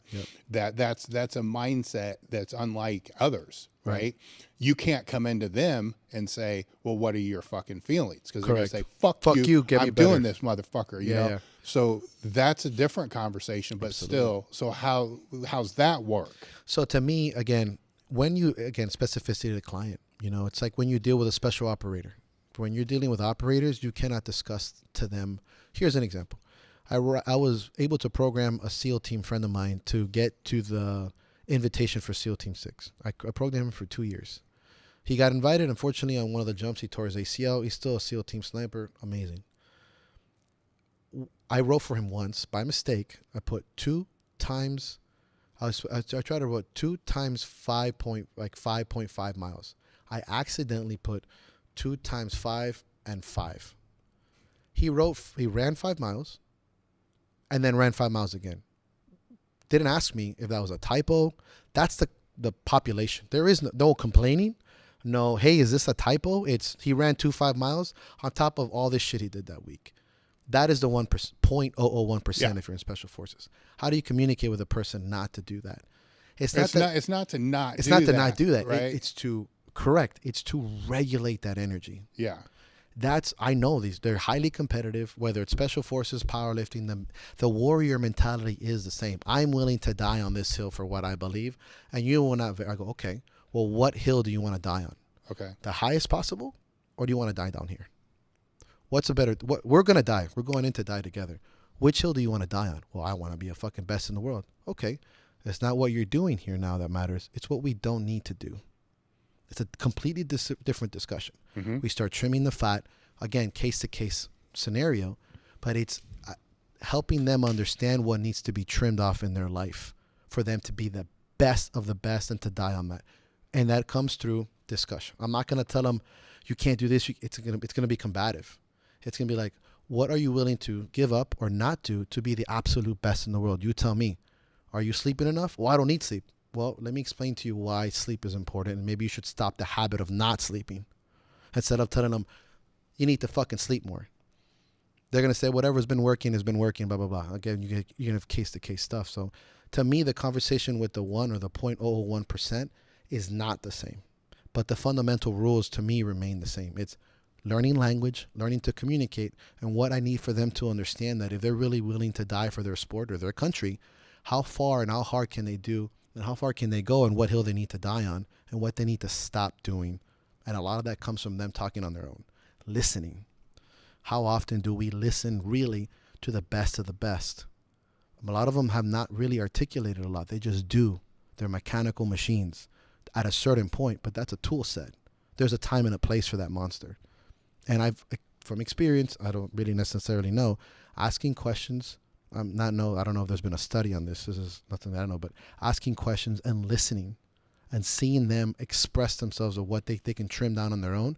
It's almost like you're helping them coach themselves. Have you ever talked to a really, really successful person? You have. Especially in business, you can't give them advice. You have to find a way to, I don't want to use the term negatively, to manipulate the conversation for them to find the answers on their own. That takes great communication, and it takes a great fucking coach. Be that coach. Be that person. It's like dealing with children. At a certain point, when they get to a certain age, especially in the teenage years, you have to let them kind of ask the questions or talk to them till they figure out like, oh, I did this on my own. You sure did, pal. Even though in your brain you're like, you lucky motherfucker, I just did this. Yeah. That's great coaching. When you know, and that in my sense, I don't want to use the word manipulation. Here's a coaching question that we can go into. Now, both these people are in the gym at the same time. Okay. You got to go from working with one to the other. Okay. How do you flip that? How do you coach that? because one's, you know, these are completely different conversations, completely different ways to drive and motivate the people. One guy does one set, now the other one's doing another set. You got to be there. Right. You got to change fast. Easy. How? I told one to coach the other. Got it. I've been there. How? I'll talk to the guy. I go, what would you tell this motherfucker to do right now? I go, he's about to slap on 315 too. What would you tell him? Tell me. No, I go, no. Tell him. What'd you say? I don't think that's a good. Why is that not a good idea? Oh, because you're gonna bust your. Oh, you see? You see what I'm fucking doing here? This is how I talk to you. I go, coach that guy. Tell me what's wrong. Tell me what you can fix here. And I put the elite athlete in a position that he hates to be, which is being a coach. It's very easy. I'm taking them out of their comfort zone. I'm allowing them to hear what they should be telling themselves. You know what else you're doing there, though? Because this is something that I do because I don't have memberships here, right? So there's small crews of people. And I weight it. Like how many of the top lifters, how many kind of in between, and how many of the just starting? Like what's that ratio? And there's a ratio that works, there's a ratio that doesn't work. When you do what you just did, and you take the top person, coach this person, you're doing another thing too. You're doing something that they've been doing this for so long. They're experts at what they do. That's why they're the top, right? You know where the experts fail the most, right? Not fail, but the biggest mistakes they make. Basics. What do they have to coach in the beginning? Basics, right? So now all of a sudden in their brain, like even in your brain, you're looking at specific things. Their grip on the bar is fine. Like their feet are probably rooting fine. The basic stuff is fine. Yeah. You're looking at the other stuff, right? Yeah. Now when he goes to this kid, it's like, dude, man, you're not even putting the bar on your back even. Right. He just reinforced to himself. Yes. I need to make sure that bar is always even. Right? Because that's where the advanced have problems. It's easy to lose sight of the ground from the mountaintop. And as you're coaching the advanced, that's the last place you're going to look. Right? Yeah. Because you expect it to be done. You expect it to be done. Then if you go back and look at a video later, you're like, oh my God, I'm a fucking idiot. Look at his foot. Fucking bar is like 3 inches off center. What the fuck? You know, but you're too busy looking at this other stuff. Right. But when that happens, there's a lot of dynamics that happen. It's reinforcing the basics in their brain, right? It's inspiring the younger one because like, holy shit, this person's helping me. Sure. That has more weight than you helping them. Hell yeah. Right? Because they don't want to be like you. They want to be like him. Yeah, they're like, fuck this old guy here. This dude is the one. Yeah. Yeah. And then they build a rapport. And it's like, he's a human too. Yeah. He's just a dude. Yeah. And so it's a huge thing. And I think both need to be in that group, for that. Now, if one becomes too weighted, right, then it pollutes the other. So if there's like too many advanced, the beginner's like, man, I don't want to do this. I'm scared. Shit. I'm going home. Well, it's not that. It's just because the advanced are going to be talking about the drama, the sport, you know, that crap. It's like, man, I don't want to be a part of this shit. Oh, okay, like, in that sense. This, right? Because that's their normal conversation because their whole life is that. Right. And when that's their whole life, that's what they're going to talk about. Right. And training's boring. You know, right? They rather talk about paychecks or shoes or sponsorships or who did see what Sue and you see what they said, you see what they did. You know, they're like, fuck that. I don't want to be a part of that crap, right? I just want to lift. Yeah. Now, if it's too beginner oriented, then the focus on the advanced, there's nobody to push them. Right. You know, they need pushed. They need equal peers. That's like, so if they have an off day, this other person like, what the motherfucker, what are you doing? You can only do so much as a coach, right? You stick somebody else in there that's a little stronger than they are, then all of a sudden they're like, what the fuck? It changes the game. It changes the game. Now the in between, they're like spotters and loaders, but they're more eyes. Right. So the more eyes on an athlete, the better, because you can't see everything. Right. So if you're teaching them to teach themselves, which I'm a huge fan of. Me too. A huge fan. I think that's the biggest, most important thing. Then they'll say, hey coach, why didn't their feet are fucked up? Right. You're like, fuck, thank you. I didn't, they're helping you. Yeah, they're helping you. Right. And it's like that, and that's cool. And they're actually building the environment, the culture. Right. Right. Everybody should be looking at everything. Right. So they can learn. That's the ecosystem. Better. That's the ecosystem. That's that culture. Right. You know, that was probably the biggest thing that I took from Westside was that part. You're responsible for their success, vice versa, even though you still want to beat them. Of course. You want to beat them at their best. But that's a huge component. And that's a weird balance. It is, and I kind of relate it to, like, and I'm assuming I don't have kids, but I know what this is. It's kind of like when you have a kid and they're teaching their kid, and you see the satisfaction on the parent's face, like, you see? You see, teaching the grandchild something. And you can see, like, for example, I see it a lot in my sister when she teaches her children. I'm like, oh, that's like my mom. And there's values that get her handed down. And that allows you, I think, 100% agreement here is like, they're learning patience too. They're learning your perspective. They're learning what you may go through, at least to a small extent. I've had one of the greatest compliments I've ever gotten as a coach is when one of my lifters becomes a coach.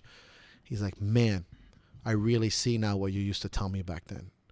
I go, yes, because you are now dealing with a version of yourself, and you're coaching that person, and you're learning things like patience and understanding and comprehension, because that you're being put in that place. Hey, coach this person for me. And they come back, you're like, damn, man, that person's so stubborn. I'm like, wasn't that weird? Tell me about that. And they're like, oh, okay, yeah, I know what you're saying. Okay, you do now, but now you feel it. Now you're exposed to it. Now you know that you're opening your eyes to be. There's one thing that's very dangerous in this world, is a very patient, calculating elite anything. That cerebral elite person is like, and they learn that by, in my opinion, being exposed to these things. And this makes, it's like what they say, an older man in a young man's job is probably one of the most dangerous things. One of the most elite SEALs and special forces are typically in their mid to late 30s. They look like librarians. Well, they'll fucking kill you in 2 seconds because of this. The most, I guess, I don't want to say dangerous. The younger the SEAL, the younger the special force, is tough because so what do? In the special forces, they kind of do the same thing, your big brother and stuff like that. And I took a lot of that from fighting. I learned that from Randy and Westside. You have these, I mean, like, hey, now that we have a group, you're leading this group. Randy used to have us like 4 or 5 on a speed bench. There had to be one guy in charge. It was typically one of the stronger guys, and sometimes you get that attitude like, oh, I'm fucking dealing with these guys. But you start to learn.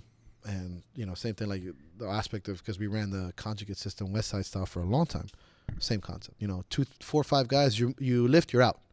But so it drives you, and the bigger guys help you. That wasn't a terrible scenario. You teach them how to load plates, put the bands, get stronger, mental toughness, and then the elite guys learn how to coach, and that causes a lot of introspection. Their numbers may not go up but that qualitative value grows that session. Patience, oh shit, this is what coach was trying to tell me when he said to, like, don't lift with your dick. Don't be too aggressive. Don't stick to the fucking plan, because now they've had to stop somebody else from doing it. And that's, when you're dealing with elite athletes, that's one very big way. Well, I think speaking their language helps. Yeah. Like understand, knowing where they're at.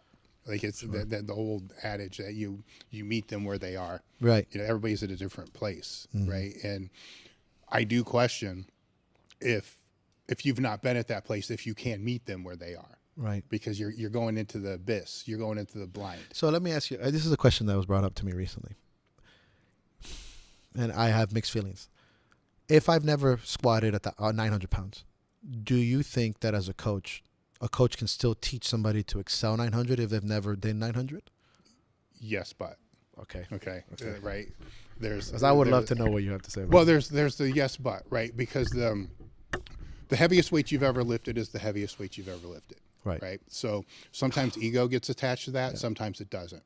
Right. Some weights require patience. Right. So I'll just say through my own personal history, I could pretty much muscle fuck anything, up to when I started squatting around 700 pounds. Right. It could be a couple inches off here, there, fall forward, whatever, and be able to recover. Once I started to get into the 800-pound range, that changed. It's like, oh shit, this is different. But it still had some variance to where I could fuck up. Right. Coming to Westside helped me tremendously with that, because then it changed, right? Because the 800 never really felt heavy. The 700 never really felt heavy. When I got to the 900s, that fucker felt heavy. That's what I hear. Okay, it fucking felt heavy. It was a difference. For me, it was a difference. Now, does that mean that 600 is going to feel like that 900 on somebody that's lighter than me? Possibly. All I know is that at that weight, I had to hold the bar. I had to let it settle. I had to make sure it wasn't rolling. I had to do all these other, and I shook like a motherfucker towards the end because of the damage I had. So I had to try to wait until the bar would quit shaking. And if it didn't quit shaking, I had to go down on the down shake. Ugh. You know, so I had to time things, but that meant standing there and holding something that feels heavy as fuck for 2-3 seconds before I go. Right. Where you don't learn that unless you have to do that, because a lot of times a coach will see that and be like, you're waiting too long. Just go. Yeah, you're like well, no, dude. I'm gonna die. You know, so it's perspective, right? So that's that but, right? Because it changes. Even on a bench, it will change. You know, the heavier the weight goes, the more you will have to hold that weight to let it compress your shoulders and let the pad, because the weight gets heavy enough, that pad will compress. Right. You don't want to lower the weight as that pad is still compressing. It's going to kind of throw it out of the groove. Now, should these be habits that are taught from the very jump? Yes. Yeah. Then you don't have to worry about trying to change it, you know, later down the line. So the answer is yes, with as long as those things are understood, or if you work with enough. Because if you work with enough people, then you see it. It's like, oh, okay, look, you missed this because you went down too soon. You got to hold it, let it settle. Right. I kind of frame it as let the weight become one with you. Like you can't move something unless it is you. Right. If it's not you and it's still this external object, you lost. Right. Because it can go anywhere. Let it become you. Let it ground you. Yeah. Right. So it grounds through the floor and all that other kind of stuff. If somebody's experience is their best squat is only 365, which anybody who trains for any period of time can muscle fuck that up as a good morning and still make it. There are two things. They don't understand that, but then their perception of strength is skewed, right? Where when I was, every gym, the first gym I ever went to, I'm 12 years old, most people are benching 400 pounds. what the fuck's a 400 pound bench? Like everybody benches 400 pounds to me. Yeah. You know, now granted the high school kids I was playing football with, they didn't, but 315 was, you know, a decent weight. My perception was I need to be benching 400 pounds. You know, because that's what it was. Now, had I just joined a commercial gym where the biggest bench there was 225, 225 is a big weight for me, right? So there's exposure. There's that, you know, and now granted, the environment's different now. People see things online. They see things on social media. They see bigger weights being lifted. Before all that, you just saw what you saw in the gym that you were in. Or a magazine or something. That's it. Yeah. You know, so competing became huge. You had to compete to be able to see people do things you didn't think could be done. Right. It's like the 4-minute mile. I have like discussion. Like nobody, after the 4-minute mile was broken like 50 something times. I remember having a conversation with, I think it was Ernie France. If it wasn't Ernie France, it was somebody at that level when I was really young. And it was when the 600 pound bench was just broke. It may have been Ted Arcidi or Anthony Clark, whoever it was. And I'm like, that's fucking impossible, man. Like nobody can fucking bench 600 pounds. And they're like, well, what's your frame of reference here? And I'm like, well, fuck, you know, to me, 455 pounds or whatever I was doing at the time was fucking heavy, or 500 pounds was heavy. This was like fucking 650, 680, 700. I'm like, that's fucking impossible, you know, but it's not. Right. I just wasn't around it. Right. You know, then when I got around people that were benching more weights like that, you know, the bigger weights, and it's like, man, I suck. Right. You know, so there's the caveat, right? And that's probably true with any sport. You know, any sport at its highest level, there's going to be nuance that the patience, like you're talking about, the calculated patient person, like the lifter that knows exactly when to hit that arousal state. Yeah. Right. Sometimes it's a couple seconds before the lift. Sometimes it's in prep for the lift. Sometimes it's after they get under the lift. They figure it out. But at some point in time, they figure it out enough that they don't waste energy before it's needed. Because the margin of error of wasted energy gets even more acute, the heavier and more dangerous whatever it is you're doing becomes. It's huge. Yeah. It's huge. But I would think that any coach worth their weight that's been around long enough will know where their limitations are, right? Yeah. And then it's just it's asking the question of how do I fill this hole, you know, to stay in the same paradigm or the same picture that you've already painted. How do I fill this hole? Do I invite somebody down to train with them that's stronger? Do I take them into a meet that they're going to be exposed to people that are stronger? Then you can watch those people that are stronger and like, what are they doing? How are they doing that? This is common. This is a normal Ask thing. Questions. Yeah. They're not doing that, you know, or, you know, to play kind of a Louis role, you know, like where are they built? Like everybody who squats 900 pounds a has back like fucking this. Yeah. huge erectors or big quads or big hamstrings. They all have this, but you have this and this, but you don't have this. So do that. So maybe you need to build this, Right. right? So those scenarios. So yes, 100%, but with that understanding. Yeah. The flip side, though, I can ask that same question. Can somebody who's at that top level be a great beginner coach? The answer is the same thing. Yes, but. Yes, but. You see what I'm Yes, saying? Right? we are 100%. Because being a good beginner coach is a completely different skill set than being a great advanced coach. Right. And to be both is another level. Right. A whole other level. And this is where the philosophy of it, right? Because I do agree. In fact, most of the great coaches who push their athletes have never been there. Look at Freddie Roach, Customato, Usain Bolt's coaches. Look at some of our strength and conditioning coaches. I mean, I've seen athletes that I coach personally that are doing and will do things that I've never done to a capacity.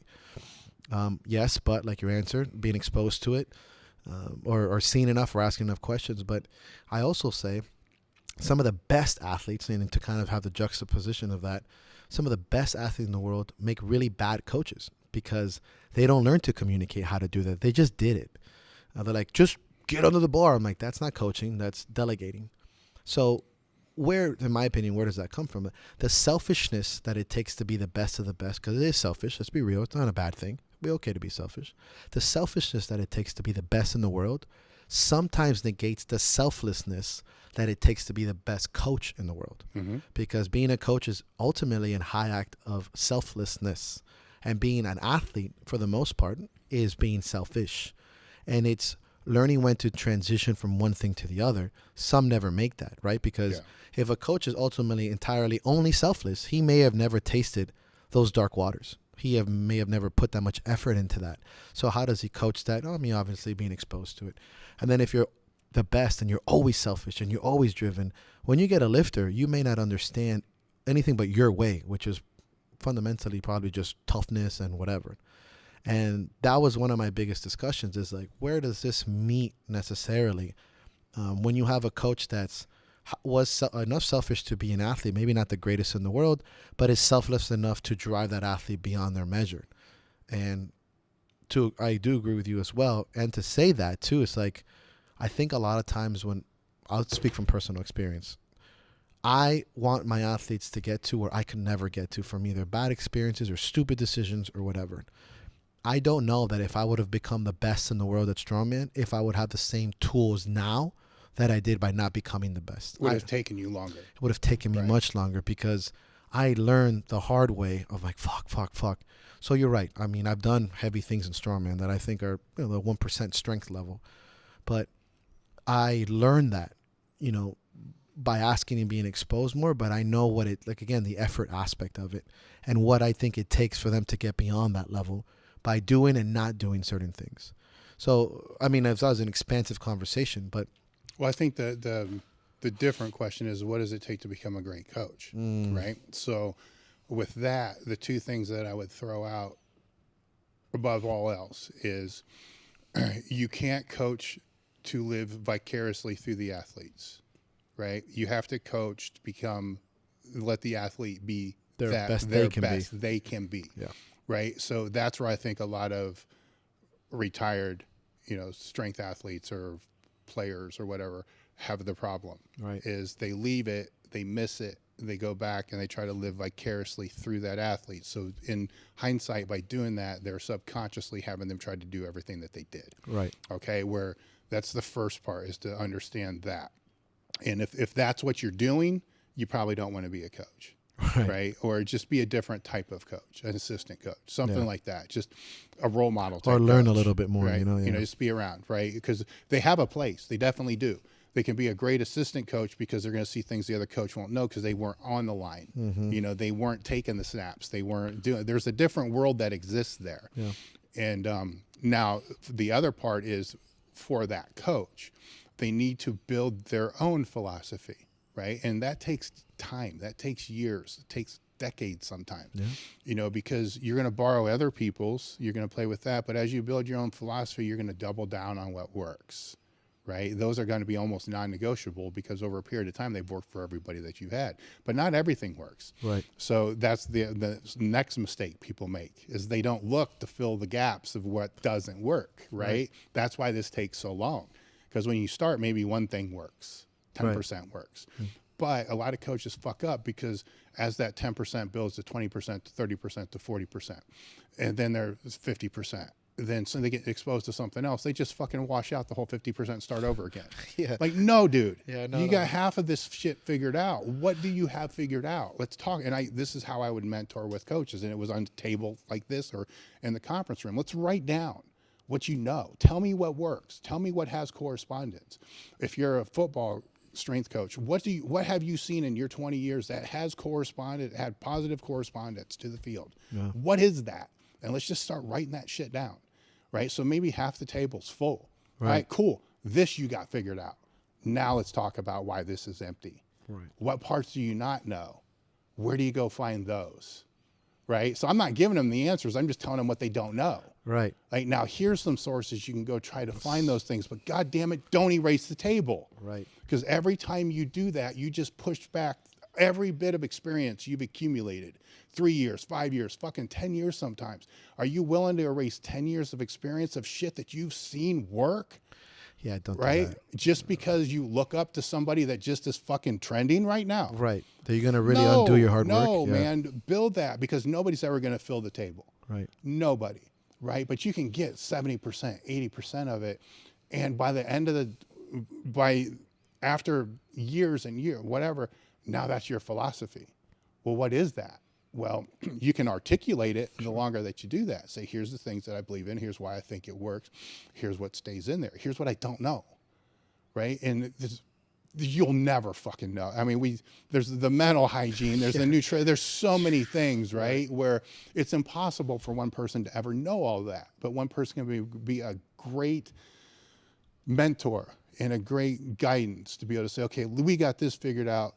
Let's find somebody to figure this piece. Let's find somebody to figure this piece. So then that any great athlete who's ever hit the highest level, what do they tell? What's the story they tell? It wasn't just me. Right, it was we. It was we. Right. It's the same thing we talked about at the very beginning of the podcast. It becomes a we. It's going from that me to that we. And that's that's that one step for a lot of those athletes of why they can't be great, because they don't figure out this is a we thing. It's why a lot of coaches can't be great, because they can't figure out that this is a we thing, right? It's not a me thing. You can live your life being a me thing and be happy with that. But there's so much more. Yeah. And what's like you said, when it comes up to you, what are your values? It's probably something outside of a me thing. Well, yeah, and after a period of time, where do you get the most satisfaction? Yeah. I mean, if you've been doing this for 15 years and you start to break down and you're fucked up, I can hit I can't even say PR, right? Yeah. Because my PRs are over, right? I can hit a decent bench for me now, right? And whatever, I'm happy about it, that's cool. But nowhere near as much is one of the people I'm helping break a fucking PR, and they're on the fucking rise. Yeah. That's cool as fuck. Yeah. Right? That makes that worthwhile. So that kind of ties in, all that. Yeah, I agree. That's why coaching is so important, the value when it becomes we. And then I guess also where we are in our lives, in general. 10 years ago, I did help coaching, but I was so involved in being an athlete. Like, I needed to know where my PRs were. Mm-hmm. I was so driven. And you should be.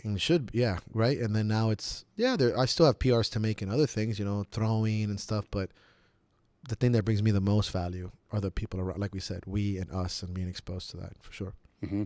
Now, I would say, does somebody have to have been all in on something to be able to coach somebody else that's all in on that?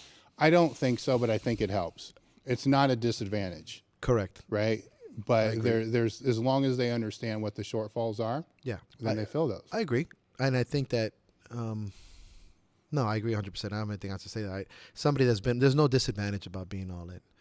Not to the people learning. Mm-hmm. Unless you do it in a poor way, like saying, be like me and fuck yourself up. It's more, you were all in at one point, and that person can disseminate what they want and what they don't want to do. And that's very well, valuable. The other thing with the all in is, again, that's going to be defined based upon whoever is, right? Because you're all in. What's all in? Yeah. That's what you define is that. So it's different, but there's a whack level of that, right? Where not very many people get to that whack level of that. And I think the value there is if that level can be self-destructive too. Oh yeah. And it takes somebody that's been there, that's done that, to be able to talk to that other person. The other person has to know that person's been there or done that, or they're not going to listen to you, right? Because then you can say, look, this is not heading in a good direction. Like you said, what mountain do you want to be on? Right. Right? That, I think, becomes very, very fucking difficult for a coach that's never been there. That conversation. I would dare to say, and people may disagree, that has more value than somebody who squatted 1,000 pounds. Oh, yeah. And that has more magnitude. You know, again, you're all in. If you've been all in, whether it's for a 500-pound squat or 1,000, depending on your capabilities, it's a more valuable conversation, and it's almost like a presence, like an energy when you're telling, don't fucking do this because you've never been here. Yeah. And that you can feel the person saying that. It's just a human instinct.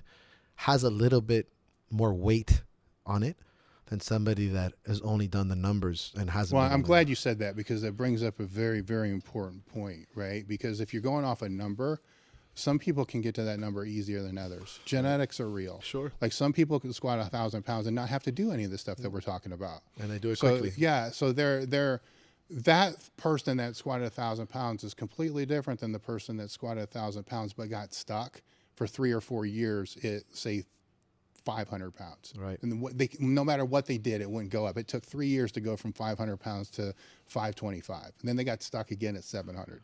And you know, years and years. That person is a different person. Where some people just, skyrocket right there, then they didn't learn through the trials. Right. So that's what we're talking about. There's no dents in that armor. Yeah, the trials and the adversity and all the other kind of stuff. That can be learned by somebody that, only squatted 500 pounds. Right. Or 400 pounds.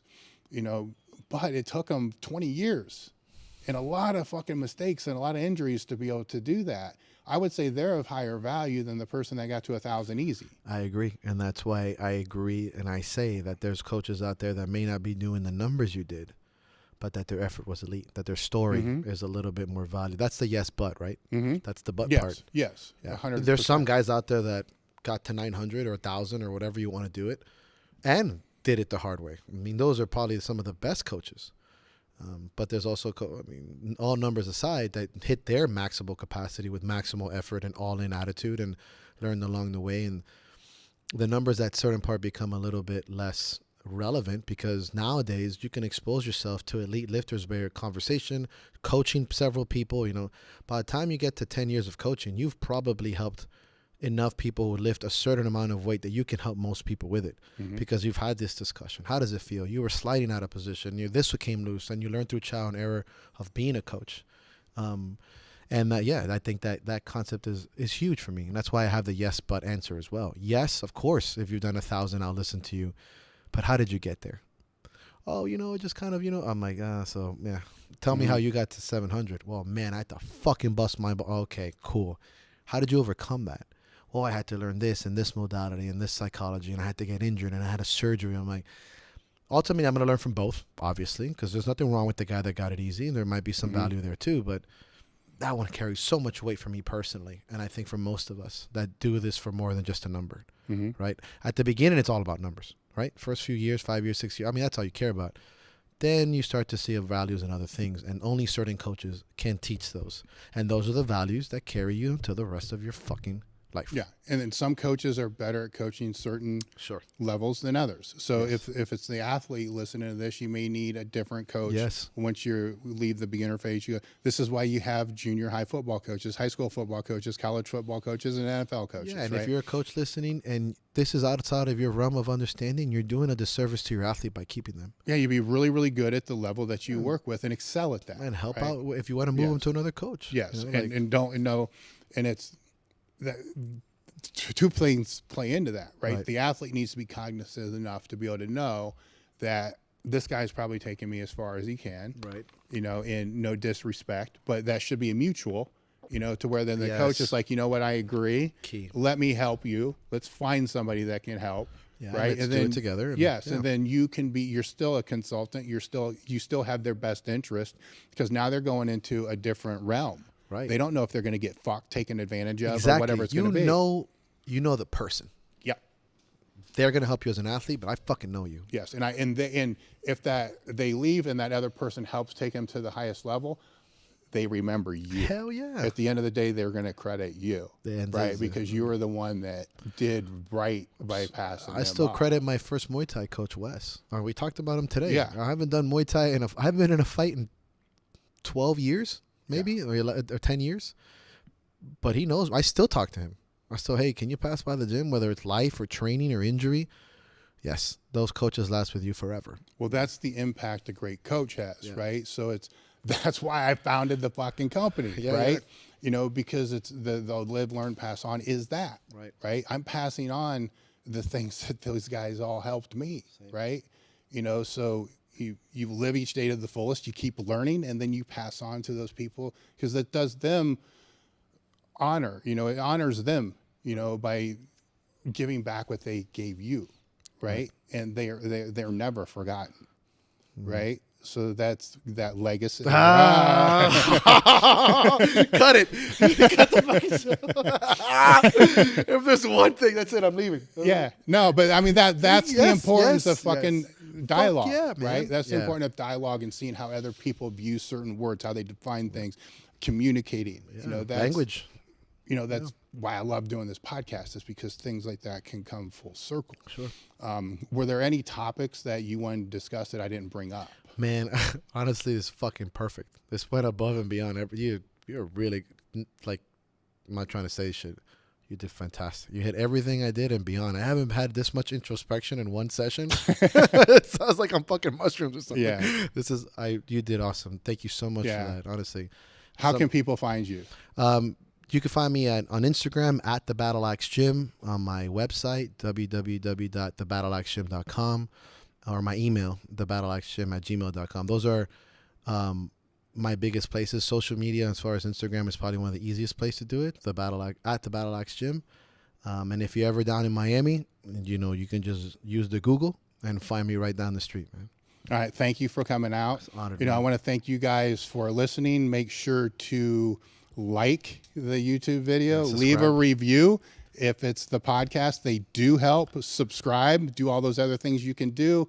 I appreciate you guys listening. I don't know how long this has been, but I appreciate you guys listening to the podcast. I know you got many other things that you can do, and I appreciate, and it is not unnoticed that you guys are supporting the podcast. Click the link for the crew in the description.